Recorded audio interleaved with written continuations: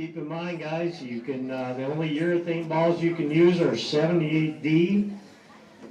Please don't use anything else. We do have that live stream, as I mentioned, and he'll be here all day tomorrow for the second round and the finals. Scores are available with a link on the GIBA Facebook page. If you have people that want to follow along with your scores, have them go to that page and click on the link. In addition, I think there's going to be a link for a Facebook presentation of the live stream as well. They can click on the link there. Let's see. Oh boy, I forgot to write down if we have any former champions on this squad. Don't know that we do. All right. You can enter brackets through the end of the practice session. So, last but not least, your skip for today. We're going to skip one, skip two, skip one, skip two, skip one, skip two. Can't make it any easier than that, guys. Also, the management here at Cadillac wants to remind me, have me remind you that they have very slow racks here. So please do not try to rush the rack and hit the sweep, because we're using all the pairs and we can't afford a breakdown. So we're going to go ahead and get them turned on now for your shadow balls. Good luck, good bowling, and we will have the results later.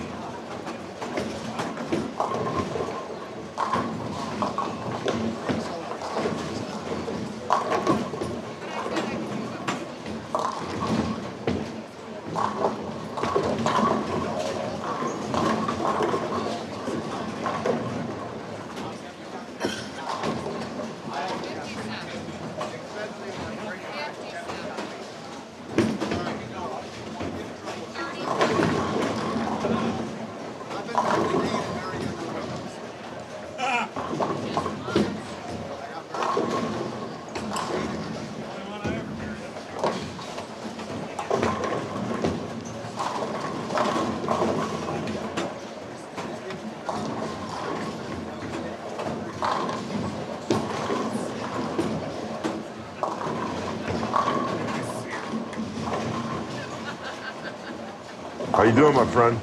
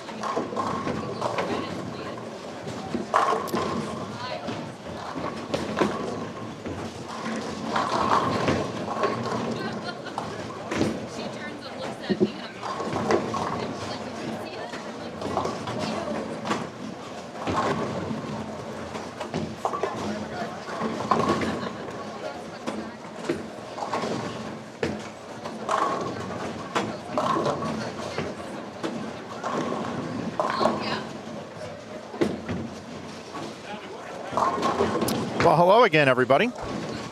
How's it going? To those of you that watch bowling on a regular basis, did you miss me?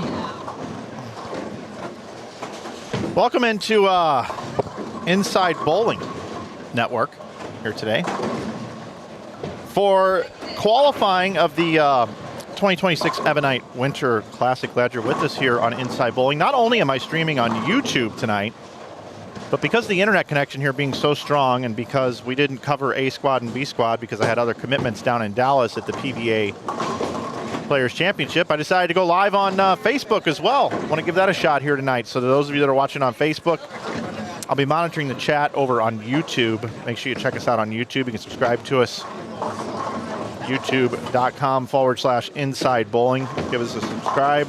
I'll be happy to have you come along for all the events that we do. Feeling good.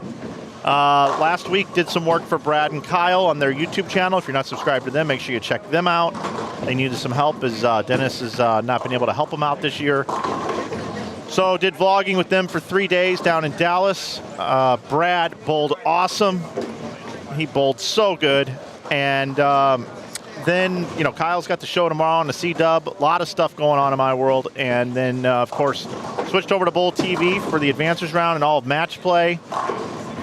Got the top 5 for tomorrow. Got 2 rookies out there, plus EJ Tackett up at the top, plus Jesper Svensson and Graham Falk. So that'll be a good one tomorrow.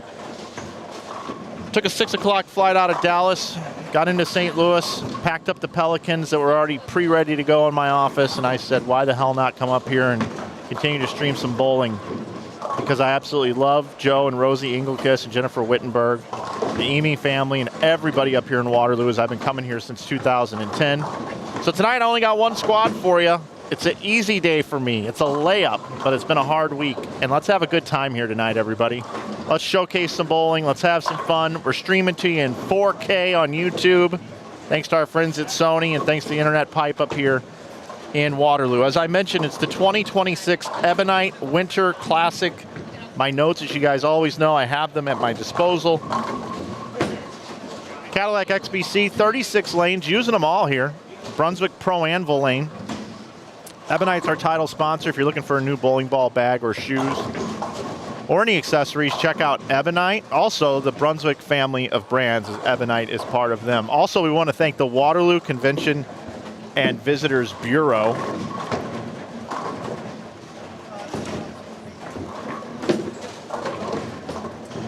I want you to head over to a website called experiencewaterloo.com.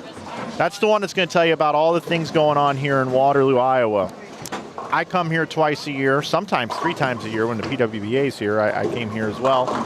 And love it up here. Lots to do. Just about anything, and it's booming up here in Waterloo. So make sure you check them out. I want to thank the Convention and Visitors Bureau for sponsoring this event yet again, and the one we do in September every year. So shout out to you guys. I want to thank our friend Brandon Steen and the Steen team. If you're looking for any loans, you're looking for real estate needs, check out Brandon Steen and the Steen team up here in Iowa. Jersey sponsor is I Am Bowling out of Las Vegas. If you'd like to pick up some new jerseys, you can use a coupon code GIBA. You'll save 25% off jerseys. That's year round. Thanks to our friends, the Keegans, out in Las Vegas.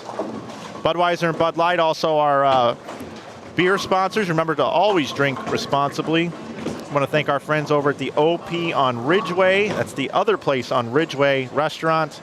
Kwik Star, Kwik Trip. Filling up your gas tank coming in and out of town. Make sure you check out Kwik Star and Kwik Trip. And our hotel provider is the Hampton Inn. Hampton Inn, that's where I stay. You should as well. A lot going on here. I haven't watched any bowling today whatsoever. We've got lanes 19 and 20, 21 and 22 for you to start out our stream on the main. And then down on your bottom right, we got lanes 15 and 16, 17 and 18. Bottom right, 15, 16, 17, 18. We have Cam Satterley, Roger Taylor Jr., Ryan Powers on a re-entry, Andy Stone. And then on 17 and 18, Zachary Putney, Logan Shears, Ben Sobel on a re-enter, and Colby Voss. That's bottom right of your screen currently. Yep. And then our main screen here. Lanes 19 and 20, 21 and 22. I think I'd know these lanes. I set them up myself. Tony Handrahan, not Hanrahan, Handrahan. Tony Handrahan, Cole Thornton, Nathan Hartchie, and Steve Howry. It's on 19 and 20. 21 and 22, we got Chris Hill, Kyle Michalowski, Jerry Mars, and Trent Mitchell, Team USA member for a period of time. Also, I know Zach Lutmer from ZVL Bowling. He's bowling tonight. We connected a little bit. If he doesn't bowl well today, he's going to join me in the booth for a little bit tomorrow. I know we got some Zach fans that are tuned in tonight because he sent you to me for here to watch this tournament tonight. Welcome in all the ZVL Bowling folks that might be watching tonight's coverage as well. And yeah, so that's where we're at. From there, I've got pinned at the top of the chat, I've got you a results tab. And in the results tab, everything's there, all the scores from earlier today. We're going to look at that together as a family here because I don't know anything that's going on. I heard 50 or 60 is going to make the cut. We're going to learn all that tonight. And as always on the night squad, those of you who have been with me for a long time, Eric Litig's been here all day. He's coming in game number 2, and he's going to tell us everything we need to know about what's taking place here today. So he's gonna bail me out today. He's going to be my my whoopee blanket. He's going to help me out. It got quiet in here all of a sudden. All right, so we're using all the lanes, as I mentioned. So that means 2 on a lane, 36 lanes, 72 players. Sold out field, as always. Shout out to Joe, Rosie, Jennifer for being able to handle all that. We got started a little bit late tonight because we had some folks that wanted to re-enter. They had to do the drawings and all that kind of stuff. But we're rocking and rolling now. Glad you're with us. Checking in on our chat room. Hello to everybody. Appreciate the super chat, Scott V. Mike, thanks for doing what you do. I salute you. I salute you, sir. Thank you so much for always being here. Also want to let you know that we've got hoodies on sale on InsideBowling.com. They're $29 this week. No coupon codes work with that. Don't try to use them. 29 bucks hoodies. They're normally 42, so you're saving 13 bucks on hoodies. We've got all the brands represented. Also, if you want to save on t-shirts and all other apparel, use that coupon code YouTube down below. It's 15% off. If for some reason the code's not working properly, just order, send us an email. We'll give you the discount later. I promise we'll get it to you. We're a little busy right now, but we will get it to you. So whatever you got to do, just email us, sales@InsideBowling. We'll figure it out. We got so many different T-shirt designs. I'm wearing this pullover here. This is our quarter zip pullovers. I'm loving these. So we appreciate all the support. That online store with apparel is what makes it go round for us. So next order of business. Oil pattern. Let's take a look at the oil pattern. I'm going to cover myself up here for a second. This pattern is 41 feet in length, 31 milliliters of oil, 1.75 to 1 ratio. The forward is 15.35 milliliters, 16 on the way back. We're using terrain oil here. 50 milliliters per oil going out there right there. If you look at the ratio at 1.75 to 1, it looks very, very difficult. Looks like it oils down to about 28 feet, and then buffs down to 41, multiple angles. This is available in that folder I have pinned at the top of the chat. I'm taking it away. Let's see what else I got for you. Let's take a quick look at the schedule. There's our schedule right there. We've got Kendall Martin on the cover, by the way. He had an Ebonite ball in his hand. Shout out to Kerry Ogle, photographer, for this photo. It's qualifying tonight at 7 o'clock. We got started a little late, as I mentioned.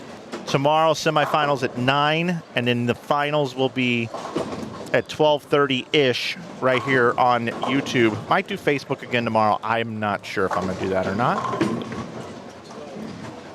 All right, we're well underway. Now I've got standings. Hey, thanks ZFQRBXY here on YouTube. Thanks for the $20. Thanks for the super chat. Appreciate it. My commitment to bowling cannot be questioned. We all appreciate what you do. Hey, appreciate you. I gotta tell you, I'm feeling really good. Kim came up here with me. First time she came up, she let me sleep a little bit in the car. I didn't have to have that grind of a drive. Set everything up. Everything's working great, knock on wood. 4K here on YouTube. It's pretty awesome. All right, so let's take a look at the standings here. And you can see them on that link I got posted at the top. Okay, I'm not going to bring them up on the screen. Brandon Runk is our tournament leader. No surprise there. Brandon Runk, how about that? 218, plus 218 for 7 games. Let me grab my calculator. See what's up on my calculator here. I think it's on screen 1 of my iPhone. It is. So if we take 218, right, and we divide it by 7 games, which is in the block, that's a 231.14 average.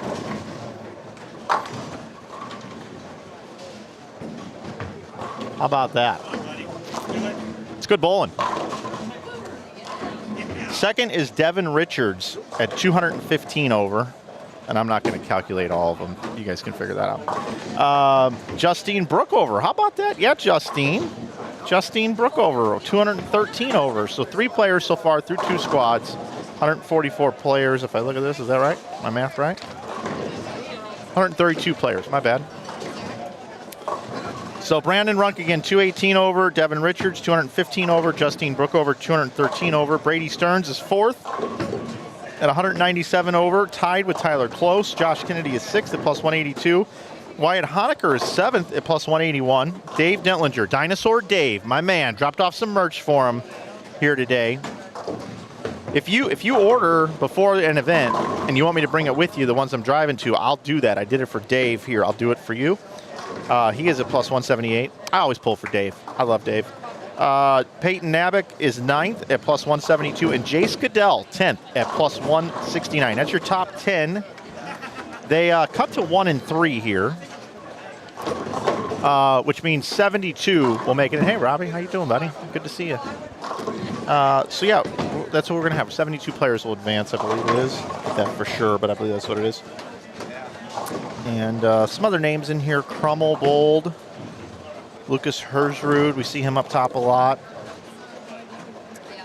I'll look at the bowl in here in a second. Brent Boho, Chad Moss.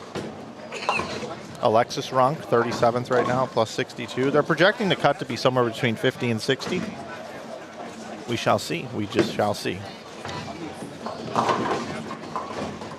Let's see what else we got here going on. Hey, Mike, how you doing? Just want to know, do you have a pick for tomorrow's final on CW? Hey, I picked Graham Faw before the tournament, so I can't bail on him now. I'm going Grammy.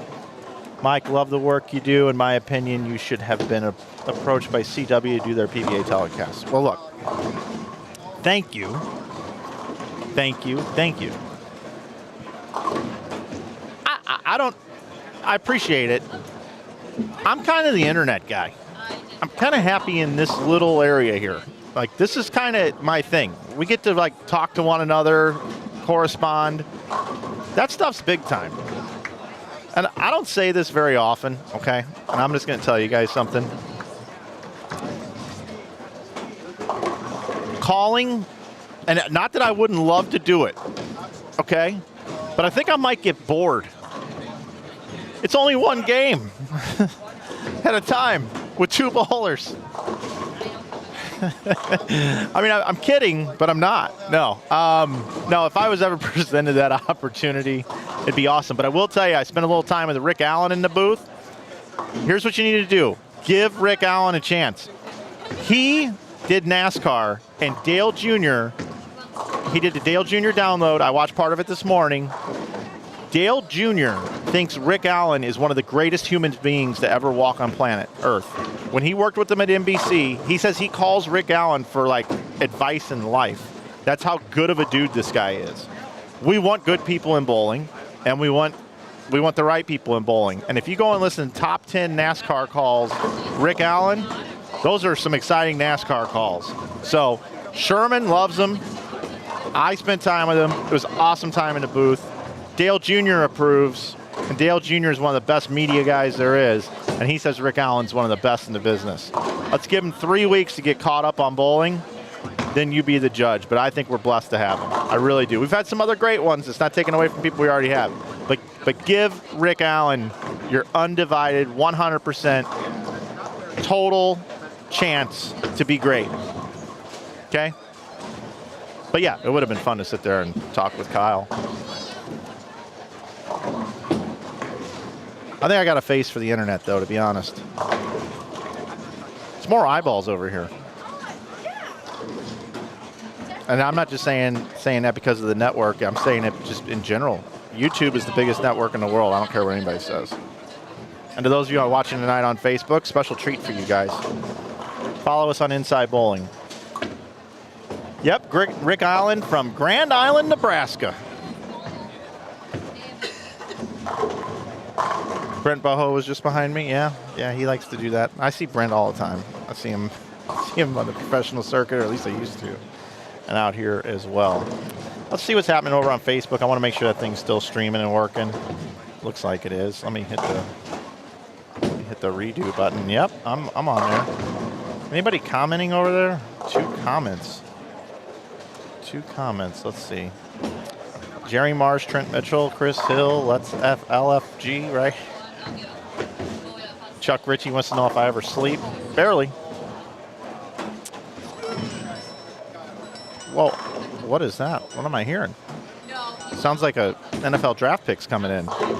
And the New York Jets select another quarterback that can't play quarterback. But then he goes to a couple other teams and then gets with the quarterback whisperer, Kyle Shanahan, and now he wins the Super Bowl. All right, I guess that didn't work. All righty. Boy, we're in really quick, real time almost over here on Facebook. 43 people watching on Facebook. That's weird. Thought we might have a few more over there. 360 over here on my YouTubers. Shout out YouTube. Yeah, Chuck Ritchie, I know that you love some Rick Allen. I knew you would approve.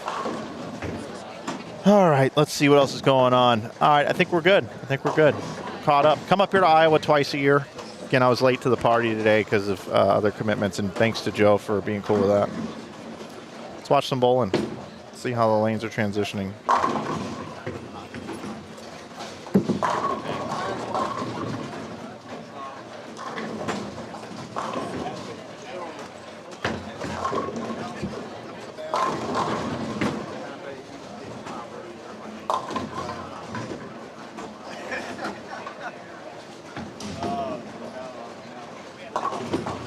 Double 9 out, double. Double 7 spare, strike 7. That's Trent. I'm going to invert the stream for a minute. Check out the other scores. Oh, jeez. Oh my God. Yep, forgot to thank our friends at Lane Talk for providing our scoring here today. Check out Lane Talk, download the app, subscribe to Lane Talk. Tonight's scoring is powered by Lane Talk. We have live scoring available as well here tonight, but it is just with A, B, C, and D's, not real names. One day we may. And now the end is near. So I face the final curtain. Oh boy. A little Sinatra for you guys tonight. I know you guys loving some Sinatra. Who's got the front five?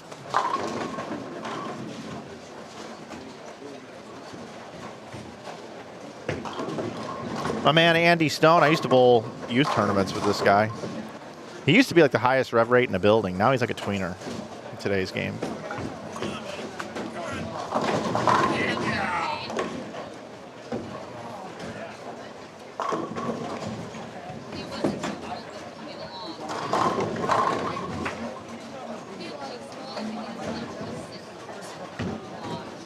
I think Roger Taylor Jr. has the front five.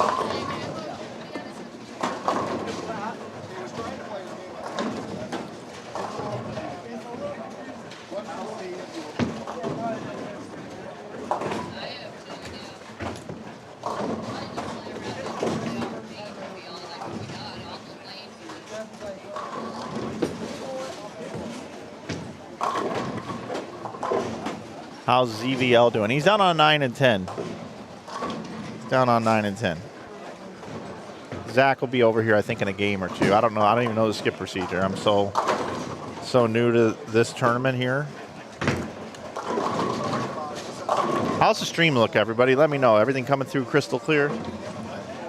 I hope it is. I think this is the first time I got the cameras to calibrate the same. Switched over these new cameras about 4 events ago, and it's taken me a little while.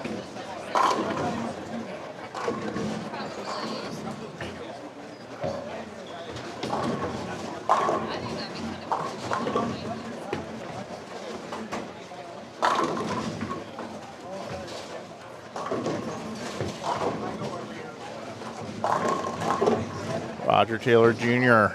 Put the whammy on him there.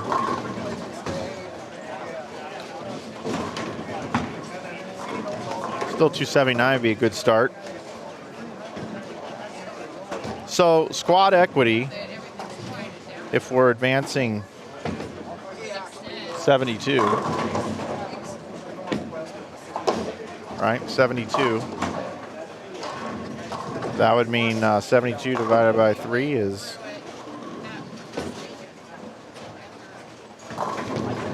24.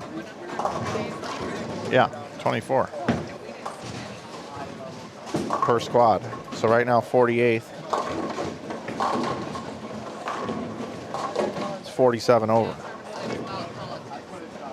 I do that right? When Eric gets in here, we're going to confirm all this. Oh, you know what I forgot to do? Jeez, man, a lot of stuff going on here.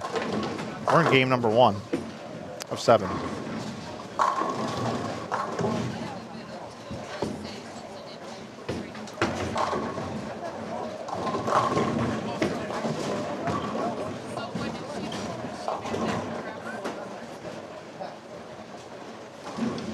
Who's going live with me tonight? Eric Litig will be here in game 2. I hope he stays the whole block, too. That's what I'm looking for.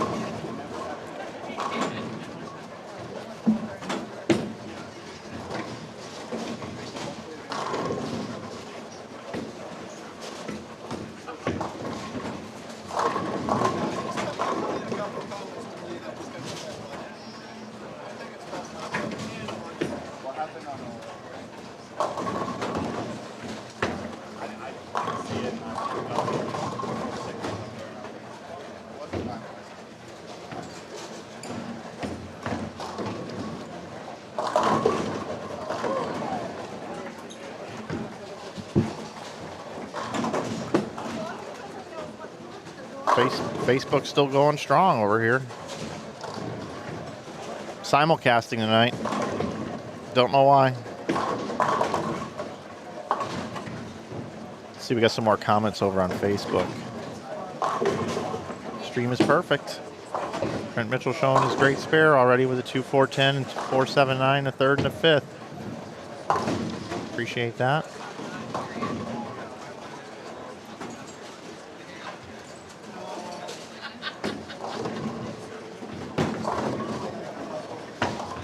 I'm trying to set a record, most live streaming days in a month. I don't know about that.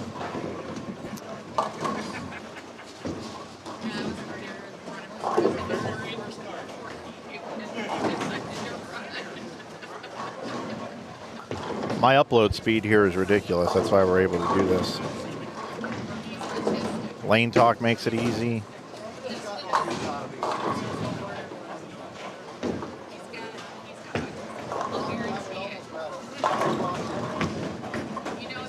Seven games on this pattern. I'm going to pop the pattern up again for those that just got here. 1.75 to 1 ratio, terrain oil.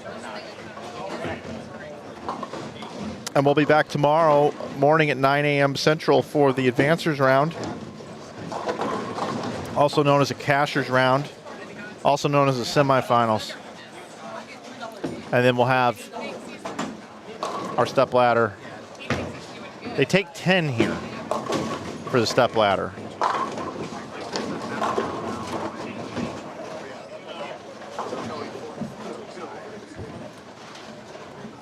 And it's a modified step ladder. Top 4 automatically in the ladder, and then the other 5 through 10s turn into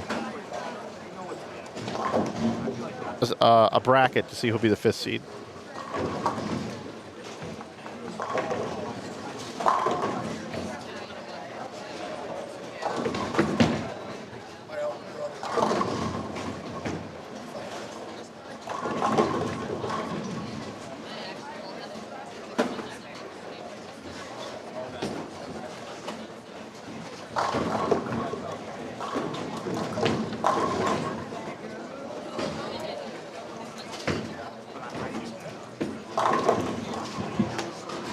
Oh, I thought that was going to be a little 4.9 conversion there. By the way, I'm loving the yellow pants. Chris Hill out there. In that information tab, you get a lot of good information. That's why it's called an information tab. Okay, whatever you think, brother. You're the boss. I am. In there, it tells you that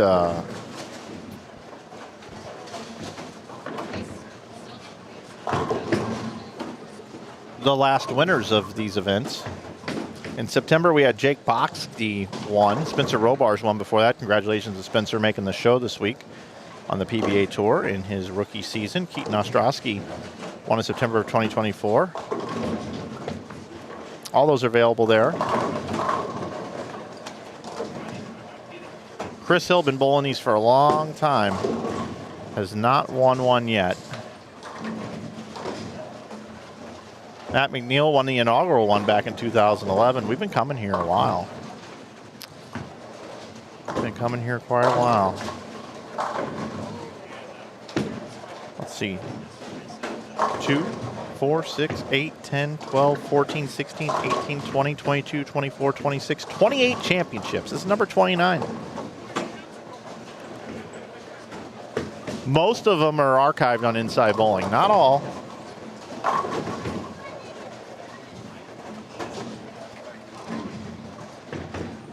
What kind of download and upload speeds am I getting? I had that stream test up a little while ago, but I took it down. But I'll give it to you.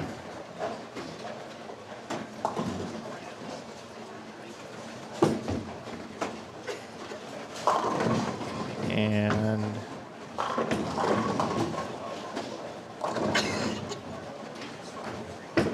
tell you what, getting old is not fun.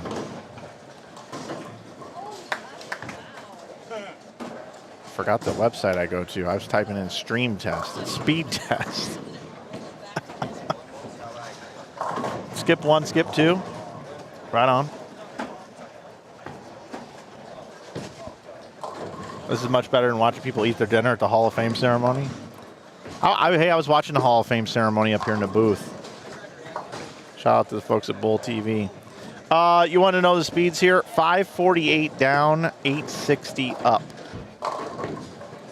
Pretty good. Pretty good.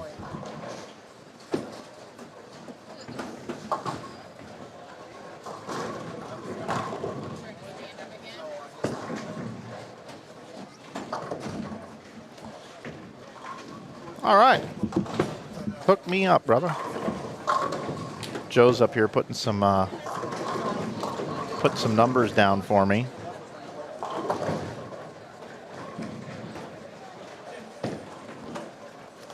To those of you that don't believe Joe Inglicus ever does any work whatsoever, I'm just going to bring it into the booth. That is actually his arm.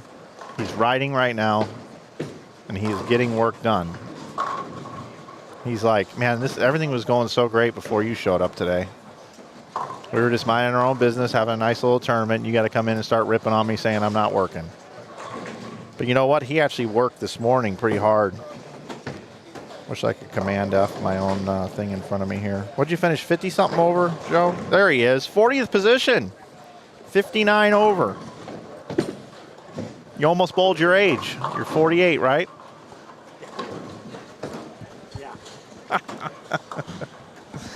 My man, Joe. This has actually been kind of cool coming up here. People actually think it's better that I'm up here tonight because they didn't think I was coming at all. I've had 3 bowlers walk up to me and say, hey, why'd you come up here? Like, aren't you exhausted? I'm like, loyalty. That's why. Loyalty. I wanted to see my homies. Plus, I got an offer you can't refuse later on, Joe. Is that right? Yeah, I got you one. I got you one, Joe. I need you. I need you at Christmas time, buddy. I do. The whole fam can come. We'll talk about it later. Don't let me get out of here without talking to you about it. It's the one thing I was supposed to do up here besides stream is talk to you about this. We may or may not be doing something really cool in St. Louis. Same weekend as the holiday doubles. People need more stuff to bowl, and I'm just going to leave it at that. But I can't do it without the right people. You're number 1 on the headhunting list. But it's not just you, it's the whole team. Anyway, we'll talk about it later. We are live on Facebook. I did get it to work, Joe. Yeah, we're over here on Facebook as well. And people are speaking the truth. Says Flanagan's the GOAT. I know. There's Jason Belmonte, Liz Johnson, Joe Inglicus when it comes to running tournaments, and Mike Flanagan in the booth. That's it.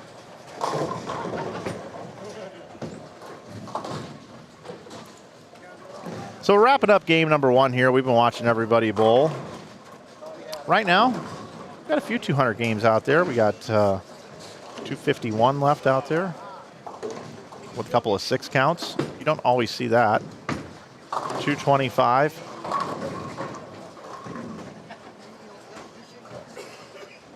.210.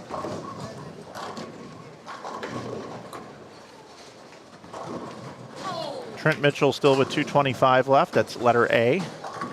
Thank you, sir. You're welcome.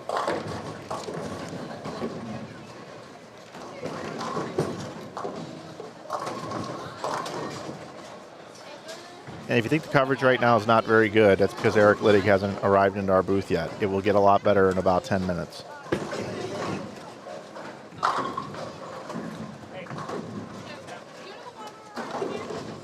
So a double in the 10th for Trent. Trent hasn't bowled too well up here lately. Seems to come up here and not get enough ball reaction, but he's getting ball reaction here tonight. So I anticipate him being a factor this weekend here at the Ebonite Winter Classic. Did I spell everything right on the screen, by the way? Yeah, I put those together when I got here this afternoon. Okay. We're having a good time.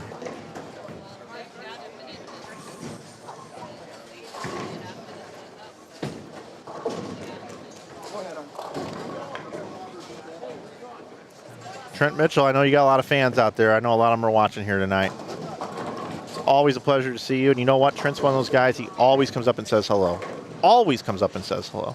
One of the nicest guys you'll ever meet. 224 start. That's a nice start.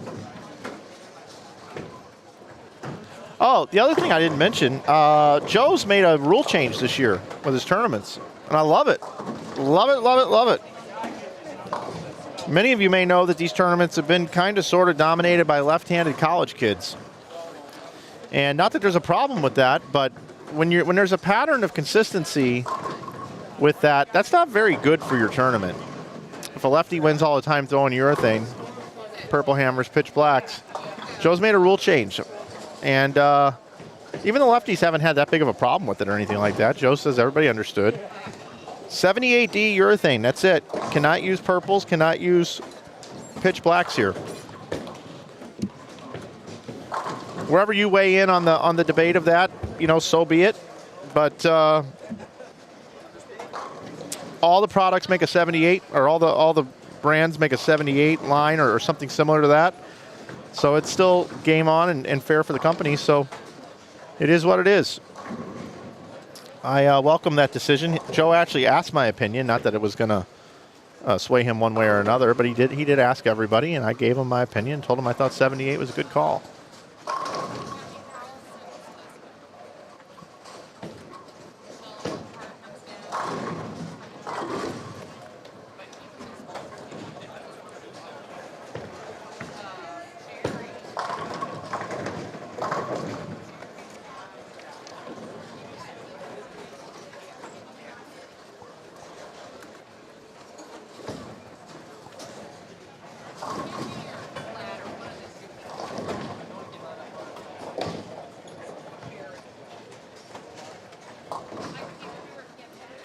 Nathan Michalowski, 251.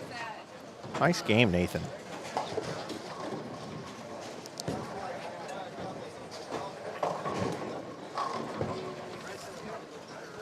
Very nice. Very nice start. If he keeps that up, he'll be 357 over. He'd be leading by over 160 pins. 218 leading right now, Brandon Runk. Followed by Devin Richards and Justine Brookover, 215 and 213. So we got three players that are 200 over or more for 7 games of qualifying. All right, that's the end of game number 1. See some low scores, see some high scores. Bring it back into the booth. Here I am. Glad you're with us here tonight. Pop that oil pattern up over there for you one more time. Speaking of which, one of my favorite songs, Daft Punk, One More Time. Little blue people in the music video. It's just a bunch of people happy on a planet. No problems at all. Love it. What's happening in the chat? What's up? We need an Ebonite Winter Classic song. It's not a bad idea. Hear the thunder roll. I love that song. Here we are, we all come together.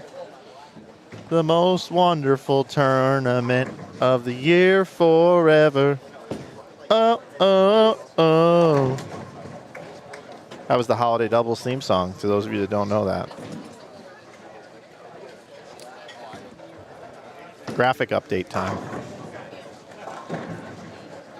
Boop, I remembered it that time.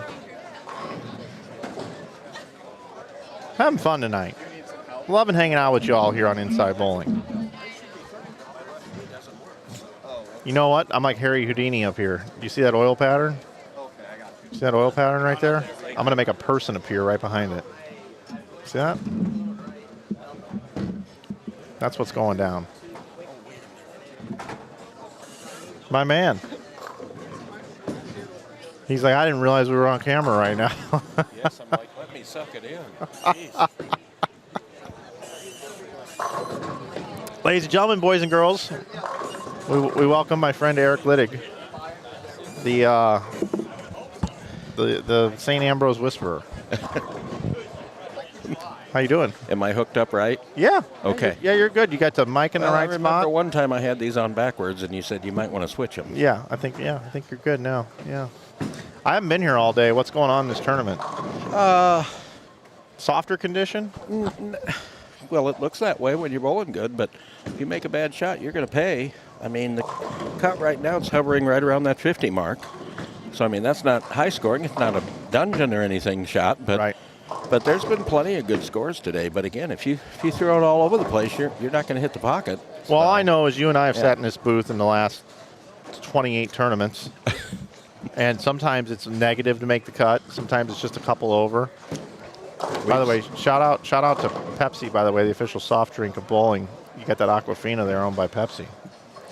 And since you just drank on camera, I'm going to do it too. Right here. Yeah, we've seen this event have 70 undercut several times, and we've seen it get to 100 over a couple times.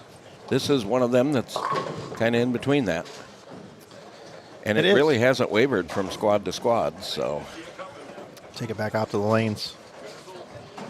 I've got everything here, Eric. I'm a little rusty here. I've been working all week. Yeah. Did you watch any of the Bull TV coverage?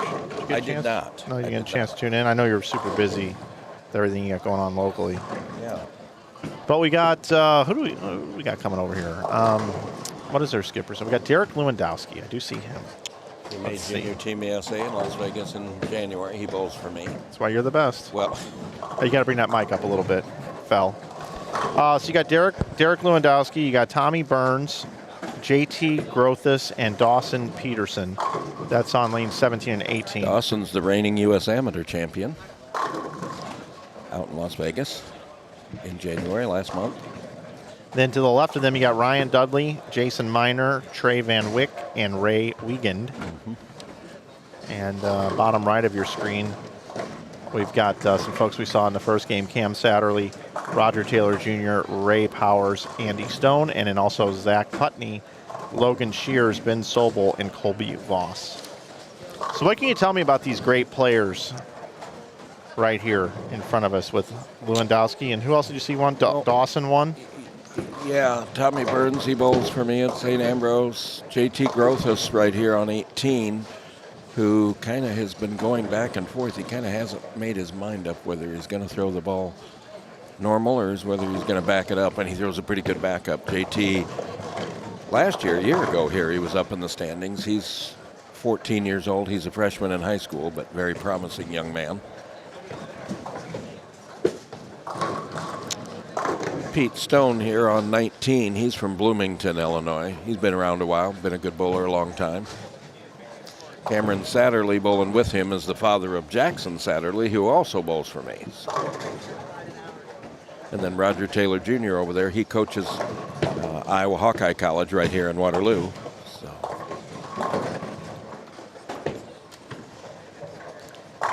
Streaming on Facebook tonight too, Eric. Yeah, yep. Checking in on my homies over there for a second. You keep doing your thing. Yeah. I come up here and you're the king of Iowa. Well, I wouldn't go that far. Well, I think you are. I'll come over to the castle. And on 15 and 16 bowling right now, we got Jason Miner. He's from Silvis, Illinois, in the Quad Cities. He graduated from William Penn, was a good bowler there in college. And Trey Van Wyck, his dad, Mark Van Wyck, good friend of mine, he used to coach at William Penn. And Ray Wiegand, bowled a lot of our Greater Iowa Scholarship tournaments over the years. He's from Marshalltown.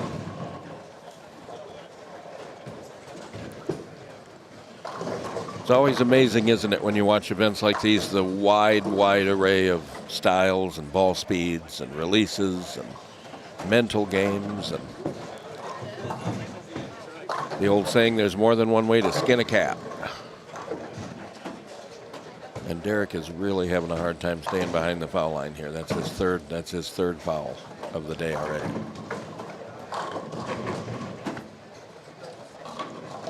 Dawson re-entered.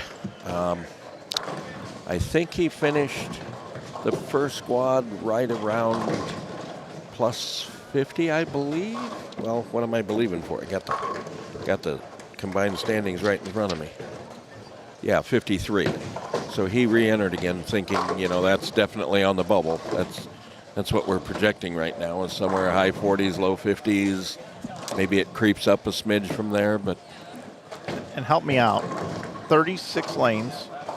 That's 72 a squad, right? Well, they opened up 1 and 2 for this squad only. Okay. So they didn't use 1 and 2, but this morning there were 4 no-shows. So they were 4 behind the full field of 204 right from the beginning. So now that they opened up 1 and 2 because they had 21 bowlers on the re-entry list. Okay. So 11 of them got in again after the draw. So now it's 204. So how many bowlers a squad? 64. But this morning there were 60. This squad there's 68. And on B squad there were 64. So it's a full field of 204. Okay, so we're at 204 bowlers. Yeah. How many make the cut to tomorrow? I'm sorry, 68 per squad. 64 make the cut. 64 And he usually make the pays cut. 68. Yeah, I misspoke earlier. Because that'll give them a pair open tomorrow. So yeah, they're using 17 pairs. So that's 68, but there were only 64 on 8. I misspoke on that too. I said 60, but 64. So there's 72 this squad. Okay, So 64 total players make it. So Yeah. so that's 31 and a half, or sorry, 21 and a half a squad. yes, yep. Something like that. So right now we would look around 42nd That position. number's hovering right there between 58, 57 and 54, 50, yeah, right around in there. All right. I got it now. And both squads today, A and B, Yep. to me looked identical. You kind of, a lot of bowlers got their score early because the scoring pace went nowhere the last 3 games. But there was enough out there to where there were plenty of people that got their pins in the last 3 games and went around those as they were backing up. So it's not like they got impossible. There was just a lot of volatility over those last 3 games on both squads that I saw. A lot of people asking about Zach Lutmer from ZVL Bowling on YouTube. Really putting the work in. He's over on lanes 13 and 14. He will be making our way over to our live stream pairs in the next game. But yes, you can see his ball travel down the lane on lanes 13 and 14.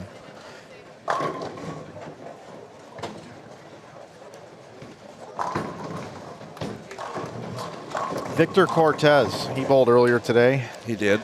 He was 67 over. Yep. That should be good enough to get some bowling tomorrow. Should be. Yep.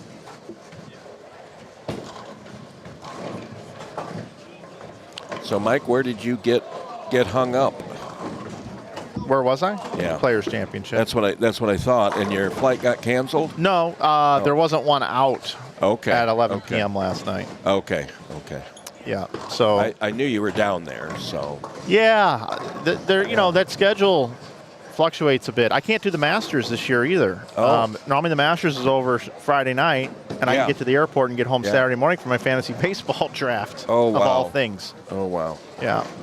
It's an in-person draft I do with friends that I've been in the league for 20 plus years, and normally I can get. I drafted Zoom one year from the Masters in Las Vegas, but I can't work all those events. It's too much. But Yeah.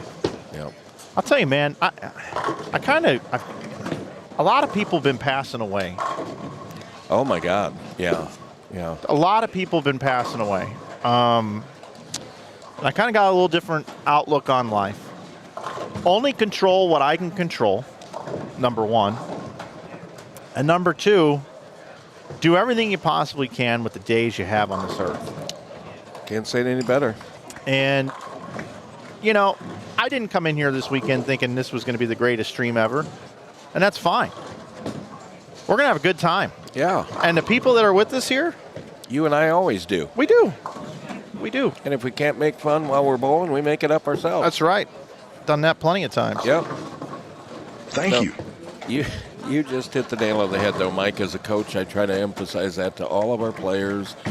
Everybody I've ever coached, appreciate what you have. You don't know if tomorrow's it for you. Everybody only has so many hours in their life, and you don't know when it's going to end. And not to be a doomsday, cynic, but Yeah.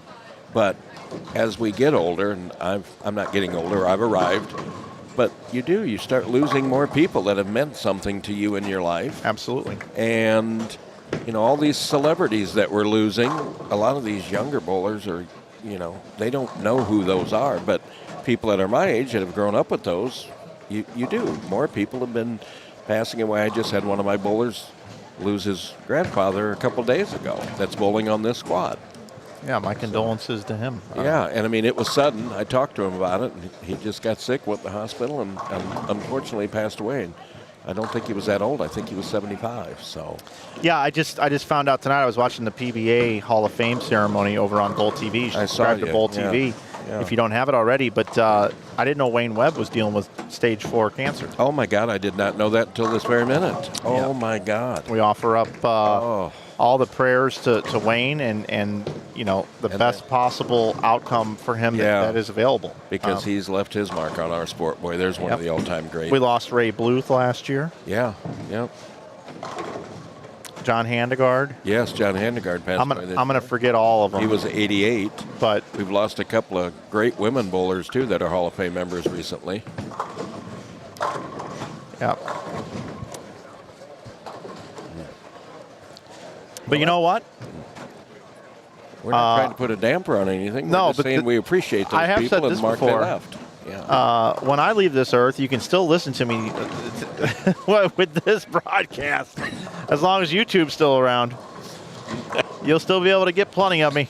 Well, you'll probably be able to take my words and complete any sentence you want, make me say whatever you want. Pretty soon, I'm just going to put an AI agent up in here, and I'll just come set it up, and I'll leave it and go to Longhorn or something. Well, that's the AI world we live in, you know. Sure is.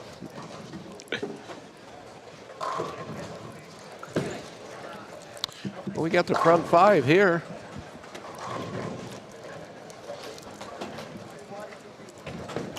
All right, Eric. Just for a second, okay? Just a little something there. All right, Eric. You're going to sell that, aren't you? I'm going to do something real quick. Eric, pick a place. Pick any place in the world. Make it exotic. Do something crazy.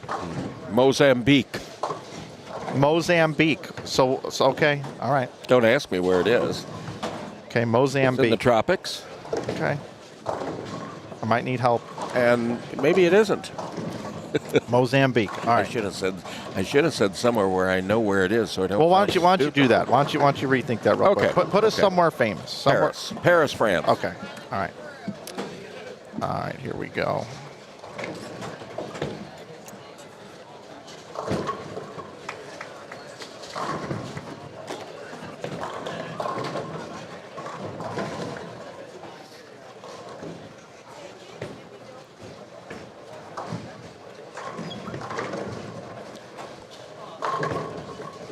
You're going to love this. I just need about 3 minutes to complete this.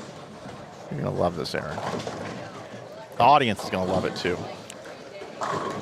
Trey Van Wyk down there. Made a move last game and threw the back 5 for 200 even, and now he's got 5 of the first 6 up there. So obviously that was the right adjustment.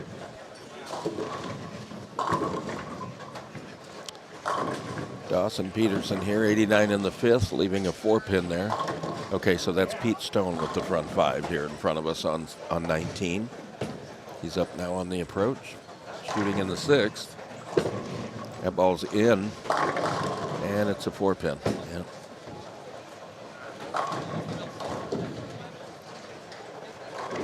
He knew it right away. Dawson converts his 4-pin.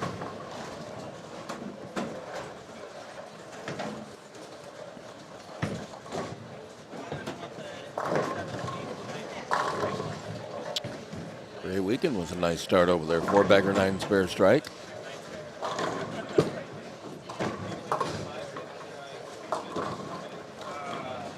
Derek Lewandowski up on a double now. That ball's in as well. And that's a split.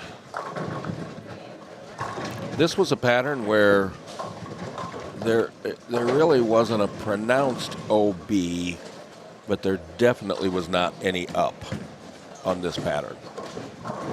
Your mistakes had to be down lane, because if you helped it or if you got it in or if it was short at all, which usually it is a combination of those, it hooked. You had to be bowling very well to get the ball to push if you missed in. Ryan Powers, another re-entry. Strike, spare, 3-bagger there. There were 11 re-entries, Mike, and the re-entries were pretty strong. So that may affect the cut line as well. Yeah, a lot of re-entries. There were a lot of competing events this weekend. Well, the morning squad had 4 no-shows, and I believe they had 7 or 8 no-shows on C squad, and I know that's emergencies happen, but not that many emergencies, and I know that very upsetting as a tournament director like Joe Engelkiss, the work that he and Rosie and Jen do for this tournament. Yep. And to have that many people, not show up, that's not very nice. Do you remember when you and I were over in Paris broadcasting? Yeah, I remember that. And they built us like an Eiffel Tower like replica, and in the background was the real Eiffel Tower. Yep, I remember that. And there was bowling happening behind us. Yes, that was a neat setup they had over there. It really was. There's a picture of us right there when we were over there. And you were playing it real cool with that look, right? I was just happy as can be, and you were like, yeah, Mike, come on. Yeah, we deserve I was to be drunk here. over there kicking and screaming. That was us. That was us live streaming the finals of the Paris Open earlier this year. How long can I continue this charade? I ordered you a quarter zip, but it didn't come in time. So they don't make quarter zips in my size. I've told you that many times before, Mike. You just keep not listening. If they did, they'd be half zips. Yeah, we wore the exact same outfits as today.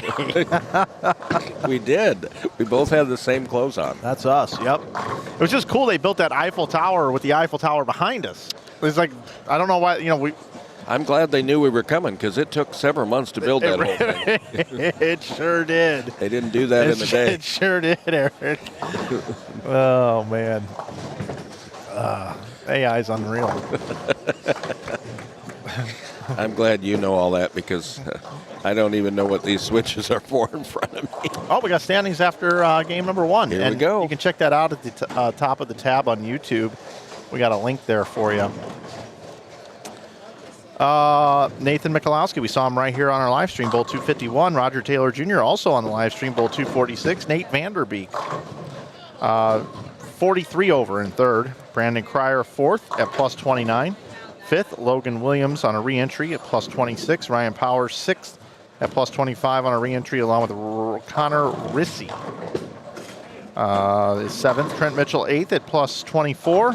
Ninth and 10th, Josh Peverell and Manny Farrell, 22 over. We have 22 people bowl 200 or more out of the 72. A little bit lower scoring start?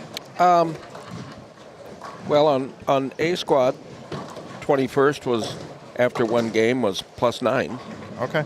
So C Similar. squad's right there, plus 7. Okay. I don't think there were quite as many 240s as A and B out of the gate. But overall, not that far down from A and B. Ryan Powers up now on a 4-bagger. He's another one. You give another shot at a player of his ability. He made adult Team USA for the first time in his career in Las Vegas. Very, very solid bowler. He's made the finals in this event several times. And you give somebody of that caliber, if you draw his name out of the hat and he gets to re-enter, it doesn't guarantee that they're going to make it, but I like their chances.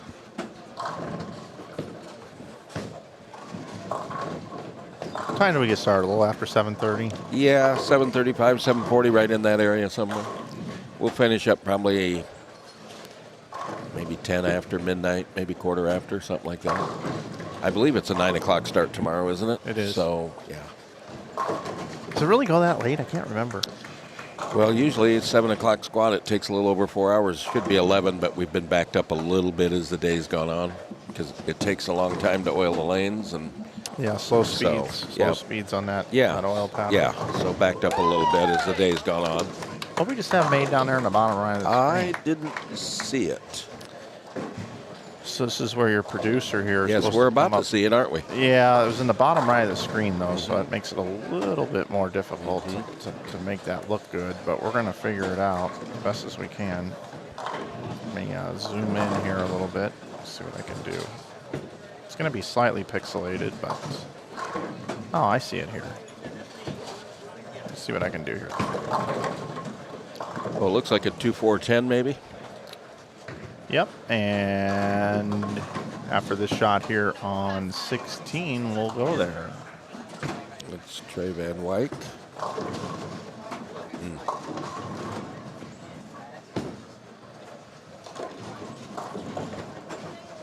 There you go.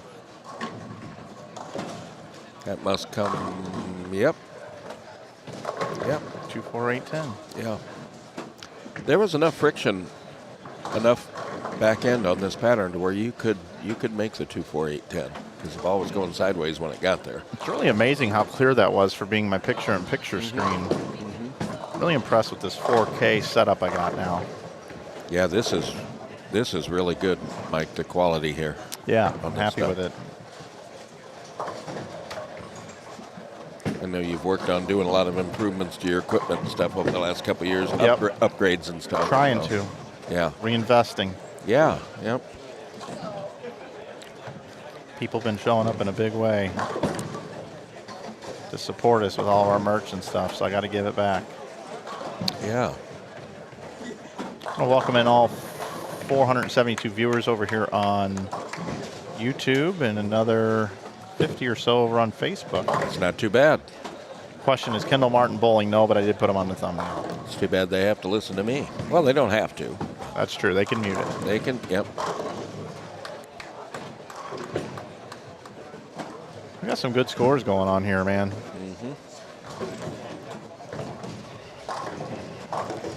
I mean, really, if you asked a lot of tournament directors in this day and age if the cut's going to wind up being around 50 over, that's a pretty good scoring pace. That's a 207 average. That means you got to make good shots. If it only takes 207 average to make the cut, or roughly something close to that, you got to be making good shots. It's not like averaging 220. I mean, look at the tour stop that you were at this week. I heard people back home say, my God, the scores are big. And if you really looked at them, you got the greatest players in the world, and there weren't that many of them averaging 225. Yeah, it took 220 to make match play. Yeah, that's what I'm saying. So that's not what you call a huge scoring tournament. I mean, those guys are so good. They can make anything look a little easier than what it actually is. Yep.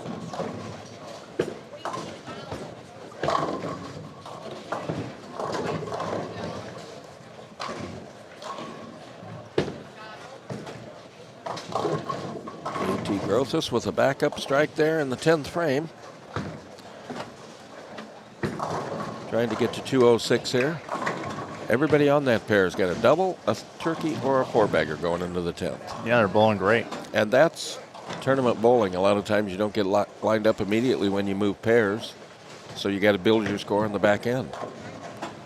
I'm going to invert the screen for a second just to take a peek at these scores on the other pairs. Tommy Burns got another strike in the 10th for a five-bagger. He missed two single spares in game one. Very uncharacteristic of him. Andy Stone can still bowl 235. Second shot in the 10th here. 4-9. He got that one going up early, it looked like. He knew it, as was that from JT there. Trey Van Wyk shoots a solid 240 down there. Powers can bowl 247. Follow-up is 225.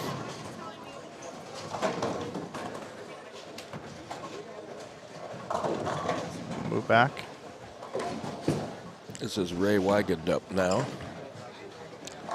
Chance to shoot 256 if he punches. There's a great shot that rang a 10. Still get to 236 with a spare strike. We got 224 for Pete Stone. Andy Stone. I mean, Andy Stone. I said Pete Stone earlier, too. That's his brother. I know it's Andy, yes. And Andy needed that because he shot 164 the first game. So 196 for JT.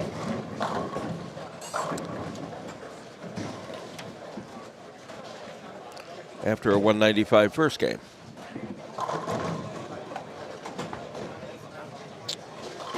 Wigan converts the 10 pin. He'll be in the 230s. And Powers strikes first ball in the 10th on a strike. Still with a chance to shoot 247. He got out of the gate with 225. Dawson Peterson up now on a double going in the 10th.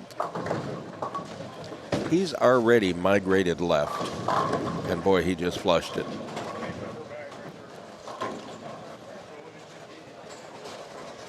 He had a 188 first game.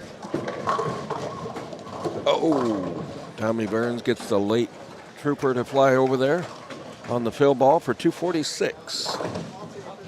That's a great score. Yeah. A couple of 240s up here on the board. Yep. And you need those on a pair you get lined up and you're throwing it good. You need those because there could be 170 or 180 around the corner. It's too easy to shoot 170 or 180 on a flatter pattern like 1.7 to 1. Now people talk about bowling in the Olympics and how they have like synchronized swimming and stuff like that. Mm-hmm. I want to show you a synchronized strike. At least I think it was. Watch the 7 and the 10 here. Ready? Synchronized strike. They both go together, both the same way.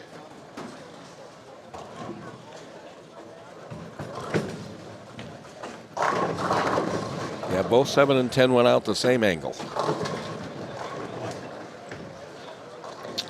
All right.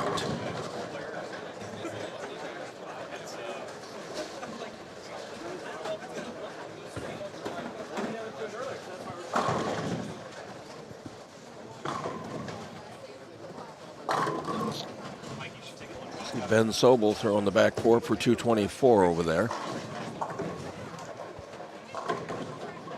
Roger Taylor Jr. on his last shot. 17. 174. Dawson Peterson throws the back five for 218. Just finishing up most pairs right now. We're finishing up game 2.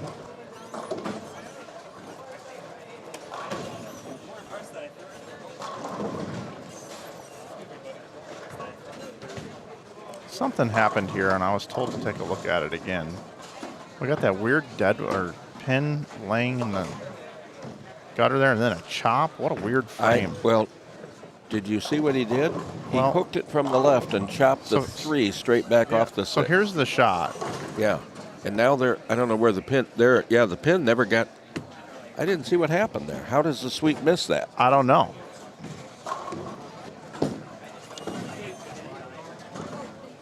Yeah, because it was laying there on his Watch ball. this again. I don't know. Oh, I see. I see. It out of ranged. Oh, and they just lifted the sweep and then, yeah. Yeah. But he chopped the 3 straight back, hooking from the left. Yeah. You don't see that very often. No, you don't.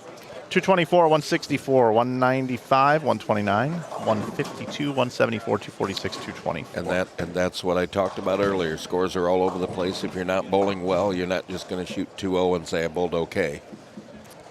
If you're making really good shots, you're going to shoot 230 or 240 on this. The opportunity is there on this pattern. Rolling into game number 3. Mike Flanagan here with you, along with Eric Litig, St. Ambrose head coach. Is that your official position? Mm-hmm. Yep. Director of bowling or anything like that? Or? Nope. Okay. Head coach.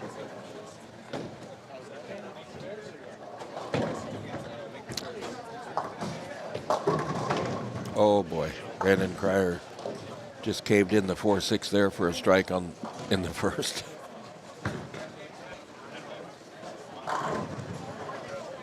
Yep, they're up and going here. Mm-hmm. Yeah, I think most pairs, other than a few pairs on the higher end, are done. Everybody on the low end, it looks like 90% of them are done with game 2. The high end, they're finishing up in the last frame or 2. I'm pretty sure our ZVL bowling fans are going to get to see some ZVL bowling. Is he going to be on our live stream, this pair? I believe so. Okay, or this game, I should say. Yep, Zach Lutmer should be. We got Steve Chuchka, right? Where's he at? Yeah, 15-16. So yeah, we got Cryer And Jacob Lasefko, Nate Vanderbeek, and Connor Anderson are on lane 17 and 18. To the left of them, Keaton Bieri, Manny Farrell, Cameron Foster, and Riley Woodard. And then to the bottom right on our picture-in-picture, and we will rotate these from time to time, Steve Chutka, Luke Fisher, Zach Lutmer, Jordan Schottmer. And then we got Ryan Dudley, Jason Miner, Trey Van Wyck, and Ray Wiegand here in this game. Shout out to the ZVL bowling fans out there tuning in tonight.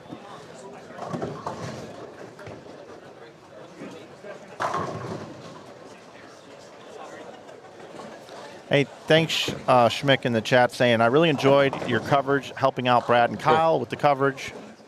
Yeah, that was a good shot. And at the PBA Players Championship, it was very well done. Definitely enjoyed your insight each day. Thank you very much. I enjoy hanging out with those guys. They're the OGs. And I appreciate you saying that. Might see more of me working with Brad and Kyle coming up in the future. They're pretty entertaining, as you are. That'd be a great triumvirate there, Mike. Yeah, that's true. We do have some fun. Yep. And Brad bowled great. Yeah, he had a good week. Yeah. I'm going to take all the credit. You get him lined up? Brad worked hard coming into the season. I will say I was just there to be a little bit of a rah-rah coach for him and just ask him questions out loud so he'd say it back to me. But that was just one piece of it. Kyle helped out a lot. Prather helped out a lot. They roomed together this week. Mm-hmm. But Brad did all the work.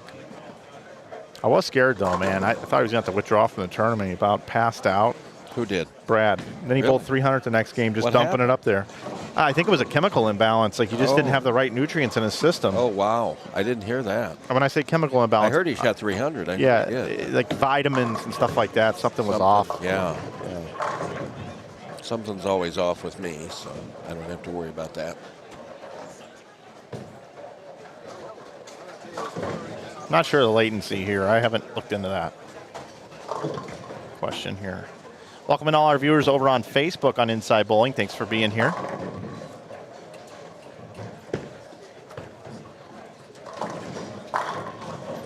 We're in game 3 of 7. We'll be back tomorrow morning at 9 a.m. with a cashers round. Yeah, 64 players before they bowl 6 more games, and then they take their 13-game pinfall totals and cut to the top 6 for the modified stepladder, which is always exciting.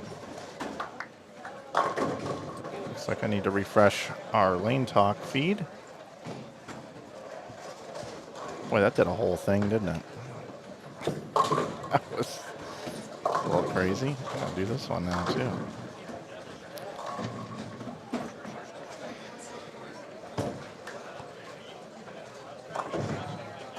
There we go. We're good to go now. We're covered.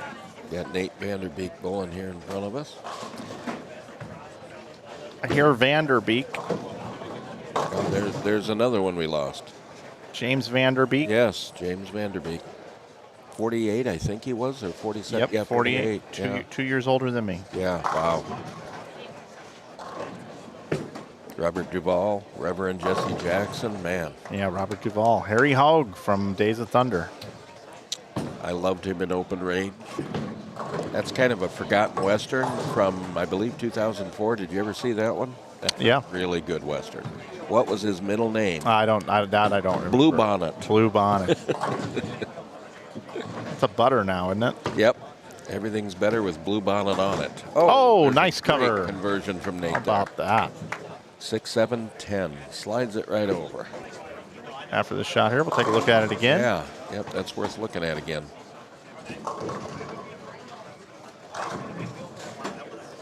Yep, here's how it's done, folks. Right here. And right over there. Perfect.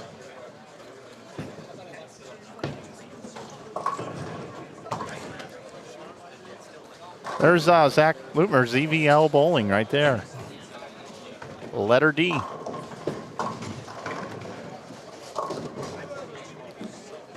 Throws a little bit of everything. Yeah. What do you know him? Yeah, I like to connect with him. I like to connect with the YouTubers out there. Yeah, I reached out to him not too long ago. Just say what's up. Yeah. He's going to join me a little bit tomorrow if he doesn't make cut. We hope he makes cut, though. He bowled 176 the first game. Okay. I didn't see what he had second game. We'll see shortly where he's at.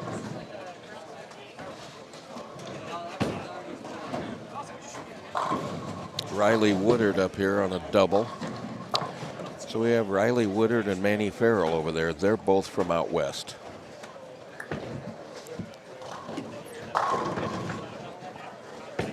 They both bowled the PTQ down in Texas. And then came up here. The old PTQ. Yep. Who did you say bowled the PTQ? Manny Farrell and Riley Woodard over there. Yeah. I do remember seeing those names on there. Yep. Oh. Solid 8. Where are some of the usual college bowlers that we see here? Ostrowski? Mount Mercy's varsity team, men's team and women's team. They are at the Heart of America Conference Tournament in Kansas City this weekend. So did you say that already? So they are not here. Yeah. Okay. There are several Mount Mercy bowlers that are bowling this, but their top 8 are in Kansas City. So.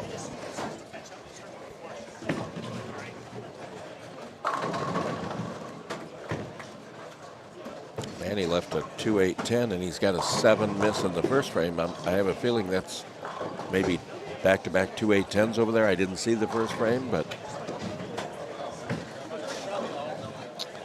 if you got the ball traveling away from the pocket too much on this, that was easy to do today from what I've seen all day. It just, it had to face up at the right time. What I saw, your reaction had to read the mid lanes until about game maybe 4.5, and then you started reading the back of the pattern with something that could get through the fronts and read the back once we carried the oil down enough. That's what I saw today. So if Zach watches this back at all, I do have a suggestion for Zach's game.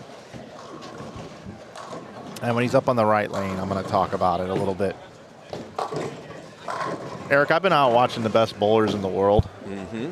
And I was watching Brad and Kyle every shot, helping them be a rep along with their storm reps and just focusing on all that. So now I'm looking at every player here with a microscope. I know.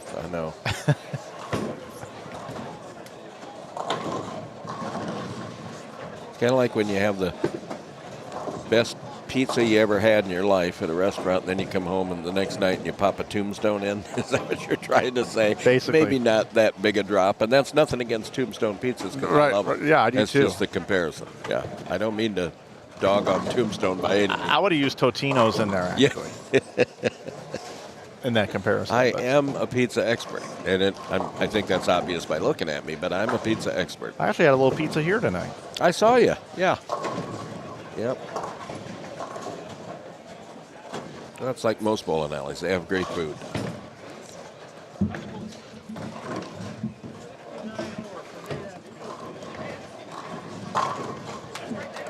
Is it Chuchka? Chukka? I'm not familiar with him. I don't know. I'd love to be able to answer that. He's got strike open, letter A. He laced that one. That looks mean. Yeah. In a good way. Yep. Another good bowler over on lane 16 on the live stream, Cam Foster. Yeah, Cam's been doing it for a while. Utah guy. Yeah. Where's he living now? He's in Iowa. His wife. Is he still coaching? No, he stepped down, but his wife Kirsten is still coaching there at William Penn. Okay. Cam's always thrown the ball really, really well.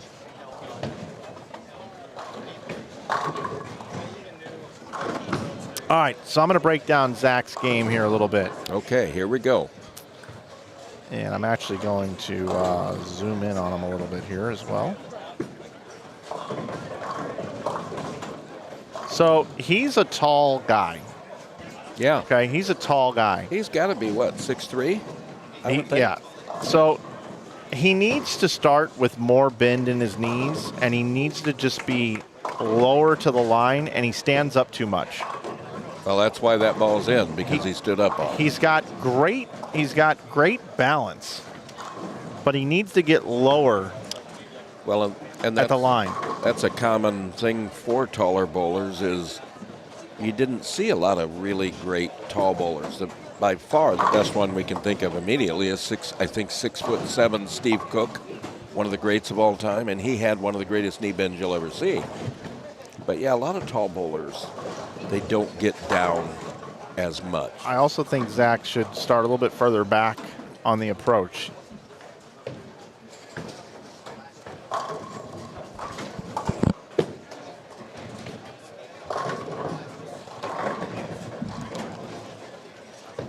Just an observation. Yeah, yeah.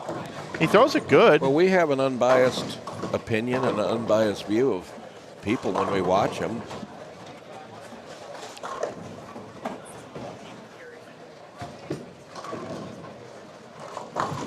And it's raining scores over here on 21 and 22, by the way. Yeah, there's a 5-bagger out of the gate over there.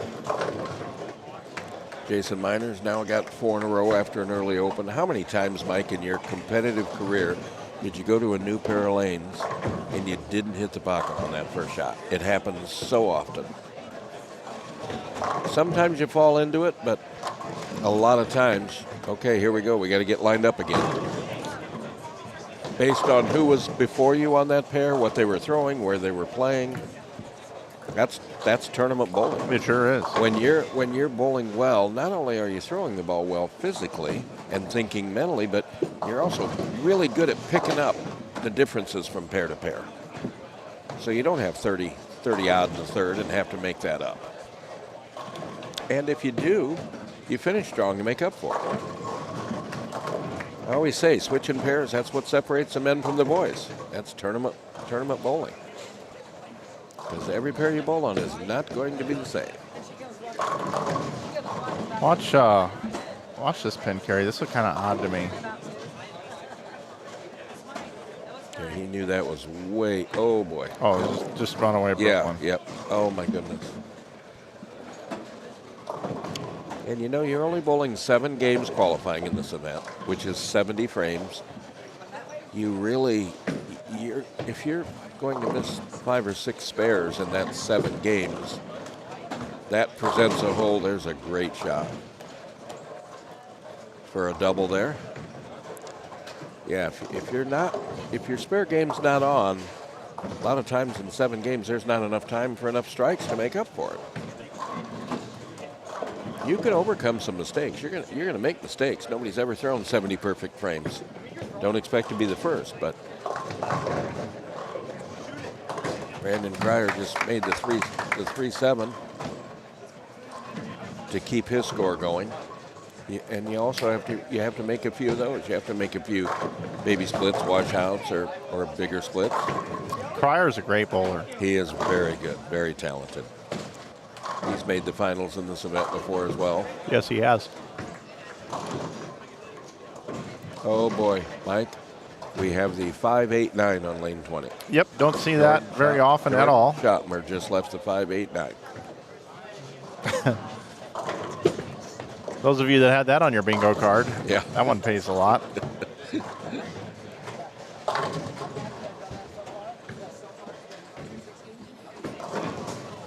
And on this pattern, I would love to say this 5-8-9 is pretty routine, but it's not. This can be chopped either way. Not that I'm jinxing him, but slow down. Yep, made it solid. Made it like it was nothing.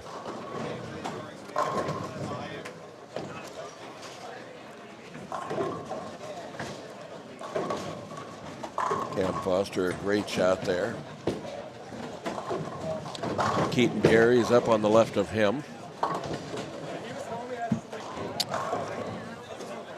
He's the gentleman that bowls for me that I was talking about. His grandfather just passed away a couple of days ago. So Tabitha, everybody back home, we're definitely thinking about you. Absolutely.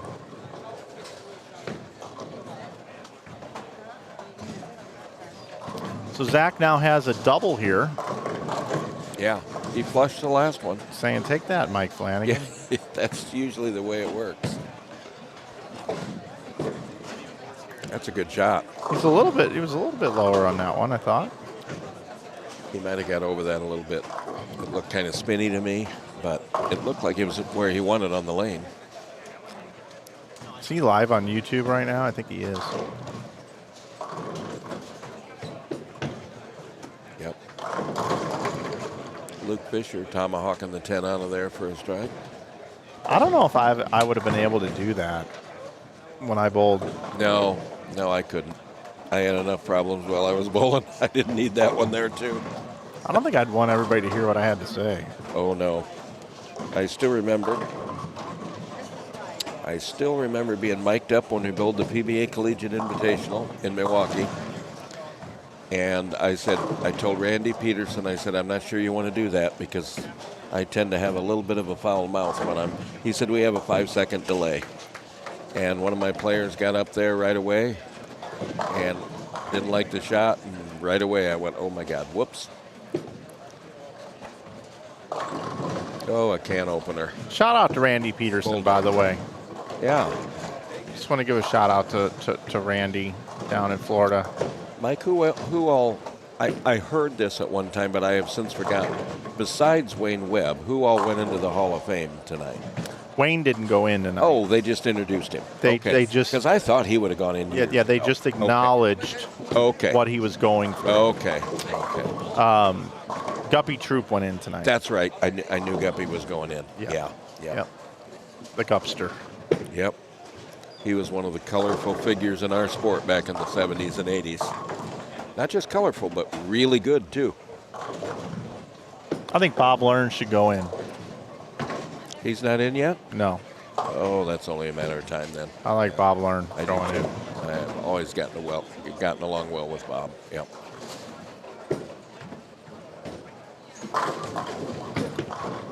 Good shot there by Zach. No, that was right. Yep.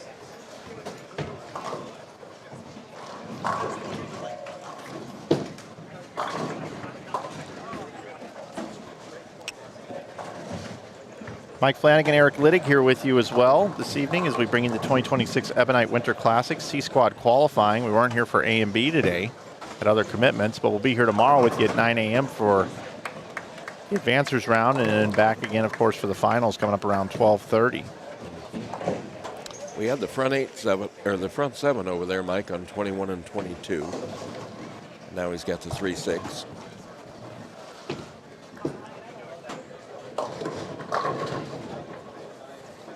Double for Luke Fisher there.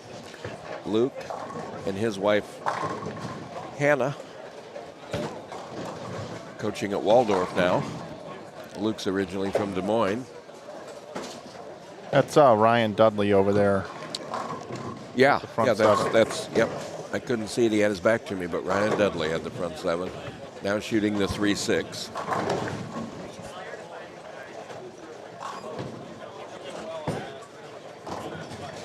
And he makes it.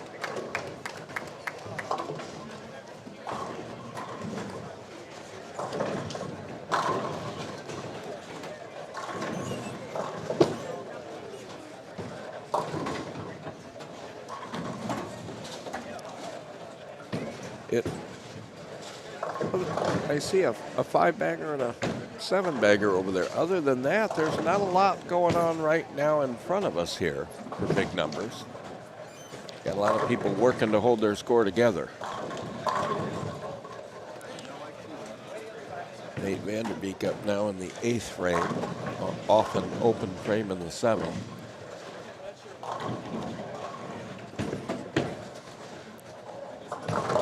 See, he laid that ball down. It crossed about 21 at the arrows, and that's this early. It's hard to make that ball push. Mm-hmm.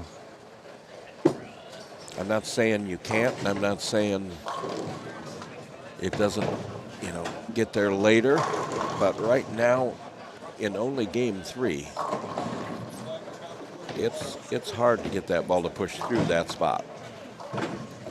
Scores are in. Yeah, Nathan Michalowski, your leader. 86 over. Jacob White second on the squad at 85 over. Nate Vanderbeek third at 58 over. Fourth is Dimitri Furno at plus 52. Fifth, Brandon Cryer, plus 51. Ray Wiegand is sixth at 43. And seventh is Ryan Powers at 42. Eighth, Trey Van Wyk at plus 40. Then Logan Williams in ninth at plus 39. And Isaiah Sample rounds out your top 10 right now at plus 35. We got 23 players plus on the squad. And 21st, that theoretical cut number is only plus 4 on this squad. It is. So we will be following that for the rest of the night, won't we? We will. Always like to see what that cut number is going to be as the night goes on. I'm going to invert the stream here. So do a lot of people that are already back at their hotel right now, wondering what that number is going to be. Absolutely. To see if there's going to be bonus bowling tomorrow. Keaton Bieri over there with a turkey, first strike in the 10th.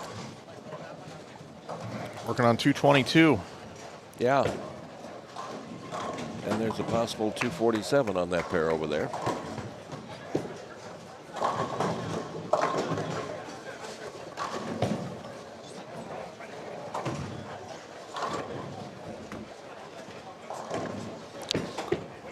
Jacob Lasivko trying to save this game up there.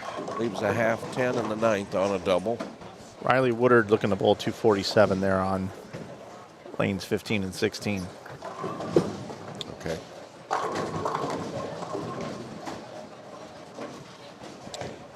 And Manny Farrell, after that rough start right across from him over there, still has a chance to get 192 here.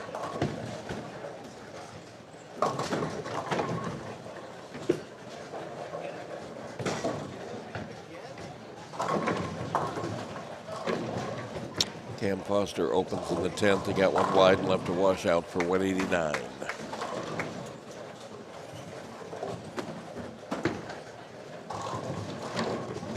And he was -5 before that game.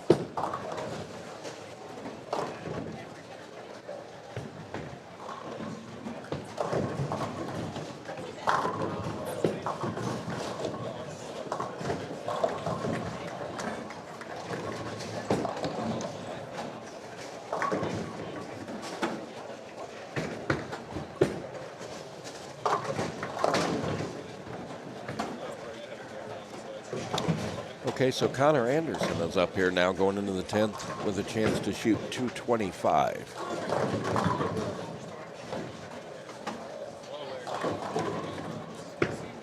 It looks pretty close, and it was. It was a strike for a double there. And Keaton Bieri does strike out for 222. Riley Woodard leaves a split in the 10th. Manny Farrell with a strike first shot in the 10th.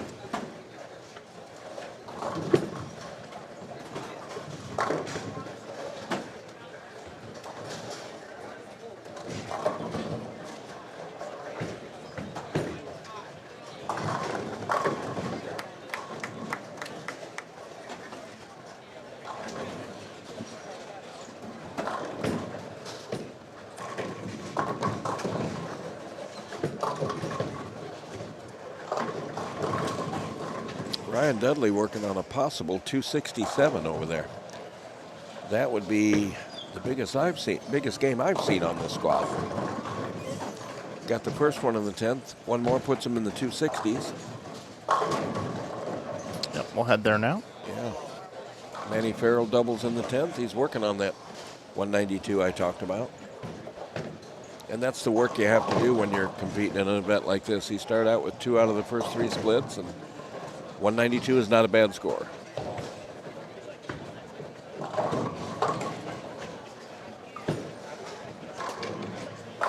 Great shot. Ryan Dudley strikes in the 11th. He'll be in the 260s here. And after 2 games, he was plus 22, so that's going to put him toward the top of the board after 3 at plus 80 something. 89 if he strikes here.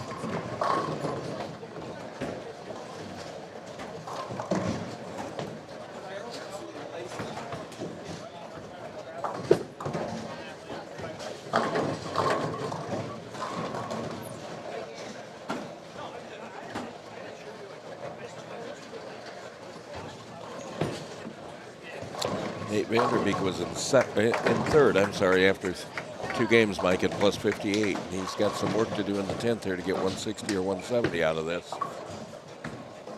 Oh, boy. It's another, I'm not questioning him because he's plus 58 in third place, but I'd have to think he migrated in on this pair because he's thrown a number of shots that have hooked early on this pair. Yeah. It looks like you kind of got to play just barely right of the track, maybe. Yep. That's what it looked like to me all day. Yeah, there was natural after you got a lot of traffic on them that guys were inside of 15, maybe even some of them inside of 20. The guys that were finishing up that deep were using speed. I do like Luke Fisher's last shot on 19. He's B. Is he B, Mike? Yep, left to right. Yep. Yeah, it's not impossible to go left to right on this, but you better throw it good, especially early. Any flatter pattern where you're trying to navigate the center of the lane early, you better be throwing it good, and you better be throwing it fairly firm. So you've got to shoot it through that hook. Right.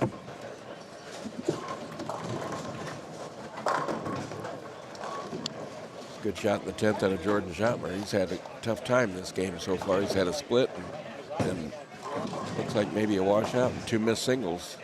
So if he can get a 4-bagger at the end of this game, he'll be very happy with 183. Jason Miner over there going to be in the 220s this game. And if Ray Wiegand strikes here, he'll be in the 220s this game, it looks like.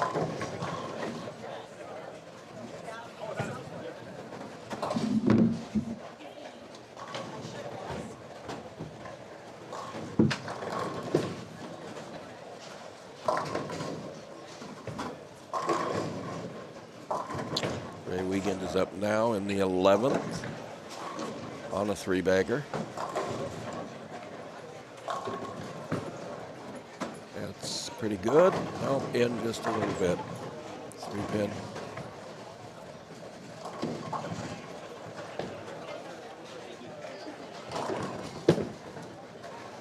Everybody hits the streaming pairs at some point. I don't think anybody misses them. Yeah, they're covering the whole house. Everybody's covering the whole house today, and you've got 8 pair, or what do you have, Mike? 4 pairs? Yes. Okay. So yeah, everybody's going to hit them at some point. Yeah.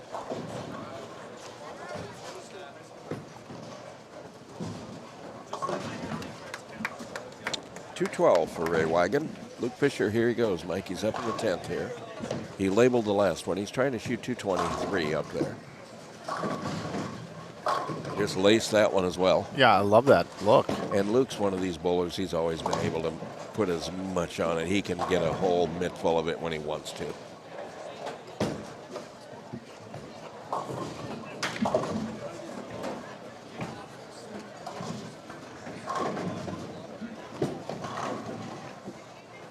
There's a solid strike.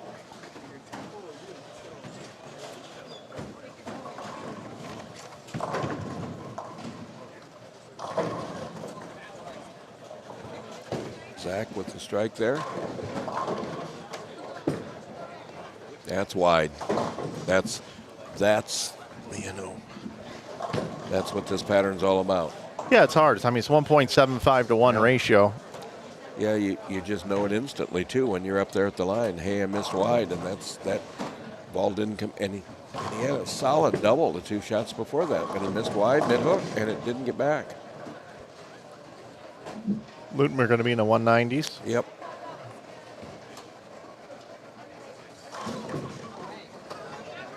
Oh boy. Takes 1 out of that for 204.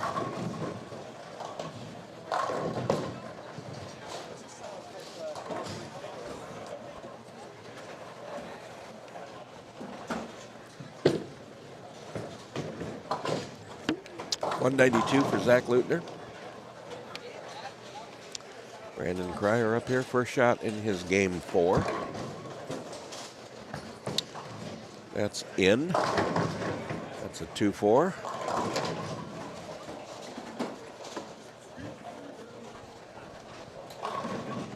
It's easy to get it in when you feel like you don't have room left, and it's easy to get it left when you don't feel like you have any room up. That's what drives every bowler crazy. That's why you and I are certifiably nuts, because we bowled too many of these tournaments. That's a good point. I will put us back up. We've got Cryer here. Converts that 2-4 for a spare in the first frame. Cryer is letter C. Jacob Lasefko is letter D. Letter A is Connor Anderson. Letter B, Nate Vanderbeek. Connor Anderson just went Brooklyn in the first frame to strike. Just to the left of them, Keaton Bieri's letter A. Manny Farrell's letter B. Cameron Foster's letter C. And Riley Woodard is letter D. And then not on our screen yet, will be on the bottom right. We'll have on the right pair down on the bottom right, A will be Dan Gifford with Andy Aries, letter B, letter C, Mark Chance, and letter D is Ed Peterson. And then we'll also have to the left of them Seth Tegmeyer, letter A, Logan Williams, who everybody's been wanting to watch, is, or some people have been wanting to watch, is letter B. Matt Spanaus is letter D, and Carter Westcott, letter C, bottom right of your screen when it comes up. And it looks like Logan down there. It looks like this game he's struggling here. Yeah, they're a couple frames behind. Yeah. So I'm actually going to take this. They have 2 frames left this game in game 3. Take that off the screen. There's nothing going on there. Keaton Bieri just made the 2-pin. I'm Mike. This is Eric. Glad you're with us here tonight on Inside Bowling, both on YouTube and Facebook. You can save 15% off any apparel at InsideBowling.com with coupon code YouTube, which is right there. And you can also get $29 hoodies this week. Good till Wednesday on the website. $29 hoodies, all brands, all types. You can do that. We also want to thank our title sponsor, Ebonite. If you'd like to pick up any Ebonite products, you can also get those at InsideBowling.com, along with all the B7 brands and all the other brands out there as well. But support Ebonite for supporting this event. I want to thank the Waterloo Convention and Visitors Bureau. We want to thank Cadillac XPC and their 36 lanes for hosting us yet again. Brandon Steen, the Steen team. If you're looking for a loan, looking for some property, check out Brandon Steen and the Steen team. He can take care of you. I Am Bowling's our jersey partner. Save 25% year-round with GIBA on that coupon code. Also, Budweiser Bud Light is our official beer sponsor of the event. Remember to always drink responsibly. OP over on Ridgeway, great restaurant, also a sponsor. Quick Star Quick Trip, our gas sponsor, Convenience Mart sponsor.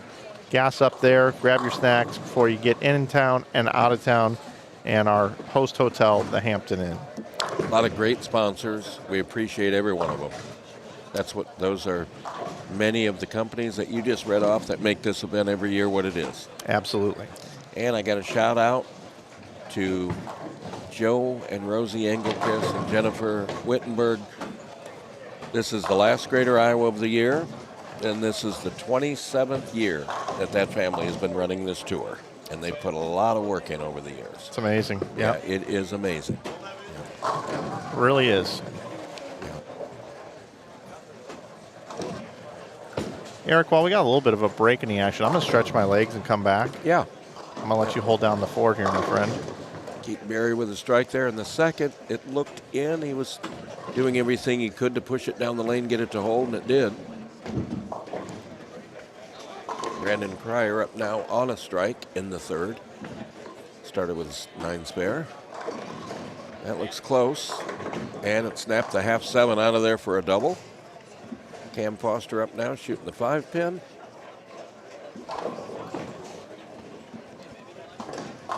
And he converts.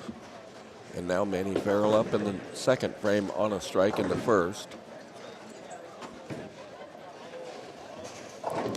And that's wide. Yeah, 2-4 did not make it back. Again, a little left to right there. It didn't look like a horrible shot, but he knew that ball was not going to make it back.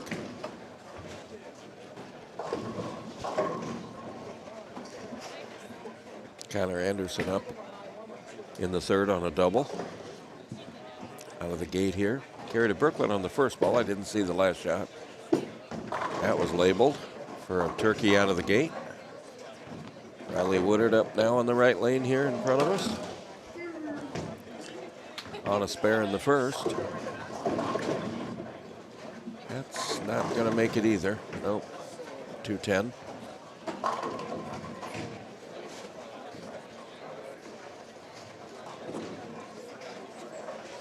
The 21 and 22 has been yielding some good scores tonight. And we've got a turkey out of the gate and a spare double here from Cryer out of the gate. And a double from Dave Vanderbeek after an early mistake in the first with an open frame. And Jacob Lasifko up now, strike spare in the third.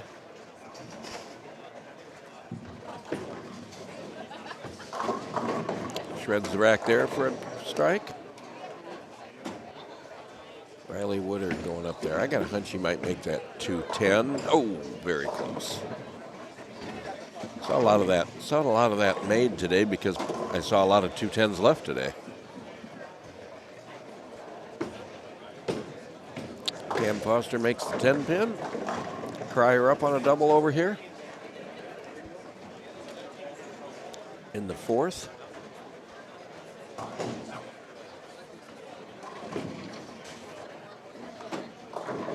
A little wide. He knew it, it looked like. As was that ball. A little firm there in the, got it going up against it. A little firm. PBA washout. 1, 2, 4, 6, 10. I saw a lot of those left today as well. Connor Anderson, front four over there. Took advantage of that early Brooklyn, and now he's got 3 great shots behind it.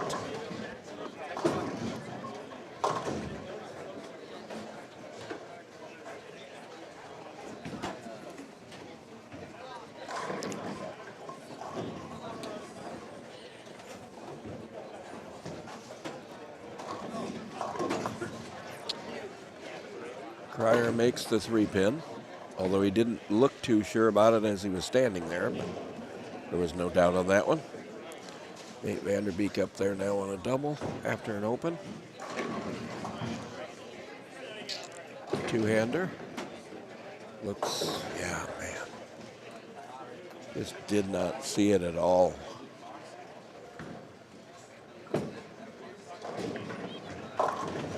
Manny Farrell, his ball goes through the face for a 3-6-10.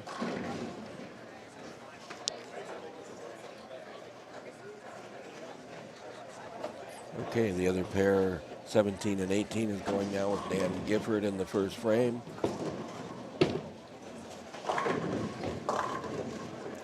Three, 6. Riley Woodard.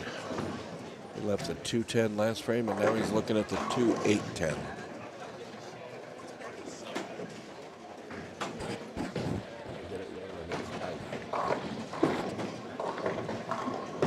And he made the 3-6-10.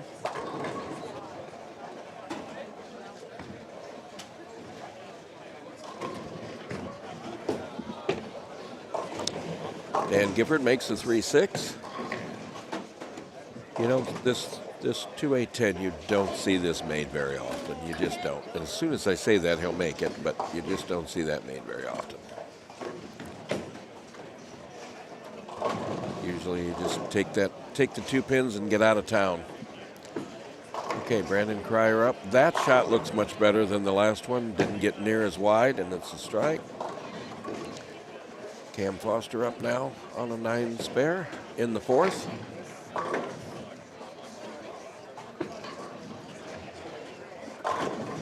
That was a stone flush 7-10. That was not a rip 7-10. He stoned the 7 and rang the 10. If Mike was here, we'd have to see that again. A stone 7-10.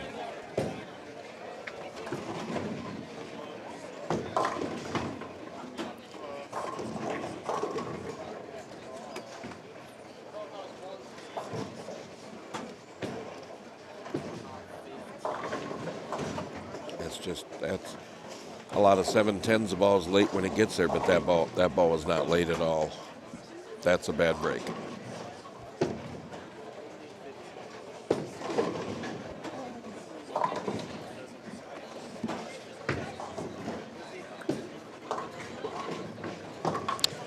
Keaton Berry makes the 3-pin.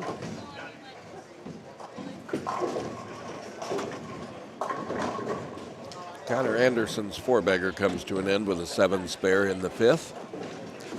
Riley Woodard up now off of back-to-back light splits. See what he does here. Yeah, he's moved in, and the ball hooks early. 6-pin. That's usually the reaction after you've left the light split twice. You're not going to do it again. Manny Farrell up on lane 19.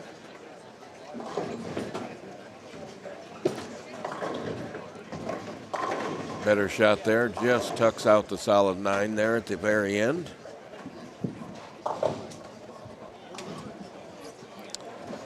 Dan Gifford shooting the 10-pin here, and he makes it.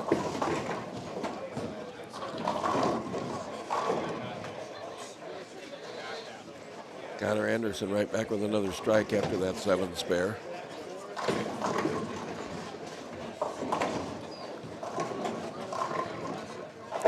See if Cam can strike right here. This is, you probably throw Brooklyn and carry after that bad break in the 4th. Nope, that's a good shot. Stuffs that one. So basically the same shot he made when he left the 7-10.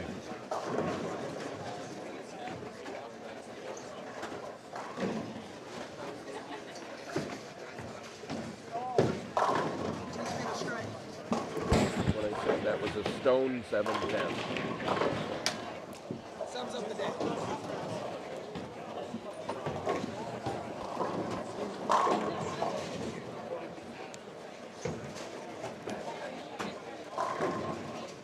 Brandon Cryer with a strike over there for a double in the 5th and 6th.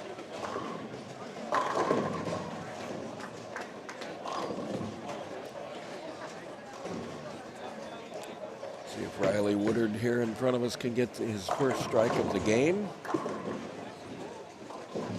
And he does.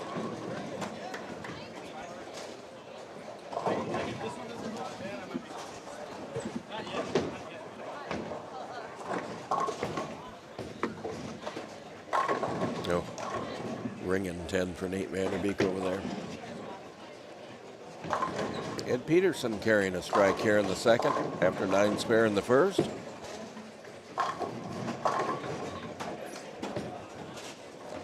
Manny leaves the 4-pin here.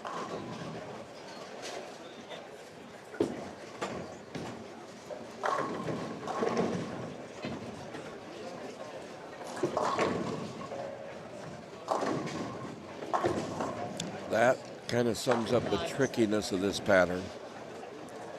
Keaton Berry just 3 shots ago left the PBA washout. Last frame he carried to Brooklyn. This frame he threw it pretty good and it just didn't get there, and it's a 2-pin.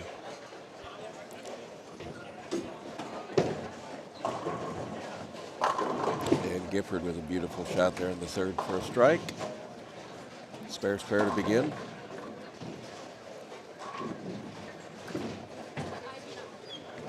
Keaton Berry makes the 2-pin.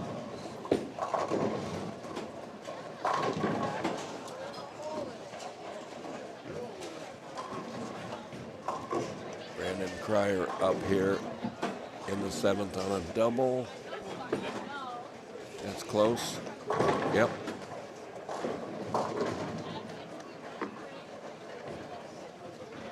See if Cam Foster can get a double.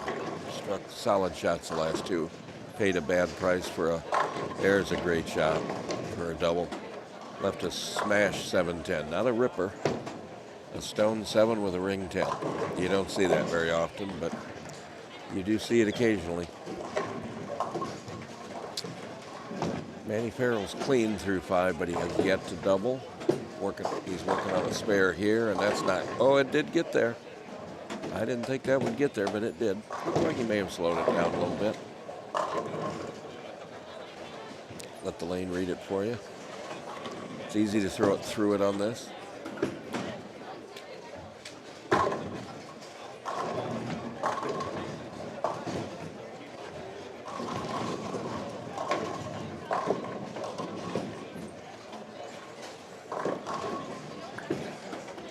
Oh, that's awful wide, yep. As doesn't hit the head pin there. Riley Woodard trying for a double.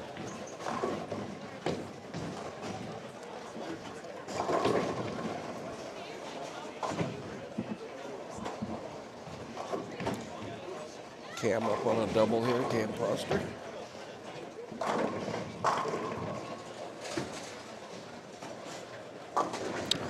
My goodness. So just watch it on TV here. Everybody can kind of see there are people playing literally everywhere on the lane. There's not a lot of people playing deep, but there's people playing all over the place. People throwing all kinds of different equipment. And Peterson with a beautiful shot there for a double. Cam's going to slide this right over here and make it right in front of me. Oh, pretty good try there. Brandon Cryer rolls out the 6-pin there for a 4-bagger.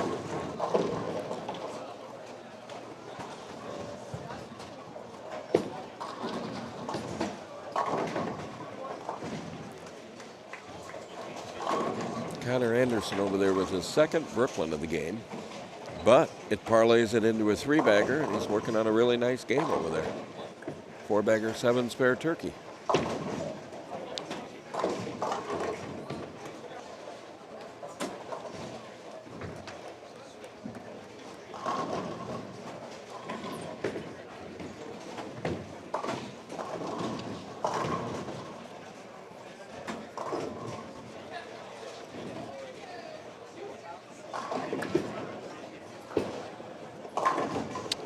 Yeah, 19 and 20 looks like a real tricky pair.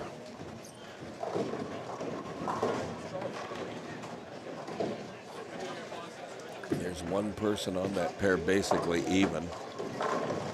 That's Manny Farrell with 97 in the 5th. Everyone else has 2 opens on their scorecard this game. The other 3 bowlers all have 2 opens. And 5 of them are splits.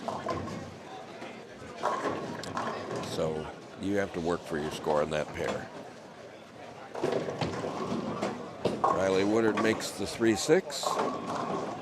See if Manny can get a double. There has not been a double on that pair this. Yes, I'm sorry, there has been. 1 double. Cam Foster got the double this game. It's the only double on this pair all game. And Manny does not get the second one.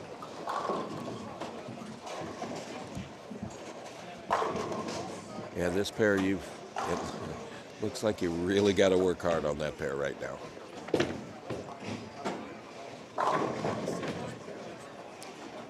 See if Keaton can rebound here off an open frame and get a strike on lane 19. That's close. Yeah, great shot. Just tomahawks the 10 right out of there. Slaps it out. Brandon Cryer up here in the 9th. Working on a possible 260. I know that's got 4 shots left in it, but that's close as well. And he stuffs it. 5-bagger. Still got 269 on the board, possibly. 2 good games. For as good as that pair is scoring, if you look just 1 pair to the left, this pair is really struggling right now. And Nate Vanderbeek is up now. Ed Peterson leaves the 4-pin, or does he? Tried to get over there and roll it out on a double. Nate strikes for a double going into the 10th. You're crushing it up here, by the way, bud. Pardon? You're crushing it up here. I'm trying. We got some good scores and some rough scores here, Mike. I'm just pointing out how really tricky 19 and 20 looks. There's only been 1 double on that pair the entire game. But if you look at 1 pair to the right, they've got some nice games going over there. Yeah, that pair's looked pretty good. Yeah, we've seen some good scores on that pair. I'm going to invert for a second. A couple games ago, Ryan Dudley had the front 7 over there. These guys are a little bit further behind. Oh, okay.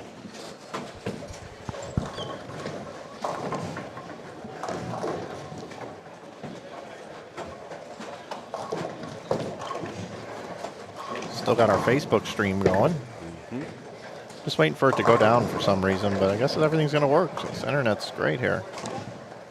That's good. Eric Litig in the booth, everybody, if you're not used to Eric in the booth. Mitchell Kelly says, the Eric Litig. What a great guy. Congratulations to Mitchell and his wife, Abby. Just gave birth to their first kid this week. Mitchell's now in Arizona with his wife. Scores after 3. We got one player that bowled 700. That's Tommy Burns, 704. It's 104 over. Jacob White second, 94 over. Ryan Dudley third at 89 over. Dimitri Furno fourth at 86 over. Fifth is Ryan Powers at 85 over. Sixth is Isaiah Sample at 68 over. Trent Mitchell is seventh at 63 over, followed by Nathan Michalowski at 56 over and eighth. Ninth is Ray Wiegand at 55. Brandon Cryer 10th at plus 42. Cryer, though, doing something about it here in this game. Yeah, he's going to move way up. Oh, Cam just got the second double on that pair, but he had to go Brooklyn to do it. Mike, you missed it just moments earlier in the fourth frame. Cam left a 7-10, and it wasn't the traditional ball where it's a little late. He stoned the 8-10. Stoned Really? 7 with a ring 10 on the same shot. So he had that Brooklyn coming. It all balances out. Not a traditional 7-10. And Brandon Cryer is about to shoot 269 over there. That's going to move him way up to well over 100 over now after 4. And Connor Anderson with a nice 253 over there.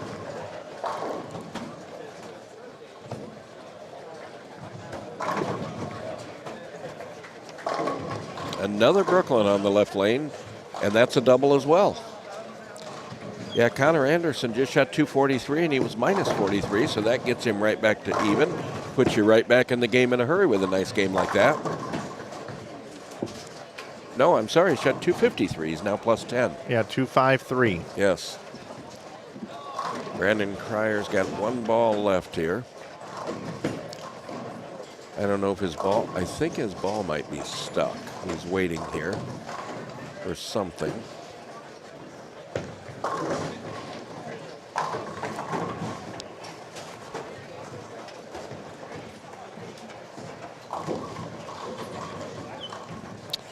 Mike, I don't know if you know this, but right after this tournament ends tomorrow night, the high school boys come to town for the Iowa State High School Championships Monday, Tuesday, Wednesday next week. Did that happen last year here, too? Yep. I remember that. Yep. You were talking about it. So you're around for that, right? Yeah, there's some good young talent in Iowa this year. Every year, but I mean this year especially.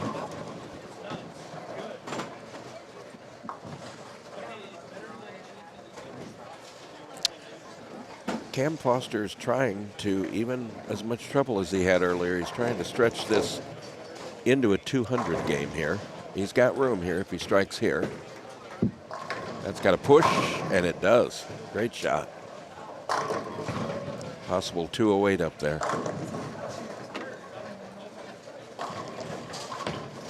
And Nate Vanderbeek's trying to get to 213 or 211 over there. And he shreds them there for a 4-bagger. Yeah, if you look at that pair over there, Mike, man, they're 150 over that pair could be. And this pair in front of us, not as much. Something to keep an eye on as we do use these pairs as the finals take place. We talked about that last year, Mike, how tricky 19 and 20 was, because I believe that's our championship pair. I think so, yeah.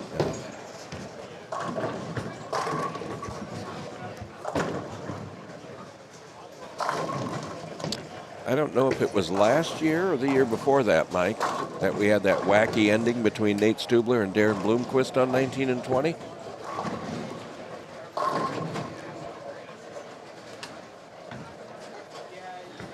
Cam gets 208 out of that.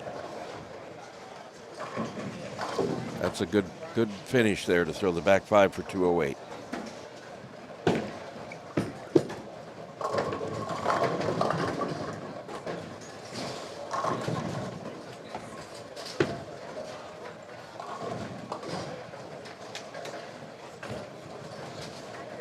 He was minus 16 before that, so now he's minus 8 with 3 left. Very much in the game, with the projected cut being somewhere around 50 over. Great shot from Riley Woodard there in the 10th for a 3-bagger. Finally, we're starting to see some strikes on this pair. Look at that over there. Jake Lasivko's working on 224. There are a lot of strikes on that pair over there this game.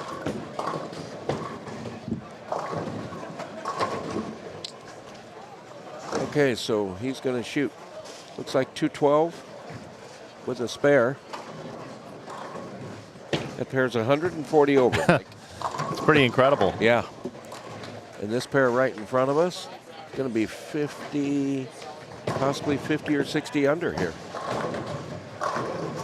Riley, great shot there for the four-bagger. Appreciate the super chat in here. Mike Erickson says, hey, Mike, if I was to order from the site tonight, would you be able to bring it to the PBA stop next week in St. Louis? I'll be there Tuesday through Friday. The answer is yes.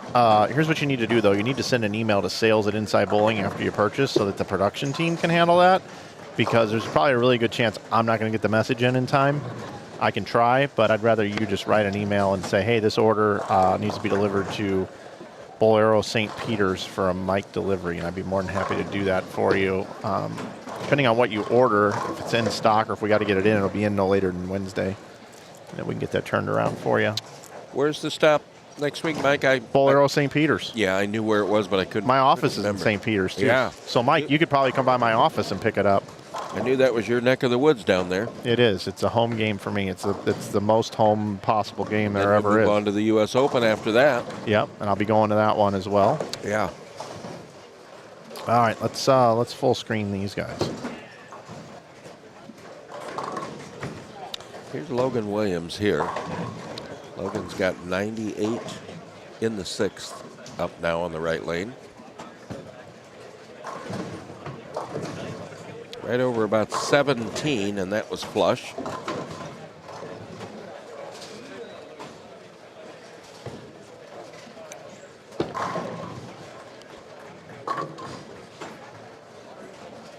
And Peterson up here on lane 17.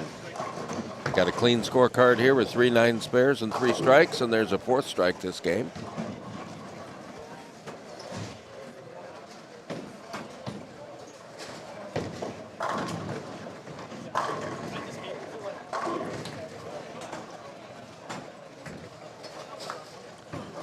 Carter Westcott here on lane 16 with a 3-bagger going.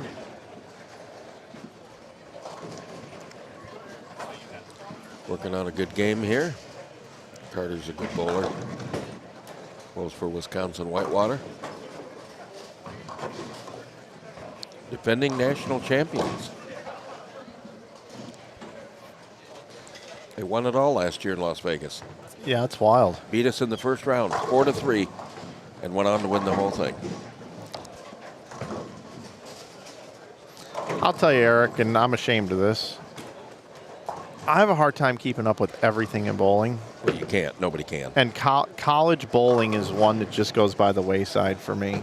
Well, you've got the PBA and so many other events that you do. Nobody can keep up with every aspect of it. PWBA a bit. I got to stay Yeah. sharp on that. And then Yes. amateur events. And, oh, man, it's a lot. College bowling is just, I mean, what? That's why you drag me in this booth kicking. and It screaming. is, yeah. 15 bowlers per school, and the schools keep expanding, and it's growing. Yeah. And Yep, that's great about it. Great for our sport, though. There are without question. more good young bowlers coming up, and there's more every year, it seems like, and the talent level goes up, and the number of competitive schools go up. Very exciting to be a part of.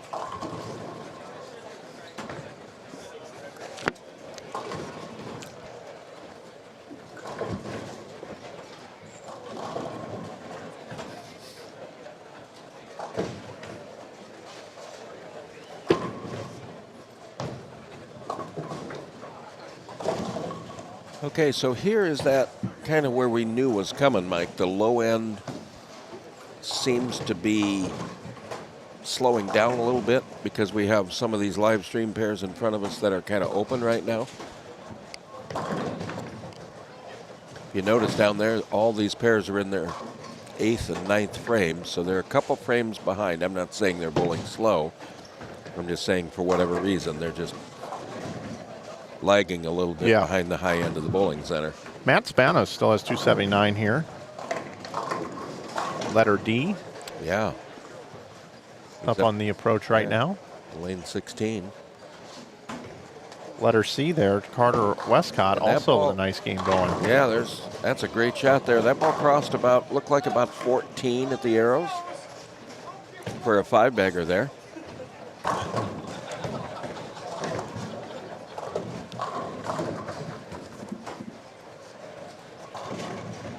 And he is minus 53. He needs this game, Mike, to get back in the tournament. But sometimes when scores aren't that high, it only takes one game to get right back into the thick of it. Great shot from Logan Williams there for a double. Shreds the rack. Trooper takes a 10 out. Seth Peckmeyer up here. Just had an open frame last frame. I didn't see what he missed. He's still got 235 on the board, though, if he can finish good.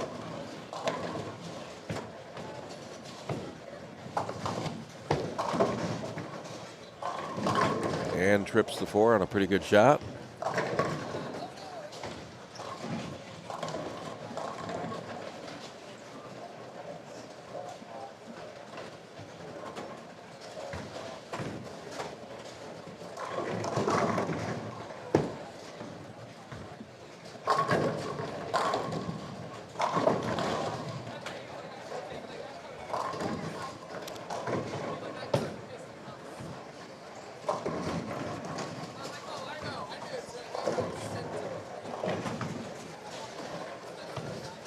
Carter West got up now. Another one has a pretty solid game going here if he can finish strong, and there's a great shot for a strike. Dan Gifford here on a 3-bagger. That ball is in and pays the price with a 3-6-7-10. Was not happy about that shot. Logan Williams with a strike in the 9th over there. Logan Williams. Ed Peterson with another great shot. Seems like Logan's always like in the top 16. He's a factor a lot of times in this event. Logan's a very good bowler. He's just continued to improve.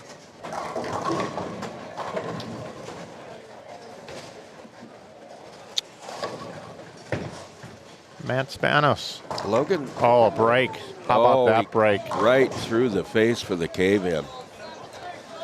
Barris and Moss are giving him a hard time. Yeah, Logan Williams, several years ago, he used to be more of an all-or-nothing bowler, and he's worked on his game and worked really hard to where now he's pretty good at grinding out a score when he has to. Yep.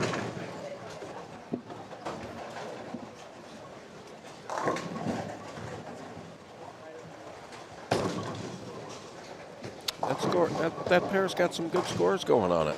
There's another, oh my goodness.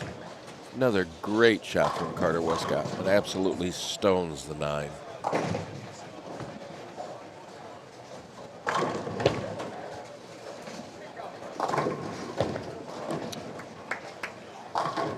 Andy Aries gets a strike there in the 9th. See if Dan Gifford can rebound off that open frame in the 9th. Dan's been bowling very well the last couple weeks. And as soon as I say that, he splits in the 10th.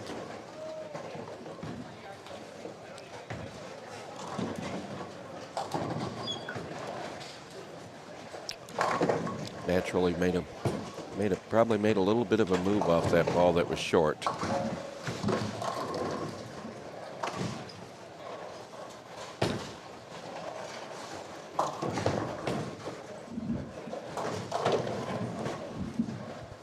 Leaves the 210, which I've said over and over again today. I've seen enough of them to where I've seen a lot of them made because I've seen so many of them left. The 210. See if he can slide it over there.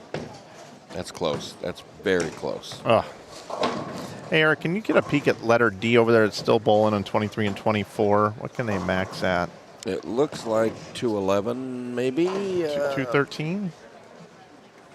No, you're right, 211. Is it 211? Okay. Yeah, I think that's Zach. We had somebody asking in the chat about Zach. Yep, I think you're right. He's bottom. Is he B or D? We're about to find out. Letter D. Is he? Okay, then he can. Looks like. Yeah, Looks like he's had one open, but he's had a double, and if he can get a double here in the 10th, he'll be right around 211 here. That's what his max score is. He's up on the right lane now.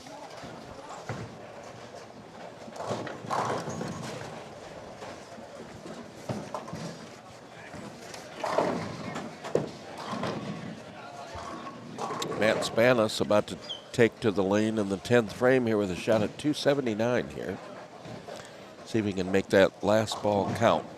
You know, if you get a break like that, you have to get up there and take advantage of it and throw the next ball good. I mean, obviously he's thrown most of them good this game, and he got a great break in the 9th by caving them in. And that was a great shot right behind it. When you're bowling well, that's what you do. You have to take advantage of a break. And he just flushed it.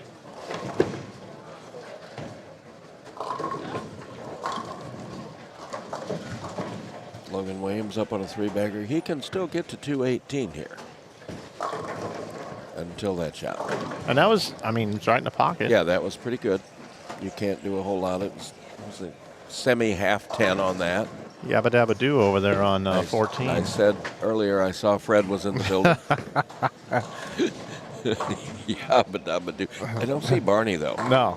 Or Wilma. Hey, Barn. What was Betty's wife's name? Was it? Well, it was Fred and Betty. Betty Rubble. Betty Rubble, yeah. And Fred Rubble. Fred and Jane? Was it? No, it was. Oh, I'm sorry. Wait a minute. My bad. You're right. It was Fred Flintstone. Barney Rubble and Betty Rubble. Betty Rubble. And what was Fred? Wilma Flintstone. Wilma. and Fred Flintstone. Yes, okay. Yep, sorry. Boy, I was clueless on that. I used to like the Flintstones slot machine, but I don't see those anymore. Oh, yeah. I do remember that. Yep. Every time I get a slot machine I like, they no longer have it. I used to love the Lord of the Rings slot machines with the bonus rounds, but you don't see many of them anymore either. Right now, the one I like is the Flaming Hot Pots. That one I've not played. Super Lantern. Yeah, you should check that out. I like the Willy Wonka slot machines. Those are fun. Logan finishes with 194. We're officially past the halfway mark. Yeah, just finishing up game 4 here. 5, 6, 7 coming up. Thank you for the help in the chat room, everybody. Mike Flanagan, Eric Litig here with you tonight as we bring you the last couple of games here. Games 5, 6, and 7. 3 games left. Projecting a cut score in the 50s. I think it's gonna dip down from that, Mike. In the 40s? I think so. Yeah. Okay. Well, while there's nobody bowling at all in front of us, but they will be here shortly, I'll bring it back into the booth. Eric and I right here with you guys. Glad you're with us here tonight. Tonight was a big night in the card industry, by the way, the sports card industry. They had a lot of famous athletes and celebrities visiting card shops tonight with tops. I'm glad you brought that up because last night at the hotel, I've got the clicker going like I so often do. And I came upon the game show Pressure Luck, the current version. Oh, yeah. The old one from 40 years ago. And no whammies. You got to say stop. Stop. Oh, $300 or $500 and a free spin. Yeah. Well, one of the prizes for the gentleman that won the game that got to go into the bonus round was a Dan Marino rookie card. Oh, really? What is I'm sure it's a pristine. Well, if it was, 10 yeah. graded. Well, yeah. What would that be worth? Do you know? I don't know Marino off the top of my head. I'll look it up in a second. But I would. A couple thousand, I would guess. More. Oh, more than for that? a 10. More for a 10. I'm gonna guess $8K. Okay, that's probably right. I'll look it up real quick. Because I know on that show, their family gives what the person likes, and he's a Miami Dolphins fan. PSA 10. Oh, hey, I don't know. It would have to be more than that because it's on a bid right now. Yeah, but so that doesn't count. Okay. I'm going to go to sold item. They're not going to put a, Oh, wow. prize on There the we big go. game. $5,007. That makes sense because they're not going to put a prize in the hundreds on the big board in the bonus. 53.46. Yeah, that okay. I said 1,000, so yeah, we're talking 4,000 or 5,000. Yeah. For that. Yeah. That's it. Yeah, that was one of the prizes last night, among many other ones, of which he won absolutely nothing. Made it all the bonus round, Really? hit a whammy, and he had $139,000 in his bank. And on the very last spin of the game, he hit the whammy and walked away with nothing. And it goes. Oh, they come out and sweep that money away. Yep. It's no fun. Got bowling again. And I got to switch the graphic. Here we go. Game 5. Underway. Let's see who we've got out here. We're looking at the pairs right of the catwalk. So that's our Seth Tegmeyer, Logan Williams, Matt Spanis, and Carter Westcott. And they're moving over to a really good pair. That pair has yielded a lot of big numbers tonight so far, Mike. The next door is letter A is Cedric Judson, letter B is Glenn Orr, letter C is Drake Warner, and letter D is Jacob Kraft. And then bottom right of your screen on 17 and 18, we've got letter A is Tyler Madison, Trey Henrichmeyer is letter B, Dimitri Furno is letter C, and Jacob White is letter D. And to the left of them, we've got Jennifer Wittenberg. How about that? She's bowling tonight. Yep. Always bowls C squad. Letter A. Letter B is Josh Peverell. Letter C is Caleb Ross, and letter D is Justin Weber. Well, you mentioned Jennifer. I didn't. What is Jennifer at? Oh, she's minus 30. Not bad. Not bad. 3. Joe Engelkiss, I believe, is going to make this cut. He is. I think he struck out in the 10th frame of his last game this morning on A squad to get to plus. I believe he was 58 or maybe 59. He got 59, and I believe that's going to be enough. I will be right back for a second. Ray Again. Hendricksmeyer with a nice strike there. He bowls for Wichita State from Wisconsin.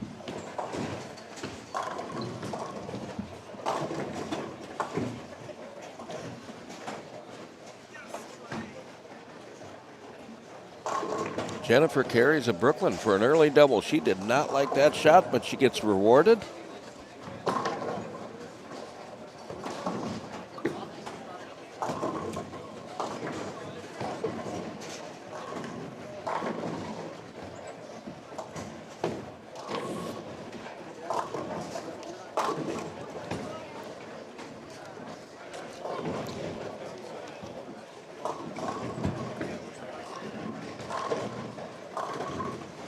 Cedric Judson there, ball crosses over and leaves a 3-9.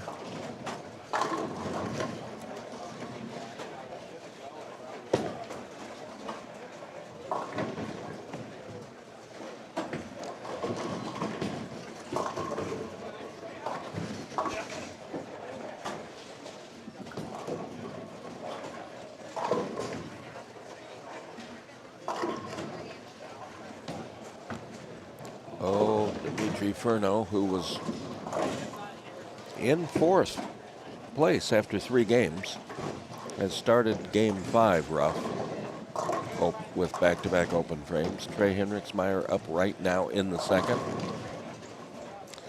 after a strike in the first frame. And that ball dives to the left.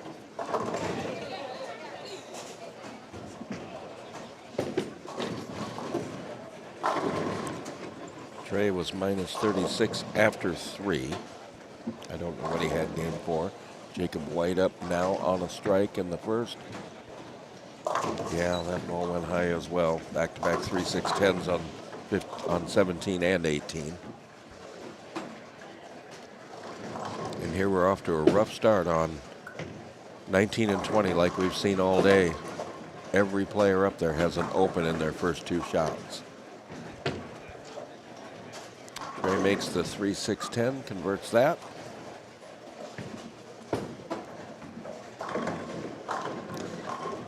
Cedric Judson up here on lane 19, off and open there.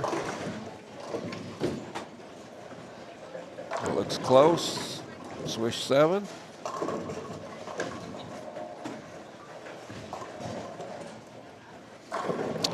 See if Dimitri here can get back on track. To start his game 5. And he pulls that. And a 3-9. Jennifer shredding the rack over there for a 3-bagger out of the gate.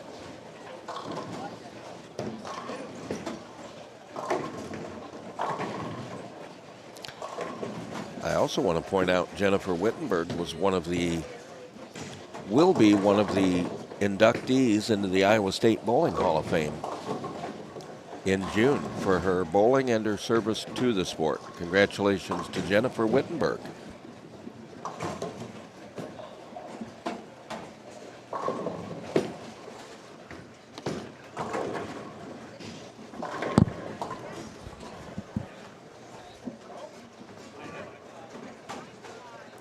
Matt Spanis over there picking up right where he left off. Spare strike. He had a great last game.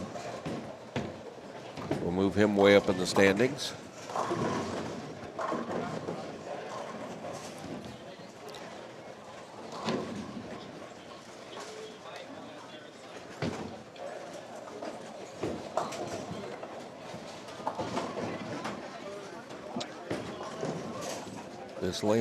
This pair, 19 and 20, is fascinating to me.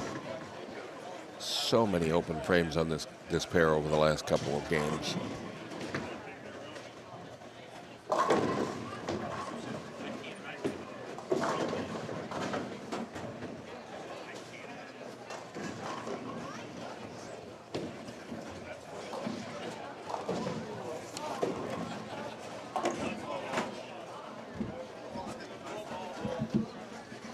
All of a sudden, the lanes have all gone dark, Mike. All of a sudden.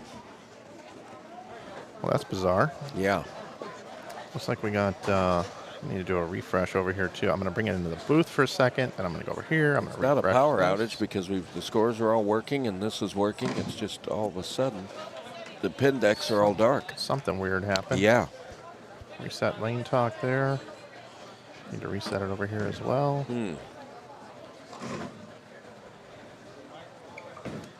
All right, everything's back up to speed. Bowlers are throwing. They are still bowling, even though it's harder to see the pins. Everything is working. Yeah, the sweeps are working. Weird. Everything is working. It's just the pin lights are out. Yeah, I don't know. I don't know what happened there.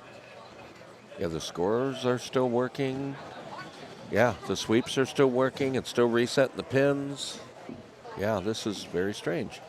Well, we could let people know that there's a link at the top of the chat here on YouTube where you can look at all the standings from the entire event, along with past champions of the event, the oil pattern. I'm going to bring the oil pattern up again. That list of past champions is a who's who of bowling, too. Sure is. A lot of great players have won this event. I'm going to scoot over to you to get out of the way of the oil pattern. Ready? Here he comes. There it is. Look at that. So there's the pattern, just in case people were wanting to see that. Asymmetrical pattern, a little bit different from the left side to the right side. Yeah, it is. It's a challenging pattern. It's 1.7 to 1, and you, again, not to beat a dead horse to death, but you got to be making good shots to be hitting the pocket consistently. Joe electing to go with the 78D rule, also with the urethane balls. Yep. So is it just that the pin lights went out? Yeah. Like I said, this tournament is continuing as we speak here. Yeah, so all the pin lights are. I don't know that I've ever seen this in my entire life before. Me neither. The lane, everything is working, except for the pin lights are out.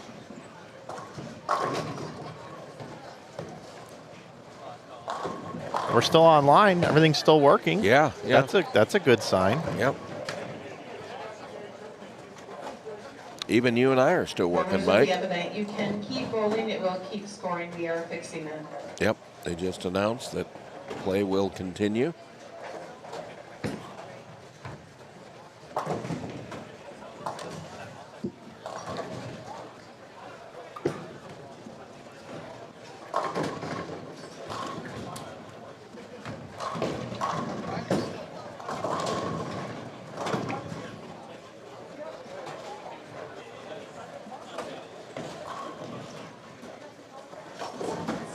So, Mike, fill me in. You leave here tomorrow night when you're done.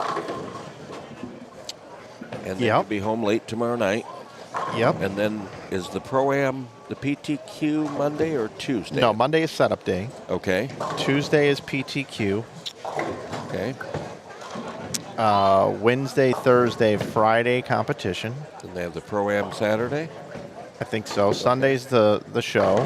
Yep. Then I'm home Monday. Okay.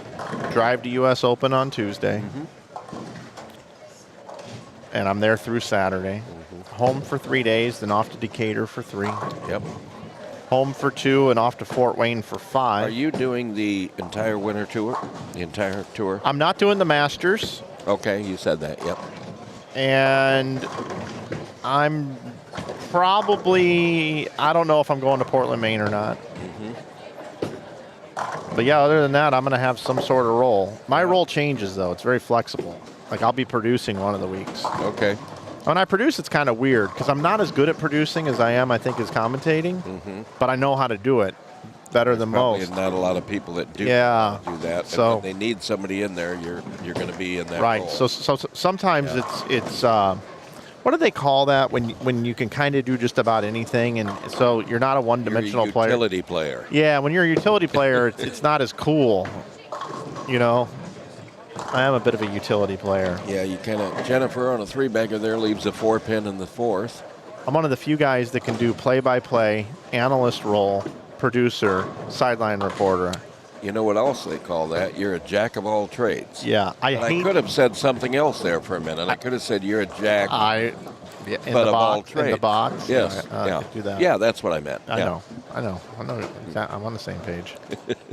I'm going to flip these. We got a little higher scores over here on the left. Trey Hendricksmeyer up in the 3rd. They're bowling at dark ball pins. Is left. Yep, that ball is left. You know what we should do? Let's just turn out all the regular lights. Let's really make this thing hard. And you got to guess what you left based on sound alone. Yeah. Some of the are some of the gutters lighting up? Yes. As the ball goes down the lane. That's also been doing that. Yeah. Yep. I saw that earlier too. I think they've got that fixed. Oh no, they don't. Nope. There is something going on here. They are working fast and furious behind that desk. Well, this is a family entertainment center. Yeah. And it is a go-to destination in Waterloo. Yeah. And it's an awesome place. Yep. Hosted PWBA events, things like that. But yeah, when you've got a bunch of bells and whistles, it compounds the amount of ability for a bell or a whistle to go off. It is unavoidable. Things are going to happen. And I would say these players are not really bothered by this. No, they don't look like they don't. They're bowling just fine. Care. Yep. They don't care.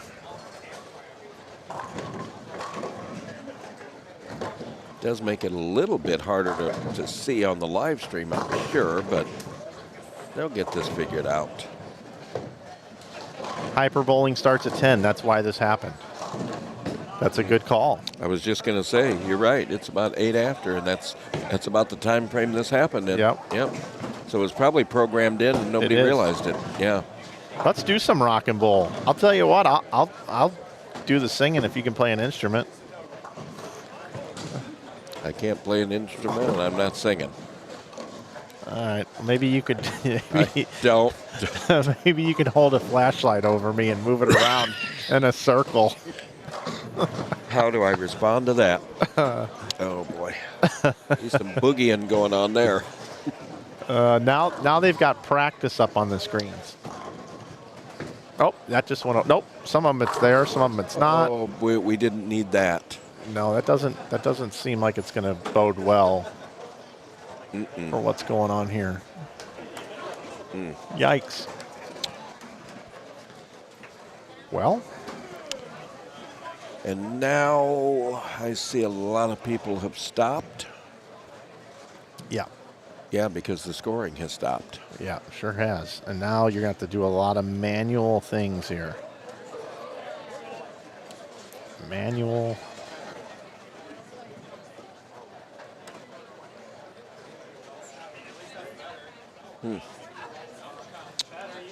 Just hit stop practice. Just hit stop practice. And now the here we go. We're back in business. And the lights are on, Mike. Pin lights are back on. Bowlers are up to bowl. There are a few sweeps that have swept off. Yeah, anybody that had a combination up there, they're going to have them respotted. But other than that, it looks like we're back in business. Where we're going to find out. Speaking of business, sometimes I need to pay the bills around here. Oh. So this is just a reminder that we do have a hoodie sale going on right now, $29 each on the website. Now good through the 24th. No code necessary. That sale is automatically applied. So you had blankets on there too, Mike. Yeah, that's a new thing. We brought those in just before Christmas. And all the brands are available. We take a look at our bowling blankets. Yeah. And those are big daddies. I was going to say 60 by 80. That's a big blanket. Those will cover us up. Yeah. Well, you maybe. I need a 100 by 100. This one will get you. I'm telling you. So those are available as well. Not many folks have them. I saw another company added them to their website, but they're the smaller ones. We got the giant ones. We got the big ones. Yep. And our pricing is very, very competitive. If you shop around, you'll know what I mean. Check them out. Bowling blankets available at Inside Bowling. They ship within 5 days, too. I got a great partner that makes them. One exit up from our shop. They've actually got bowlers that work there. So it keeps it in the fam bam. Yeah. Oh.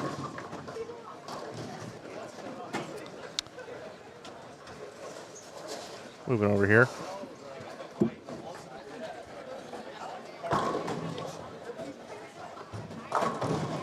Cedric Judson just carried a Brooklyn. 76 in the fifth with a strike in the sixth.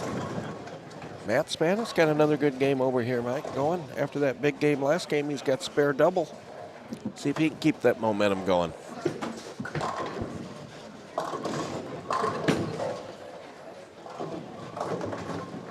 Swish 7-10. Yeah, just a little light. It looked like a pretty good shot, too.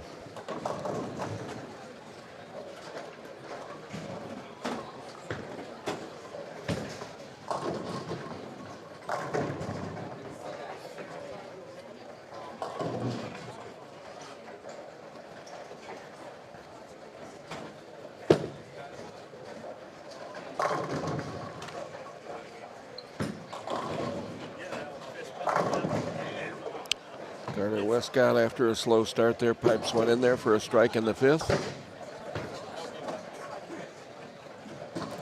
They're waiting for a pin to be spotted here on 17. Dimitri Furno left something. I think it was a 10 pin that it swept off.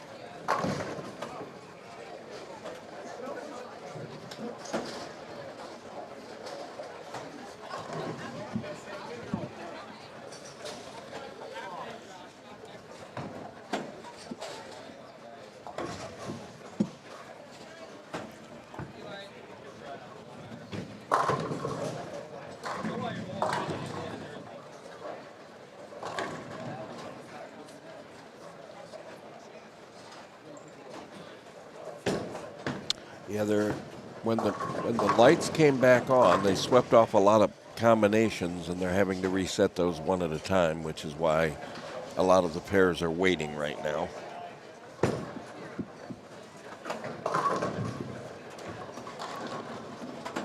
Matt Spanis leaving the 3-pin on a high shot.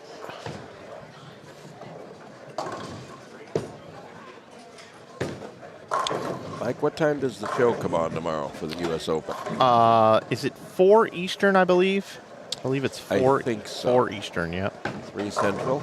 Yep. Yep. Interesting field tomorrow. It is, yep, 4 p.m. Eastern. I'm looking forward to Spencer Robarch. Qualified 5th, I believe. He's going to be in the opening match.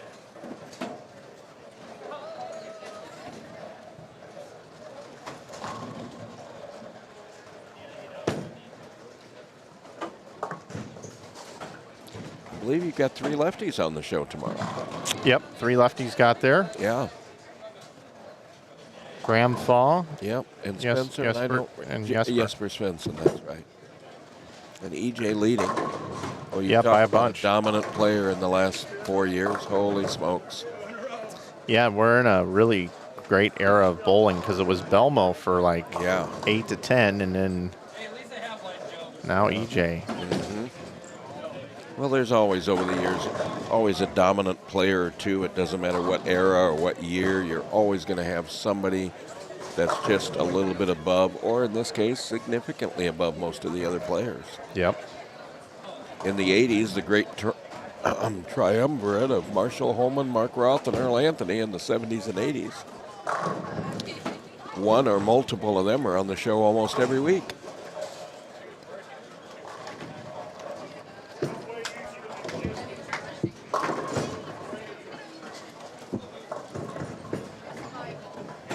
Oh my goodness, Logan Williams just missed the 6 pin in the 5th.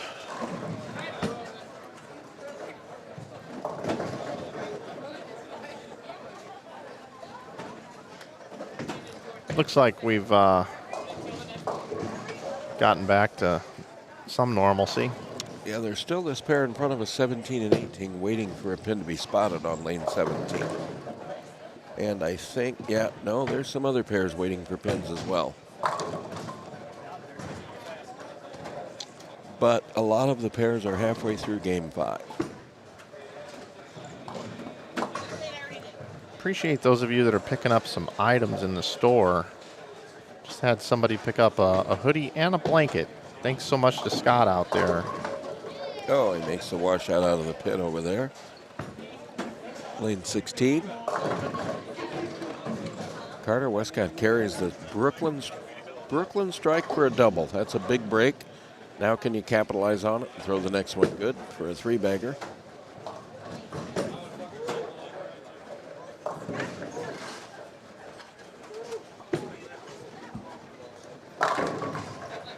There's a great shot for a double on lane 19.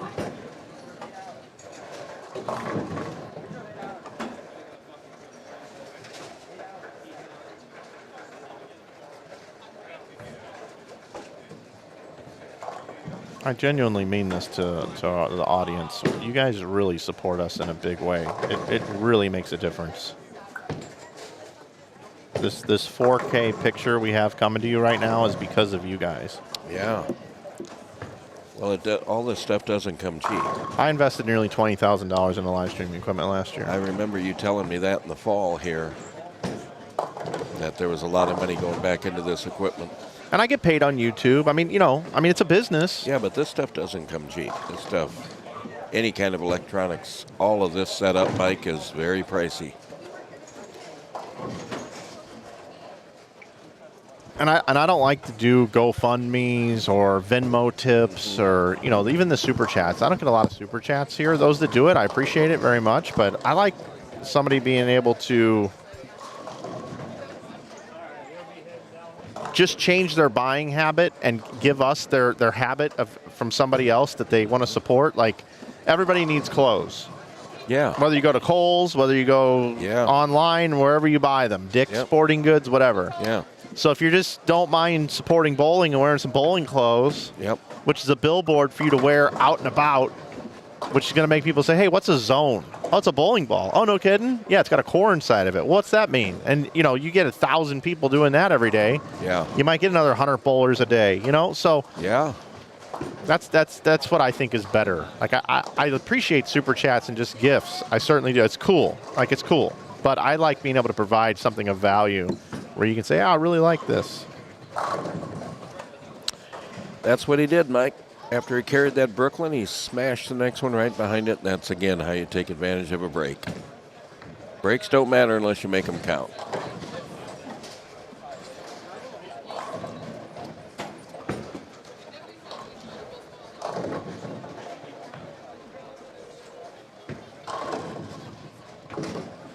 Okay, they got the 10-pin respotted after that break, and Dimitri Furno makes it. For his first mark of that game, he got out of the gates very slowly here, 25 in the 3rd.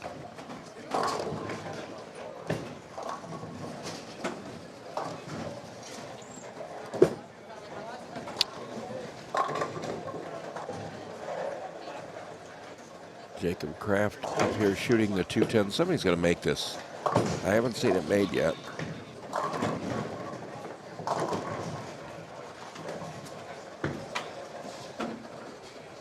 $12 opens on that pair this game, Mike. That's a bunch. I'll tell you what. Look, it doesn't bother me or anything at all, but these lights going down for the whatever they call the late night bowling here. Yeah. I mean, it's wild watching this. Yeah. I think it's cool, but I could see where somebody could get distracted. Well, again, though, the best run bowling center in the world is going to have problems from time to time. Nothing's ever going to run 100%. Even a Cadillac has issues. Yeah. And I'm not talking about this Cadillac. I'm talking about the Cadillac car. The car, yeah.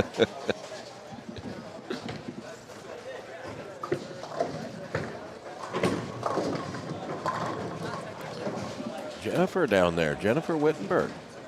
She's going in the 10th with a chance to shoot 240 here. I don't know what she had game 4, but she was only 30 under before going into game 4. She's got a chance to shoot 240 here. Yeah. She started with a turkey. She's got another turkey up on the board now. Well, that's because she loves attention. And she wants to shoot it on the live stream pair. Yeah, good for her. Because she's got a huge ego. You were out of the booth, Mike. I don't know if you know this or not. I mentioned it on live stream. I said, congratulations to Jenna. Yeah, did you know that? She's going in the Iowa State Hall of Fame in June. I knew it was just a matter of time. Yep. Yeah.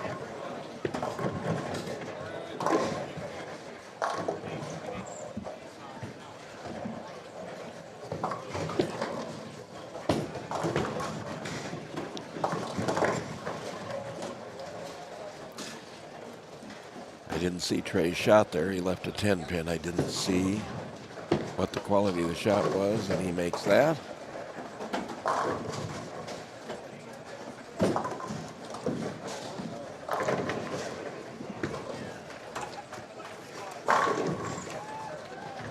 So Matt Spanis is up again with another chance for a turkey here.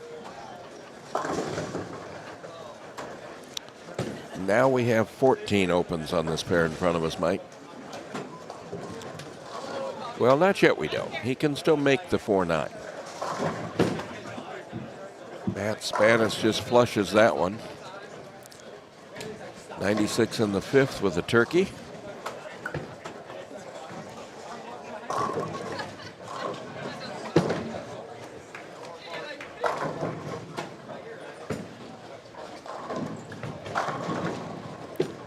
They must have had on the high end, Mike. There's a couple of pairs down there that looks like they're in about the 3rd or 4th frame down there.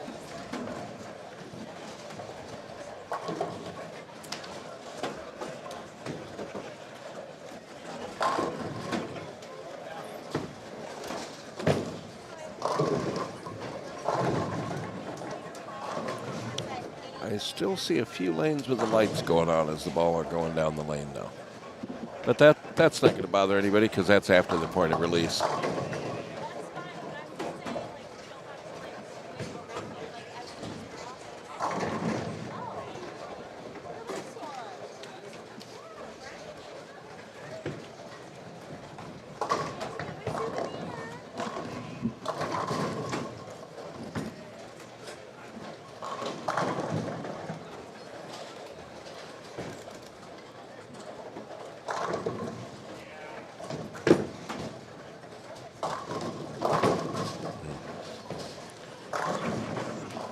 Trey goes through the face for a baby split over there. Jennifer smashes that first one in the 10th over there. Just smashes that 10 pin right out of there. I think we deserve a little full screen here for her. Yeah. She got a chance for 242 here. She had the one split in the, well, no, it wasn't a split. It was an open in the 6th, 7-1. I didn't see it. She's up right here in the 11th. That's in a little. Smashes that one too. Wasn't in at all. She throws the ball pretty hard, pretty firm. Doesn't hook it a lot. You don't have to. I know a lot of people in the bowling alley would take that game right now. That's right. If you're just tuning in and watching, Mike Flanagan, Eric Litig here with you on the call up here in Waterloo, Iowa at the 2026 Ebonite Winter Classic. Appreciate everybody being here, supporting our brand, both on Facebook and YouTube. 4-pin, 241 for Jennifer Wittenberg. Great game. Woo woo! Yeah.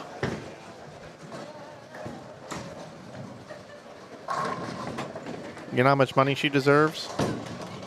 I'll give you $10,000. Oh, just for that one game. Yeah. Yep. She'll take it.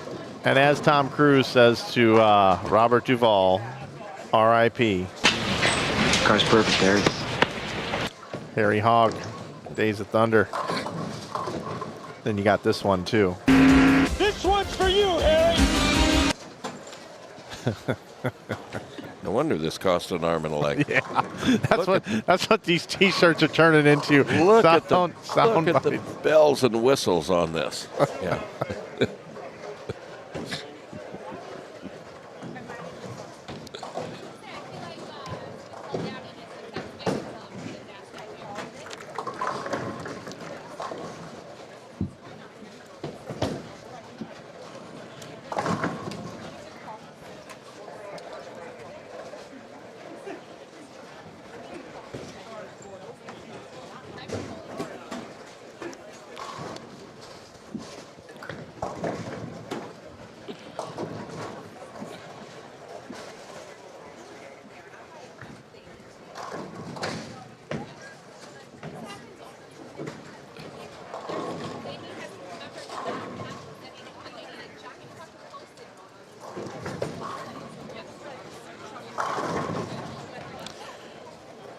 Seems to be a little discussion going on here between the two ladies about what happened. None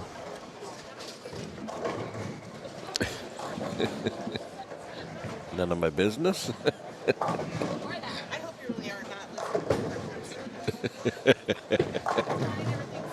No.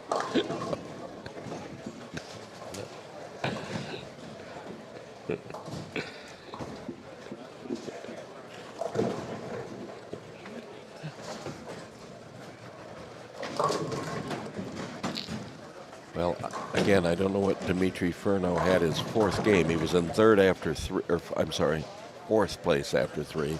He's got a rough one going this game.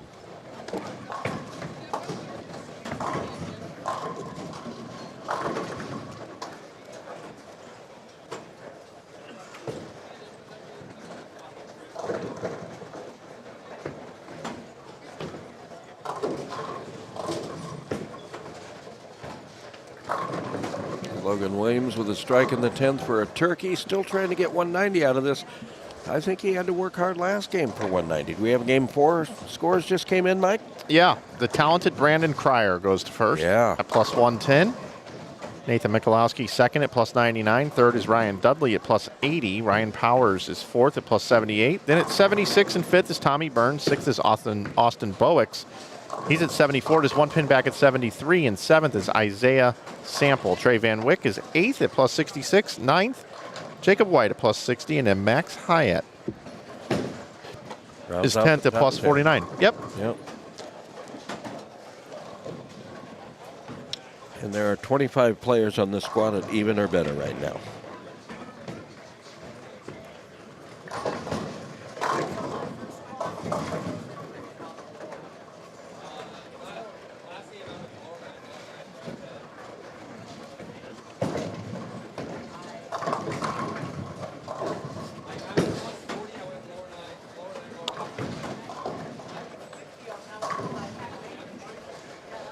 That'll be a 224 for Matt Spanos with a strike here.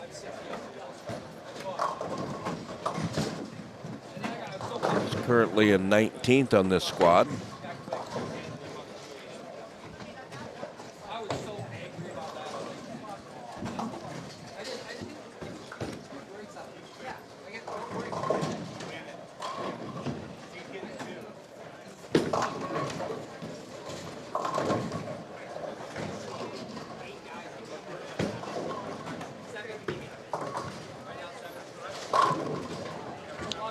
Solid 9 for Jacob White.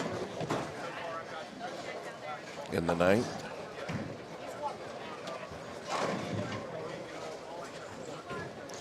Okay, we've got another game with Jennifer Wittenberg right in front of us here on live stream. See if she can back that 241 game up she had last game. Yep, officially going into game number 6 now. She's up in the first frame. Now, if she shoots 241 on this pair, she's going to really earn it because we've not seen a 241 on this pair. Not for a while, anyway. Nope. Not saying it's impossible. This pair's been a riddle that not many have solved.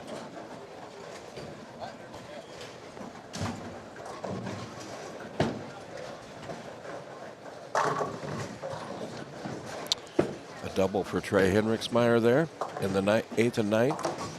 Still has a chance to shoot 215 here.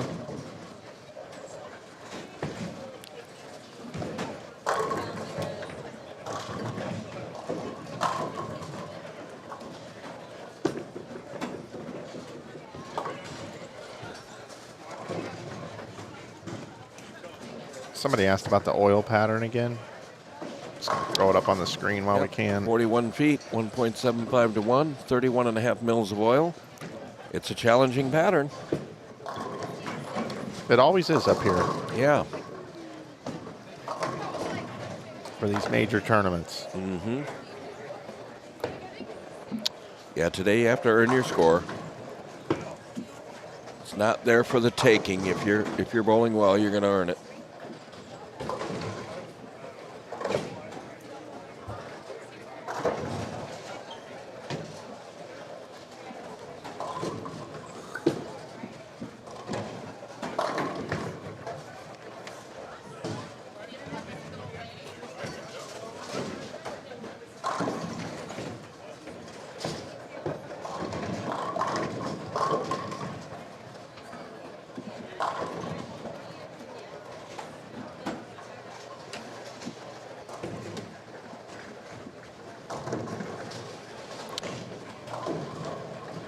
Left-hander here in front of us, Caleb Ross on lane 20.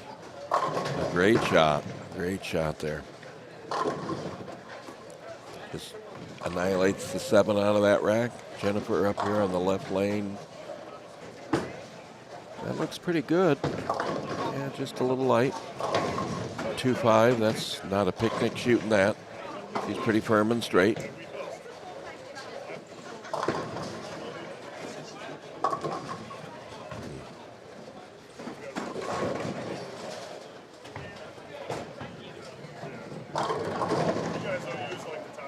.170 for Dimitri Furneaux.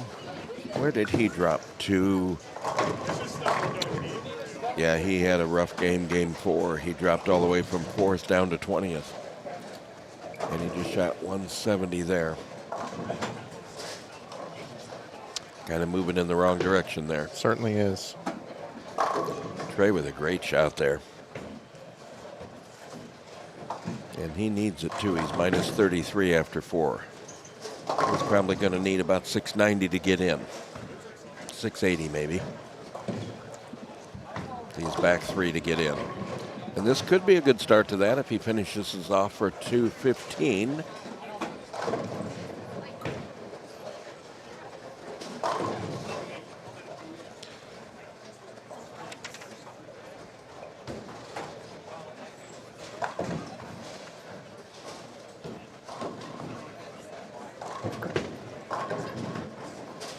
There's a great shot.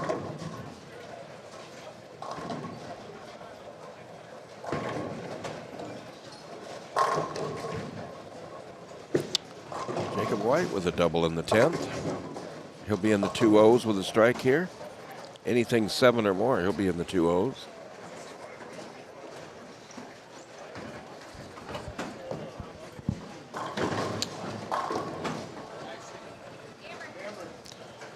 Yeah, Trey has got 2 games left, and he is really deep on the lane right now. But that's a solid strike for 215, the back 5. Yeah, just to show the scores over there. 2-0, 2-teen. Yeah. Big four. Nope. Yeah. Tyler Fowler left the big four there.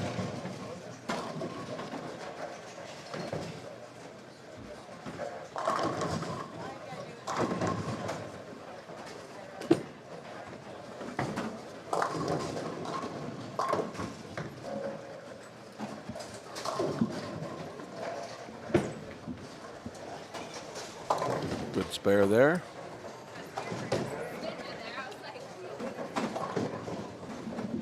Mike Erickson, thank you very much, sir. Appreciate you. See you Tuesday.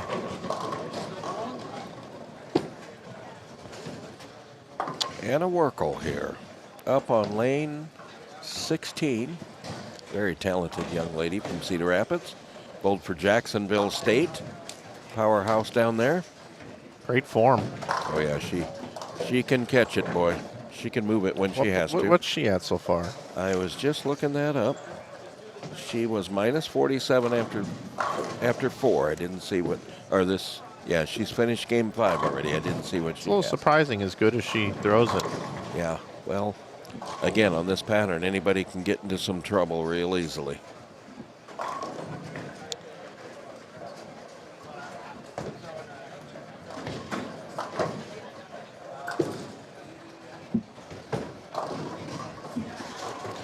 We actually have an early double on 19 and 20, Mike. Alert the media. I guess we are the media. We are. Whether they want us to be or not, we are. We've got the local Fox affiliate rolling in here shortly as well. Yeah, but that's not to praise us. That's to come and get us. That's right. Take us away to the loony bin. It's a good call.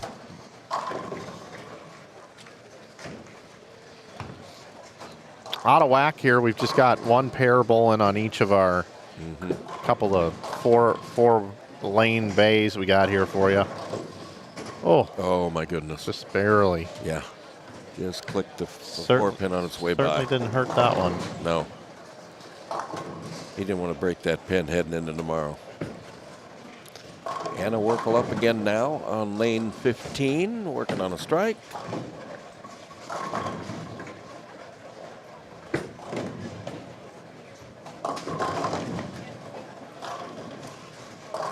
Oh, she didn't like it. She knew it was left, and she carries the Brooklyn with the trip 6.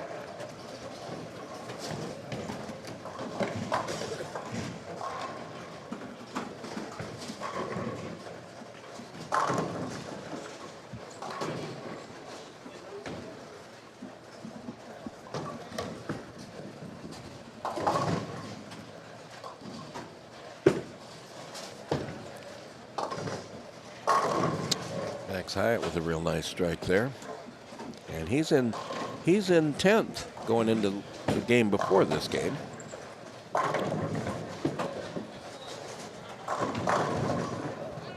It's a good place to be. Yeah.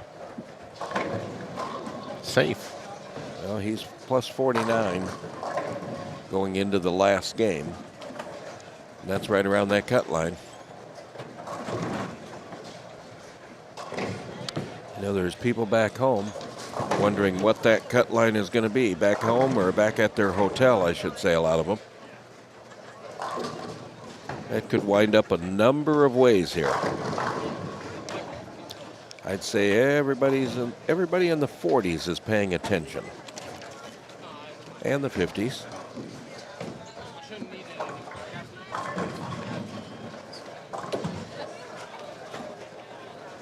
Max is up again on a strike. Strike, spare, strike to start. He's up in the 4th. That's got a hook. Yep, PBA washout right through it. See if Anna can make that Brooklyn count with a good shot behind it.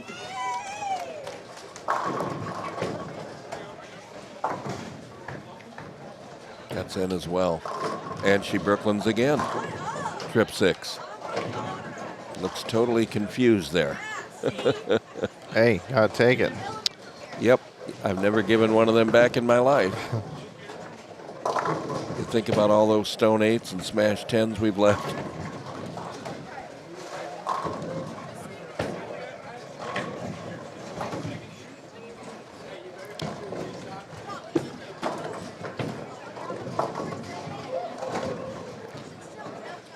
We've seen that Greek church before, Mike, on 19 and 20 tonight, haven't we? And We there have. it is again.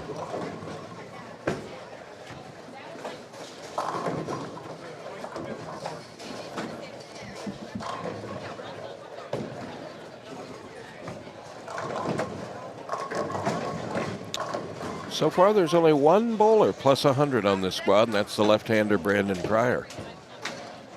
That's after 4 games.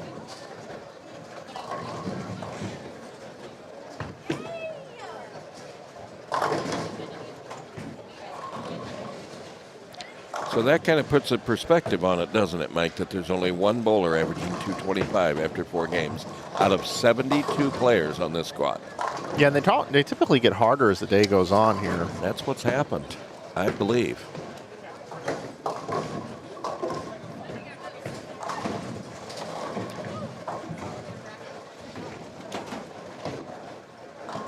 There's only 3 bowlers on this squad averaging 220.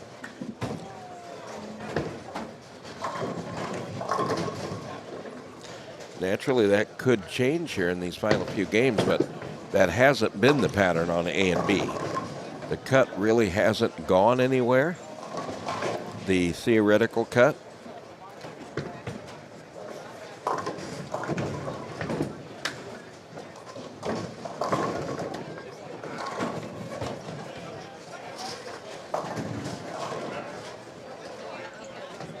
Interesting situation here, Mike. Anna's up again here. See, she's had back-to-back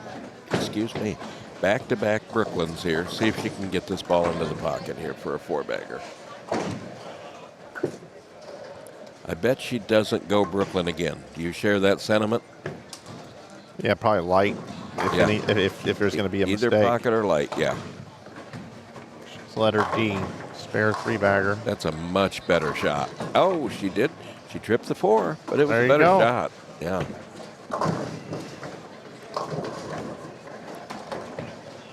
I'd have a lot of money in my pocket if I had $5 for every 210 I've seen today. Jennifer Wittenberg with a strike in the 6th.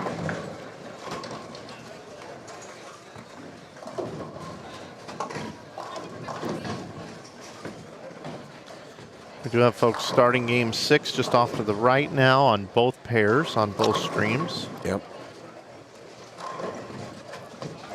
Looks like I think we will get done by midnight. I think so. I think we will. Not much in front of that, though, because there's a couple pairs just finishing up game 5 down there.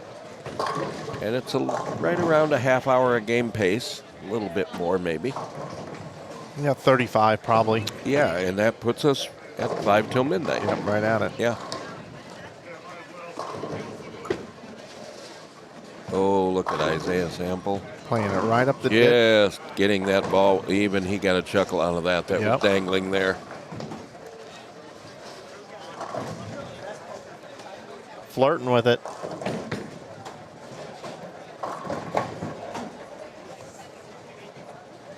I saw some gutter balls today that flirted with it a little too much.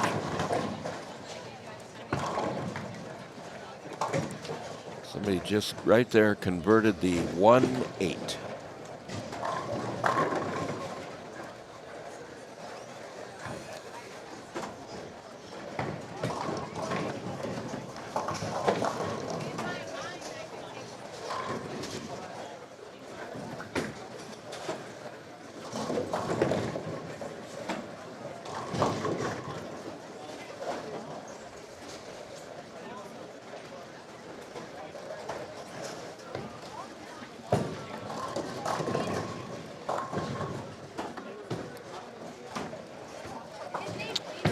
Okay, 2 Brooklyns, a trip 4, and a Workle up on that 4-bagger here after starting with a spare.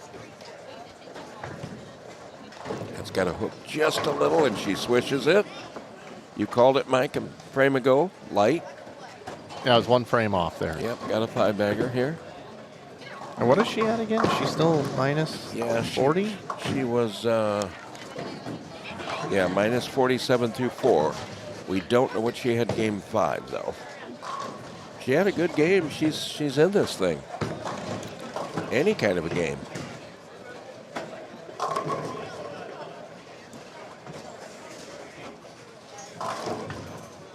With that cut being projected around 50 or so, you can come from out of it and make it. With the last couple of good games here.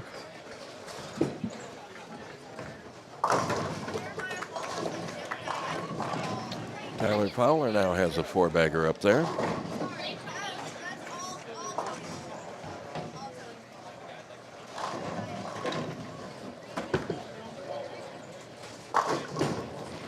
Kind of weird not having Tom Hess here. Yeah. Of course, he's now in the Hall of Fame, so he's not going to miss a PBA Hall of Fame dinner ever again. No. Hey, he's got it going on over here. Back-to-back strikes, playing right up the ditch with urethane. Yep. Again, you can only use the 78 urethane balls here in this tournament. You just got a whiff of super glue, Mike. Yeah, I got that too. Or new skin. Yeah, I was going to say that. It could have been that as well. Yeah, I think it's new skin. Yep. Both are used for the same thing. Yep. And usually together. Mm-hmm. Sometimes a little lighter. Yep.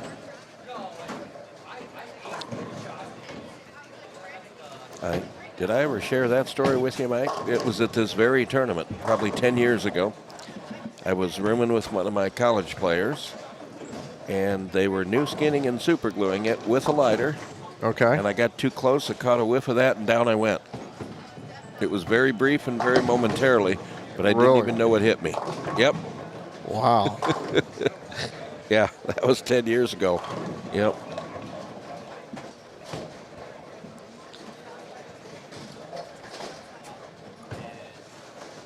Oh, Anna left a 4/5 of the Greek church. I didn't see the shot up there. That's not how you want to end a 5-bagger.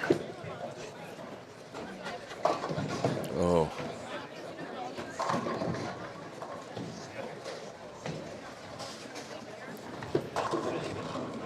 Mike, somebody on 19 and 20 here, dare I say it, is clean through 7. That's on you, not me. How we doing, Ashley Burnett?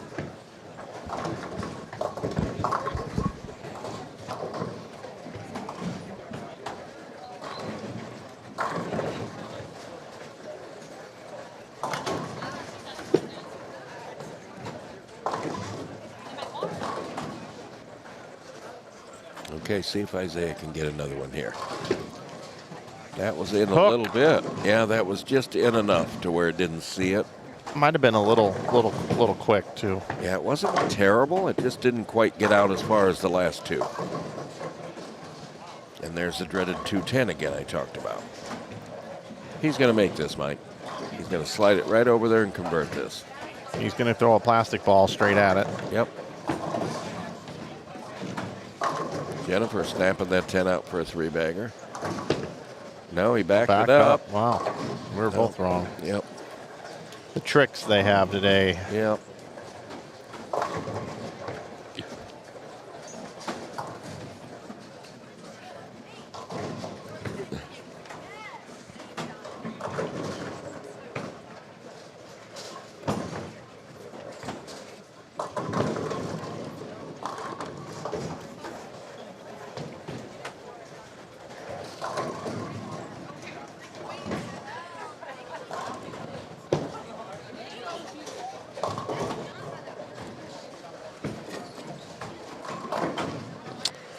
Just looking up and down here, Mike, I don't think they're really opening up, which they didn't on A or B either.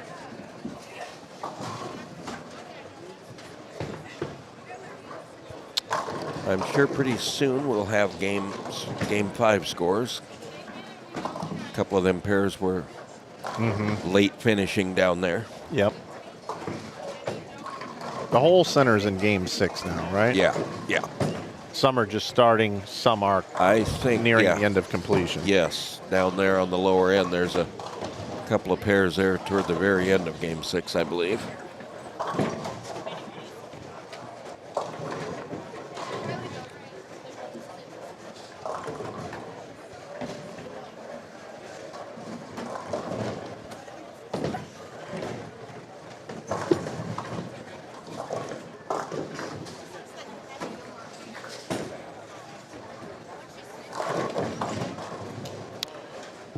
Trey Henriksmeyer over there has left back-to-back stone 8s or stone 9s after strikes, and he's also got a 9 spare in the first.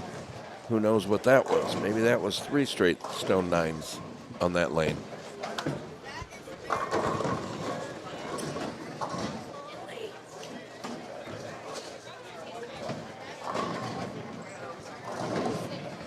After this shot, we'll take a look at the scores on our picture-in-picture. Oh, he rolled the 2 out there. Isaiah Sample trips the 2-pin. He's close. He's getting some breaks. Yeah. He's got a little miss room left and right, but if he gasses a little bit or gets it a little inside a target with too much speed, it's not a good end result for him. And he's plus 73 after 4. Again, we don't know what he had Game 5, but he's got to be in the hunt to make this cut. Brad and Kyle, cameraman. You know what's funny about me working with them and doing some of their camera work? There were people in there saying, the new guy is good. The new guy. Yeah. The new guy. It's just funny how people at different audiences, like those people don't even know who I am. Yeah. It's funny.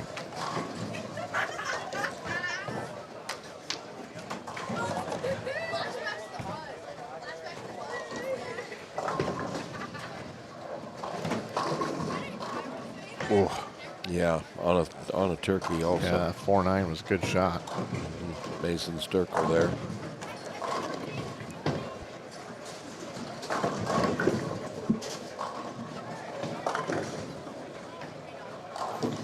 Just a reminder, everybody, the Ebonite Winter Classic continues tomorrow morning at 9 a.m. with our semifinals. Finals start at 12:30. Top 10 players will make it into the finals. Top 4 will be in the stepladder. 5 through 10 will be in a bracket to determine who will be the number 5 seed. Make sure you join us tomorrow. Coming up, All Time Central.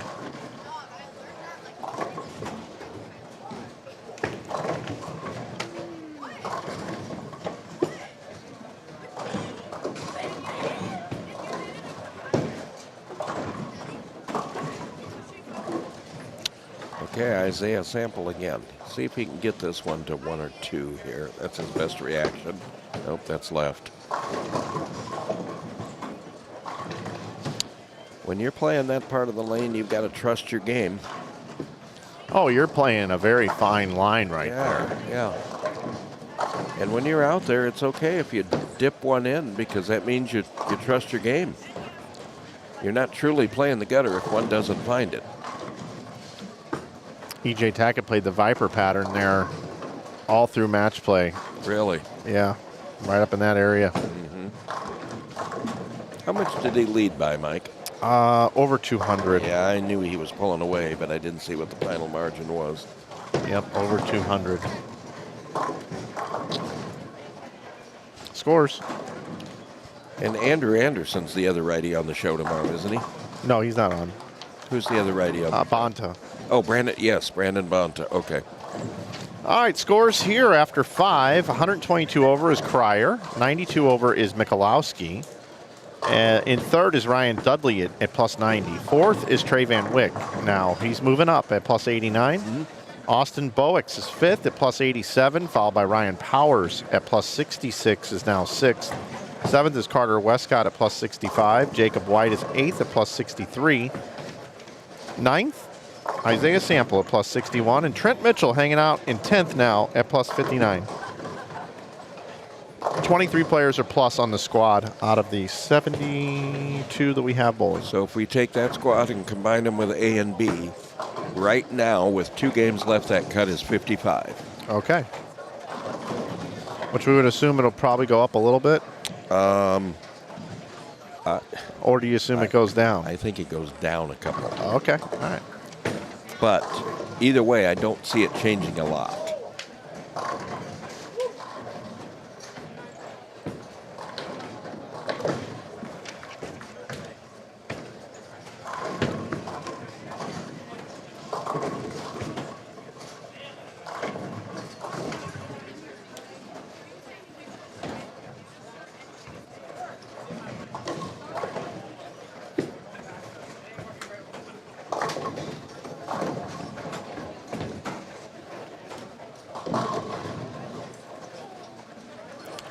Solid 8 in the 10th there for Max Hyatt on a great shot.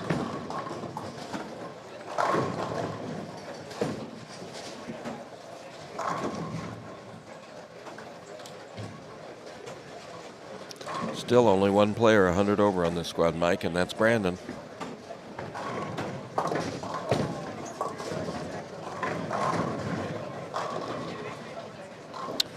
One player 100 over on this squad, Mike, and on A and B there were 23 players 100 over. After 7. After 7. Yeah. Okay. But it's gonna be hard to get a lot of players 100 over, regardless what happens these last 2 games. Right.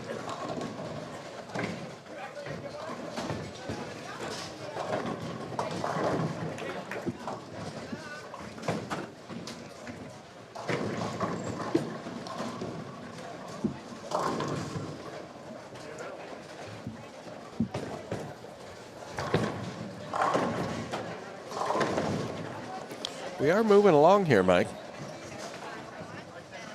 We are. A lot of pairs are late in Game 6. Yeah, and some pairs are kind of catching up too. Yeah. I don't know how it's happening necessarily, but Yeah, because every pair has 4 on it, so it's not like there's 4s following 3s.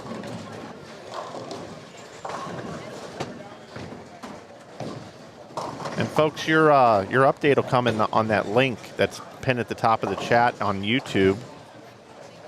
YouTube.com/Inside Bowling is where you'll be able to see all the standings here later tonight when they make a cut score. I don't think I'm going to stay on air to announce a cut score tonight, unless we really think we can get it. But Yeah, that may be a while because there's probably a couple of pairs that are going to be a little late. yeah, with the week I've had, I'm gonna. Yeah. Been a long week and a long day for you. Yeah. I was up at 4:30. It'll be posted online though. Yeah. Yeah.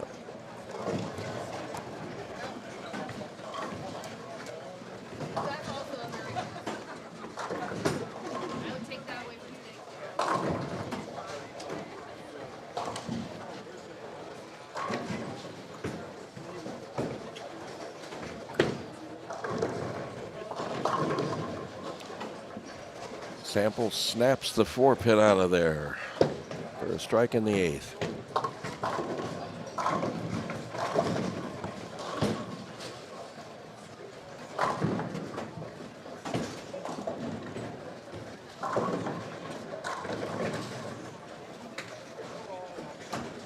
Mike, so when you were down there, who impressed you the most that you saw down there?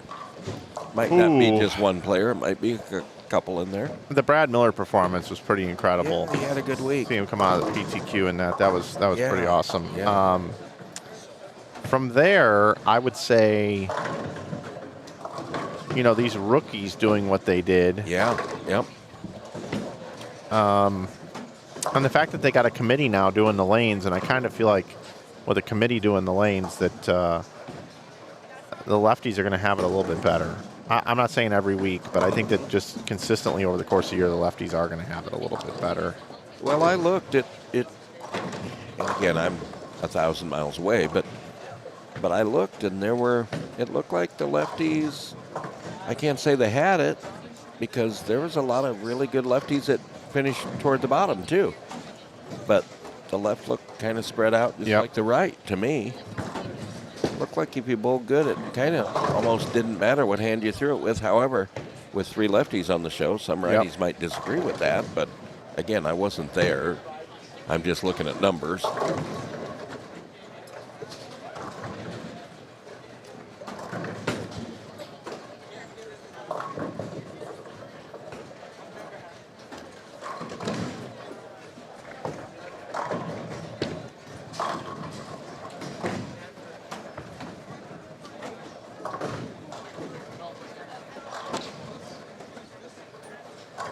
two 200s on 19 and 20. It's been a while since we've seen that.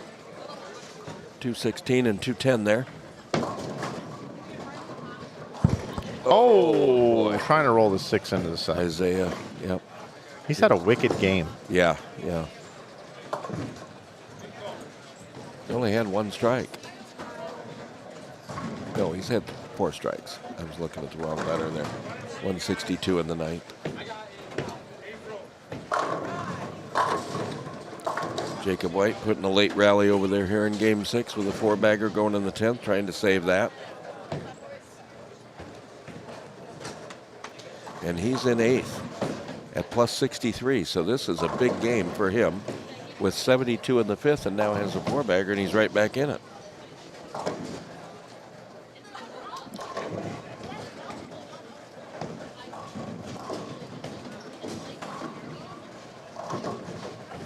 Mason Sturkle here, up 2-hander.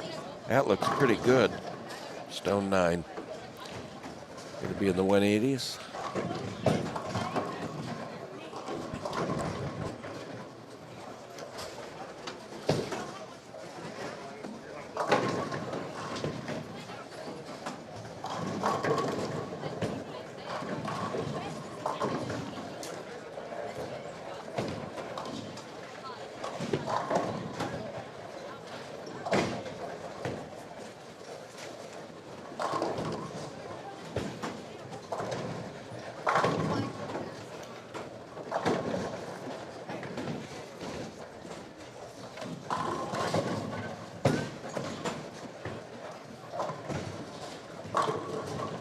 Trent Mitchell starts his final game with a strike down there on the live stream pair.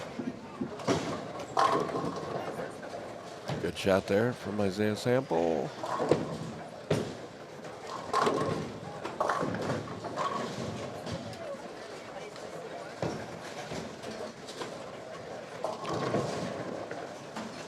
Chris Hill plus 55 after 5. He's starting game 7 here.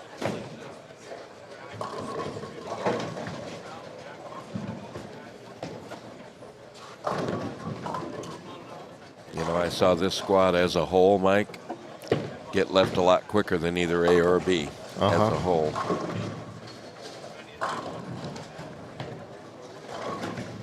I'm not saying it's right or wrong, but I think the scores are telling us that that might have something to do with it.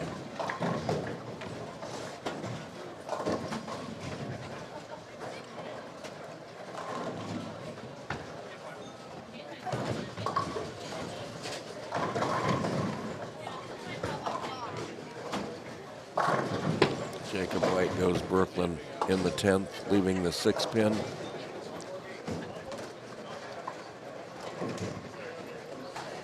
Could have given himself a little cushion going into game 7 there. Now if he makes this, he's still going to be stuck in the mid-60s and going to have to work game 7.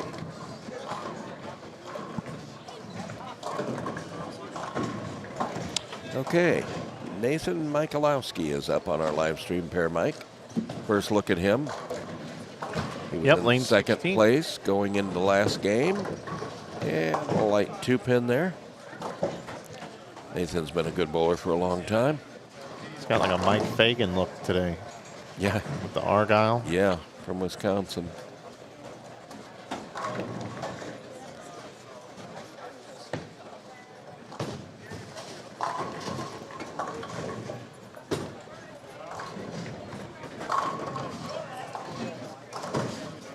I had these guys in game 1, by the way. Oh, did you? Okay. Yeah, Okay.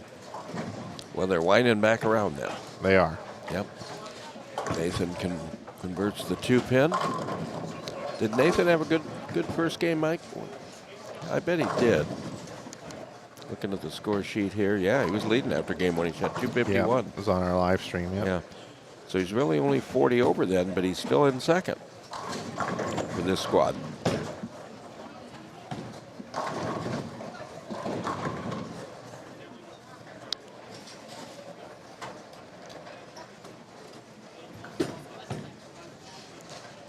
Trent Mitchell before last game was in 10th at plus 59. He's up on a strike in the second frame here.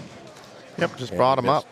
Oh, he didn't like that. He thought he missed wide, but he came back and shredded him. Did not seem to like that shot. Got a little more hook than he thought it was going to.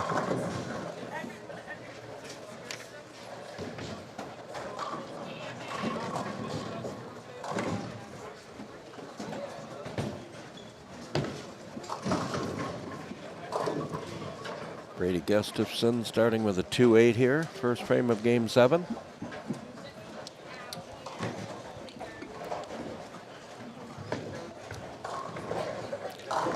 Yeah, Mike, you called it. We're going to finish this by midnight because there are a couple of pairs down there just finishing up 10th frame, it looks like, of game 6.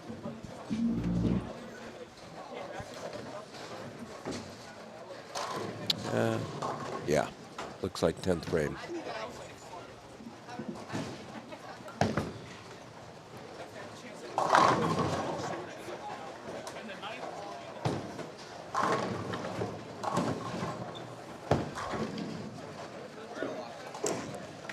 And he makes a 2-8.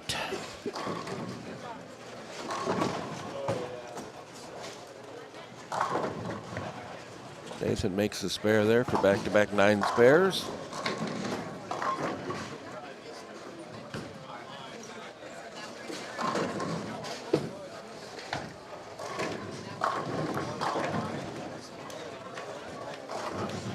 Eric, I'll be back 2 seconds. Yeah.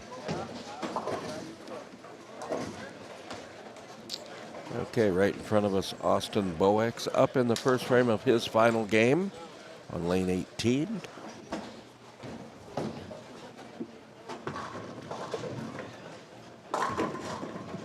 Three pin. Ball never got right. Hooked before it got there. That was the problem I saw today. If you were in, it was just harder to get it down lane to the spot where it needed to get because it hooked early. Again, not impossible, just looked a more formidable task.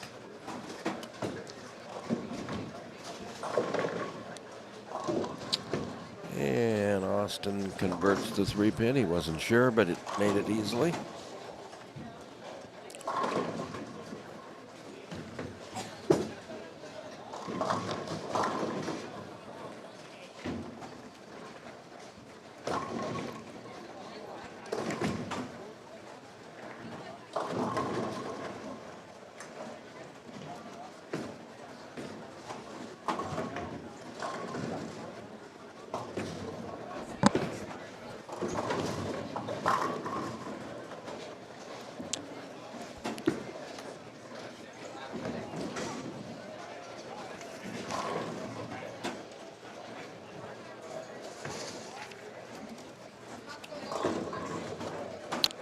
Nathan Michalowski with the shaker there, light shaker.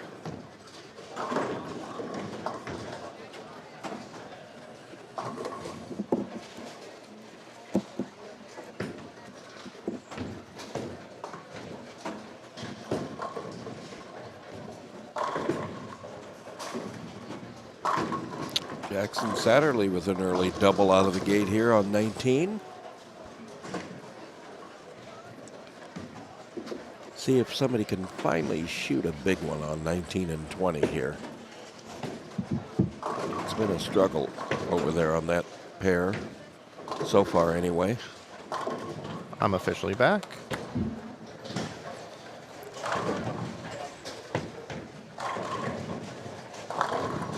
Still hanging tough over on Facebook. Thought we'd do a little simulcast tonight, Facebook and YouTube.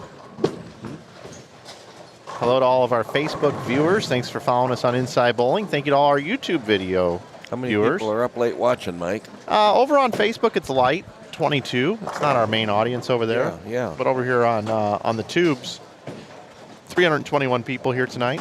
Yep. And people have been watching bowling all week on Bull TV, I'm sure. Oh, yeah. Yep.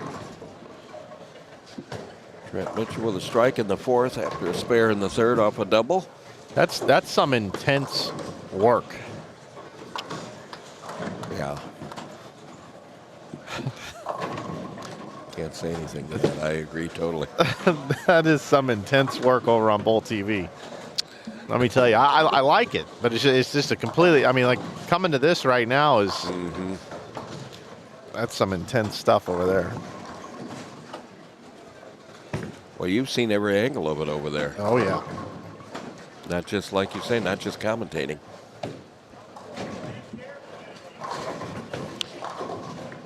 You suppose that's his name, Mike? Swag. What's that? I think that's his name, Swag. Oh yeah, I'm sure.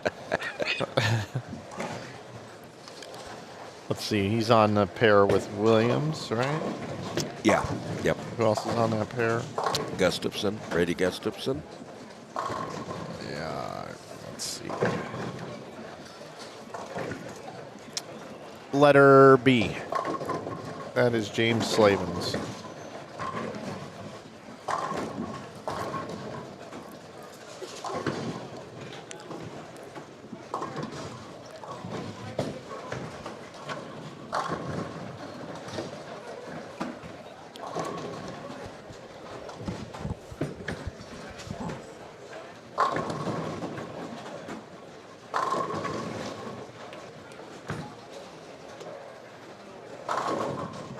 Mike, I think we might be in the final shots of Game 6. Literally the last shots down there.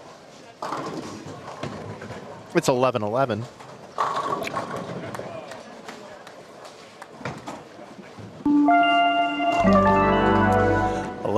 Waterloo.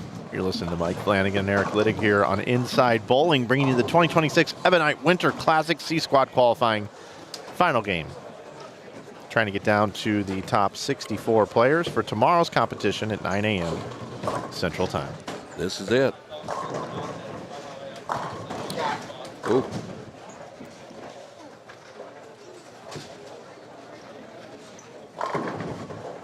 You always know how Trent's bowling, don't you? You do. Very animated player. Oh, yeah, very animated. Wouldn't have it any other way. Oh, those guys are fun to watch. Nathan Michalowski, spare double here.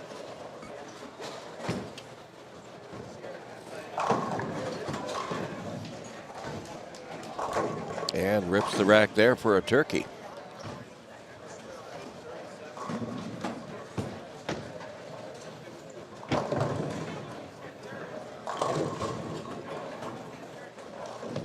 Mike, what does that do? I just saw you put the cover on that. What's that do? My keyboard cover was annoying me. It was popping up over here by the space bar, so I just decided to take it off and just shake it out a little bit. Give it a break. Yeah. Just give it a timeout. See it if I was can misbehaving. Kind of lay down a little nicer. Sometimes you got to use discipline on those things. Yeah.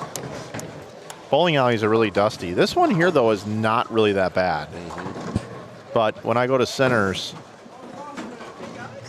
you can really pick up a lot of dust. So I try to preserve everything. They all got these keyboard protectors and stuff. This doesn't have anything, unfortunately. So that gets hit with a leaf blower or a, what are those things? Hooks up to a compressor, air hose.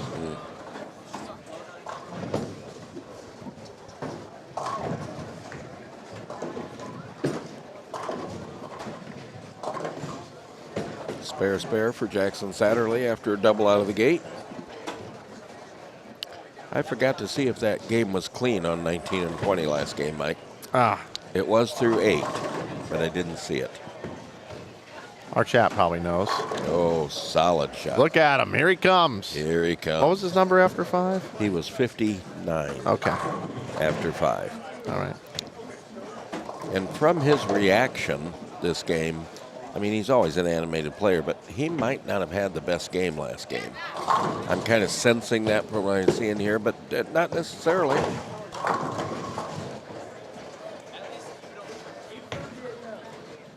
Got a nice smooth stream here today.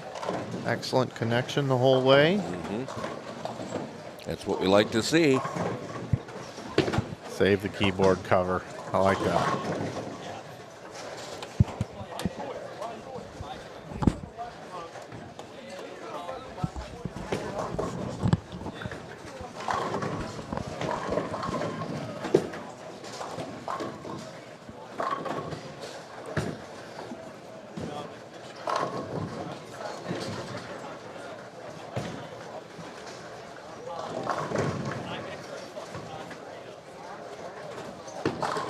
Another great shot from Nathan Michalowski over there. 4 in a row.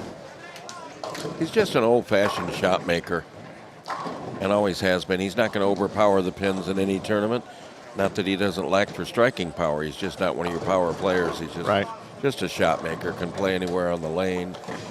He can compete in a shootout just as he can compete in a more challenging tournament, but he'd much rather have them more challenging so his shot making can come through. Yep.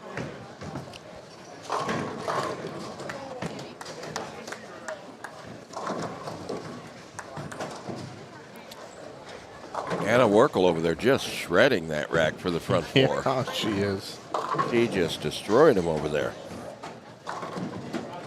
Where's she at now? Still not on page 1. No, she is minus 76 after 5. Man. Last game she had a good game though. Yeah, she did. I don't know how she gets there though, but I mean, did, she yeah. could, I mean, she could bowl a massive game. yeah, you shoot 260, 270 here. I mean, depending on what she had, that might not be enough either, but stranger things have happened. I've seen bowlers several times in tournaments shoot 300 the last game to get in, to come from nowhere. Yeah, no doubt. I remember one year here in this event, Aaron McCarthy threw the back 9 to make the cut by 2 pins. I kind of miss Aaron coming to this tournament. Trent just left the 2-8-10 and went by all of them.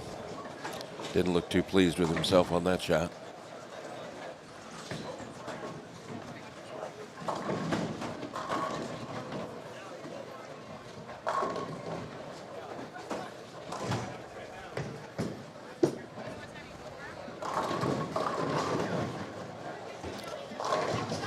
There Joe goes, running scores here for game 6.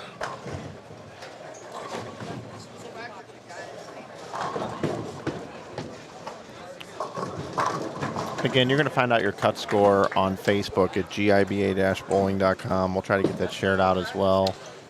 Yeah, they usually put that up as soon as they know it. Yeah, and you can also use that link that's pinned at the top of the chat that can show you every squad, every cut, everywhere we are. So. Yeah, they know people are waiting for that number, and Joe's pretty quick about that usually, Joe and Rosie.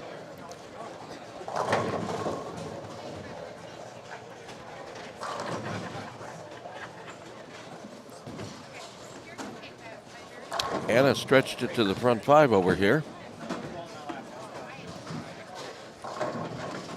I don't remember what she finished with over there, Mike. I know she had a good game.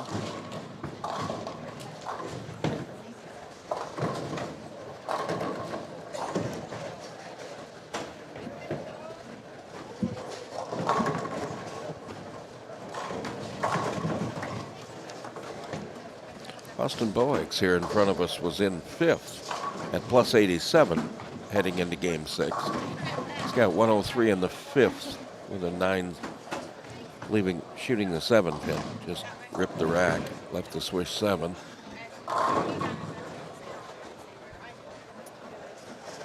Nathan Michalowski. Up on a 5-bagger. All business. Yes, he just keeps hitting the pocket over there. See if he can flush another one here.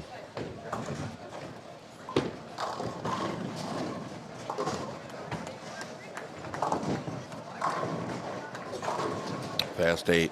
Just in just a tick. Yeah, great shot though. Yeah.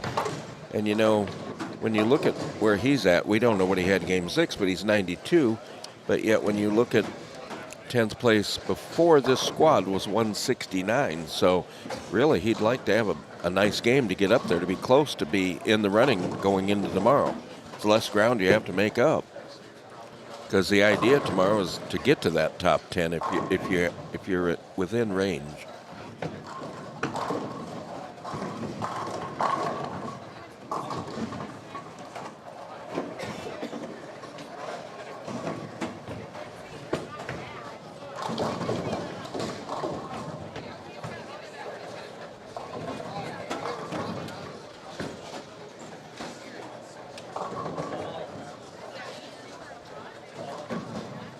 ZVL bowling fans out there, Zach Lupmer minus 89 through 5 games. And a left to split there. 4-6-7 after a 5-bagger.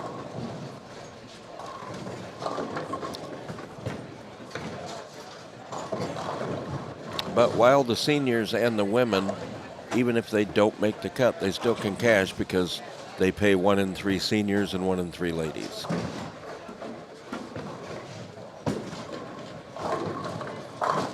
Trent almost left the 2-8-10 again over there. 10 goes.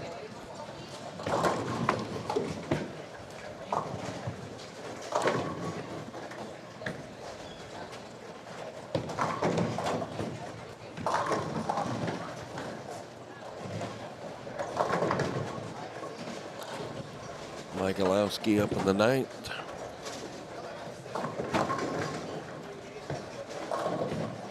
That's good.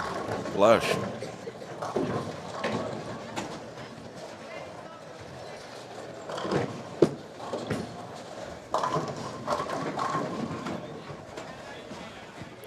Trent Mitchell shooting the 2-8, which he makes. Working on a possible 220 here.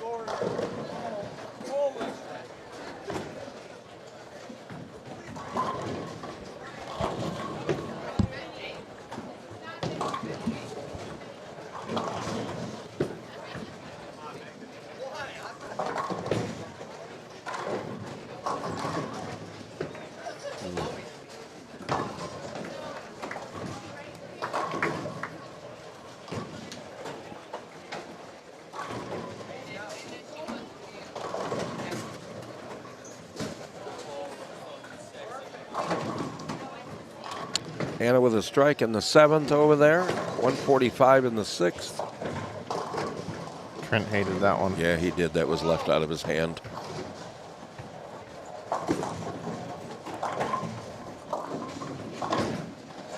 Hoping we get a game 6 score before I think we will. this game's over. Yeah, I think we will. Is Joe still out there? No, they're probably back working on it right now.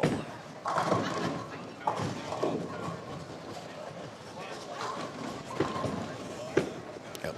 As soon as this game's over on 15 and 16, we will show the scoreboards over on 19, 20, 21, 22. There are some good games being bowled over there.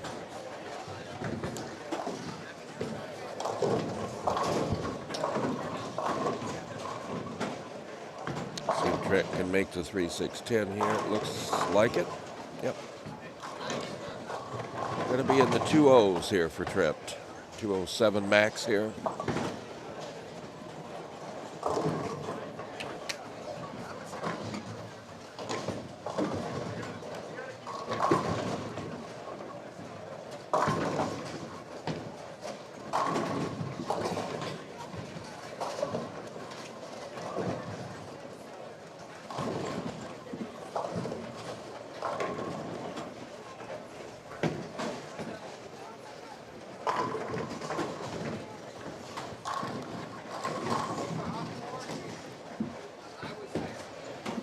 $207. We had to wait a little while on that, didn't we? 200 and that three pin took quite a while to go down. That's right. 207. 207. Yeah. Why does that sound funnier? I don't know. It's 11:30 because at it's 11. Yeah, it's 11:24. Do you know where your children are? Yeah, sitting next to you. I have been in the building for 16 hours now because I was here at 7:35 this morning. I was up, and I haven't left. I was up at 5 in Dallas. And you were, and you were commuting. But I did sleep on the plane. I cannot sleep on flights. I can't. Yeah, a sleep lot of in people cars say that. Or on buses, or let's face it, I can't sleep at all hardly. But I'm too worried I might miss something. I'm like a toddler. I'm gonna tell you how something. they don't ever want to take a nap because they might miss something. Yeah. Well, I'm gonna tell you something right now that you probably wouldn't believe. But if I'm not doing something or thinking about something, I fall straight to sleep. That's my problem. Why I can't sleep because I lay in bed thinking about what I have to do, and Yeah. you know, I can't Well, stop thinking. yeah, I think it's similar. But If somebody were to walk up and hit me over the head with a crowbar, I could sleep. I might need that.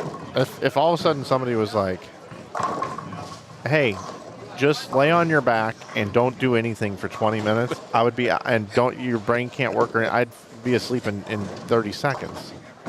I toss and I turn, and yeah. Look at this game Michalowski has going. He has put every ball close, Yeah, and he's working on 250 here. there it is. Another ball flush. He could be leading this tournament, Good. or this squad, I should say. He's not going to be leading the tournament, but Brandon Runk was leading the tournament after 2 squads at plus 218.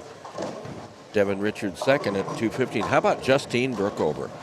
She started with 170 today and went plus 243 or back 6. Wow. I was going to ask you, why'd she bowl so good? She stayed right of everybody all day, and she just kept it in play. She told me after they were done, she said she started with the wrong ball and shot 170. Then she got the right ball in her hand and moved 2 boards all day and went average 240 for back 6. That is a great performance. To those of you, well, we'll wait until after Michalowski's shot. Yep. One more for a 257. He's going to strike here. He's done it all game. By the way, that shot was pretty nice. Yeah.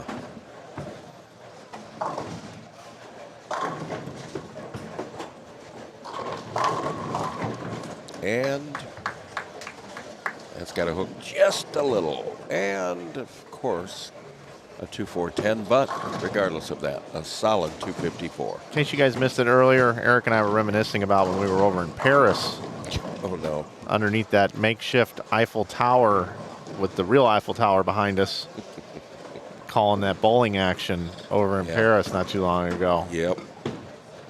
And we decided to wear the exact same outfit tonight. Yeah.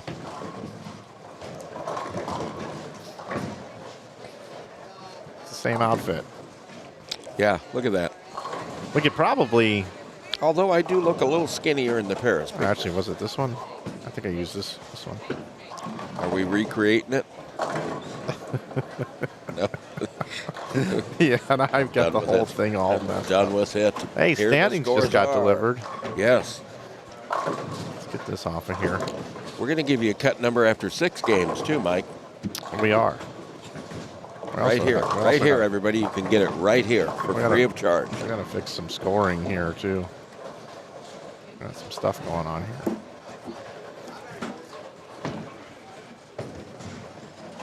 There we go. Okay. After 6, this squad: Brandon Cryer 147 over, Austin Bowick 120 over, Ryan Dudley 115 over, Nathan Michalowski 97 over, Trey Van Wyck 80 over, Jacob White 64 over, that's 6th. 7th is Ryan Powers at 61 over, 8th is Chris Hill at 60 over, 9th is Matt Spanis at 57 over, and then Trent Mitchell at 47 over is 10th. Right now we got 23 that are plus on the squad going into the last game. So what's the math work? Well, I think I erred with the 55 cut. I think I erred by quite a few spots last game. So we're going to say right here, 47, 43, 43, 13, 40, 13.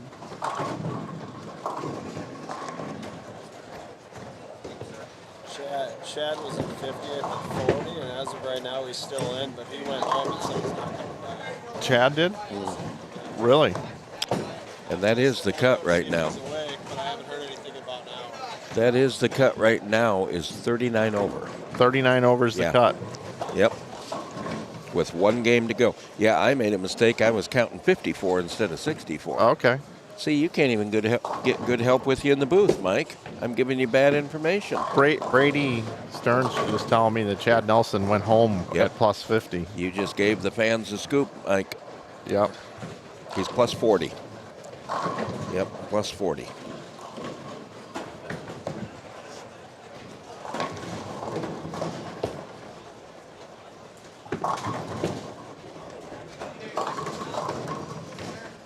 Chad's from Minnesota. Yes, he is.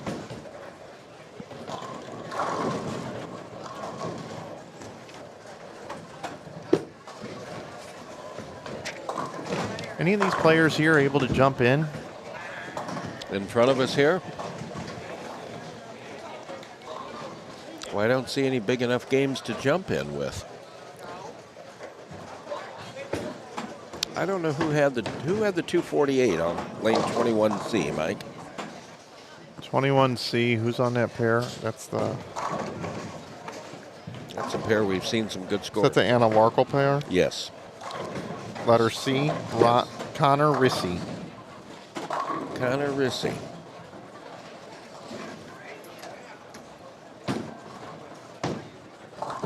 Yeah, he was 28 or 29. It's going to take him to 77. He's in. He bowled his way in the last game. Yep. Letter A on that pair was Tyler Fowler. Bowled 257, or no, 237. That only gets him to -2. He was -39 going into that game. But Connor Rissy bowled his way in. What about 232 for Max Hyatt? Possible 232. Yes. Well, he was +12. That takes him to 44, and that's theoretically in right now, but we don't know if it's going to bump up a few pins that last game. That's bubble material there, but that's a nice finish.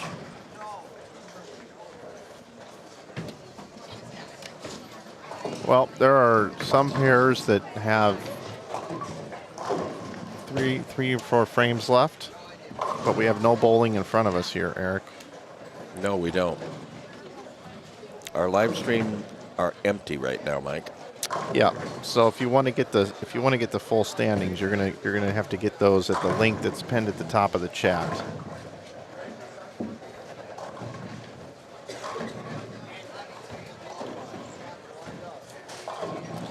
So Eric, the cut was for sure 39 going into the last game, right?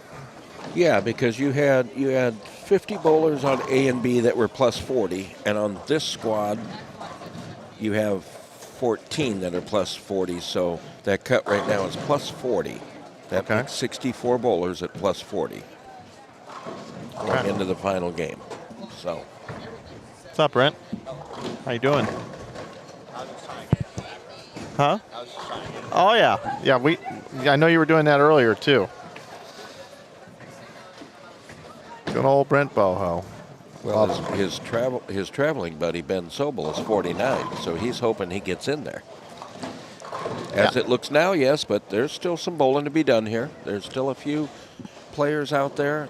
It's wrapping up in a hurry, Mike. I'm kind of surprised it's only 11:35, and we're gonna finish this off easily by midnight. That's right.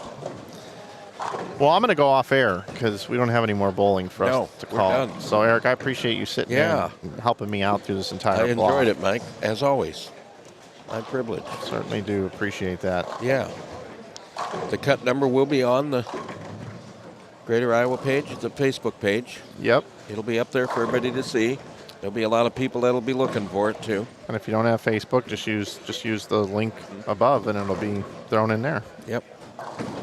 Thank you, my friend. Thank you, Mike. We will see you bright and early in the morning. Here tomorrow. Not terribly early, but I believe ZVL Bowling is going to join me a little bit in the booth tomorrow. Zach's going to join me. Awesome. So that'll be fun. Mm-hmm.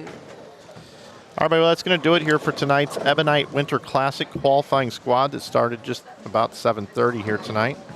I want to thank Eric for joining me here this evening. I want to thank you for tuning in. Of course, Joe, Rosie, Jennifer, and the entire staff here as well at Cadillac XBC for providing great establishment, for always having these great events. Yep. Certainly do appreciate it. So for Eric, I'm Mike. We'll see you guys tomorrow morning, 9 a.m. Central, for the Advancers Round coming up right here on Inside Bowling. Have a great night, everybody. Stay tuned to that link at the top of the chat and refresh it to find out what the cut score is. And we'll see you tomorrow with the top 64. Have a good night, everybody.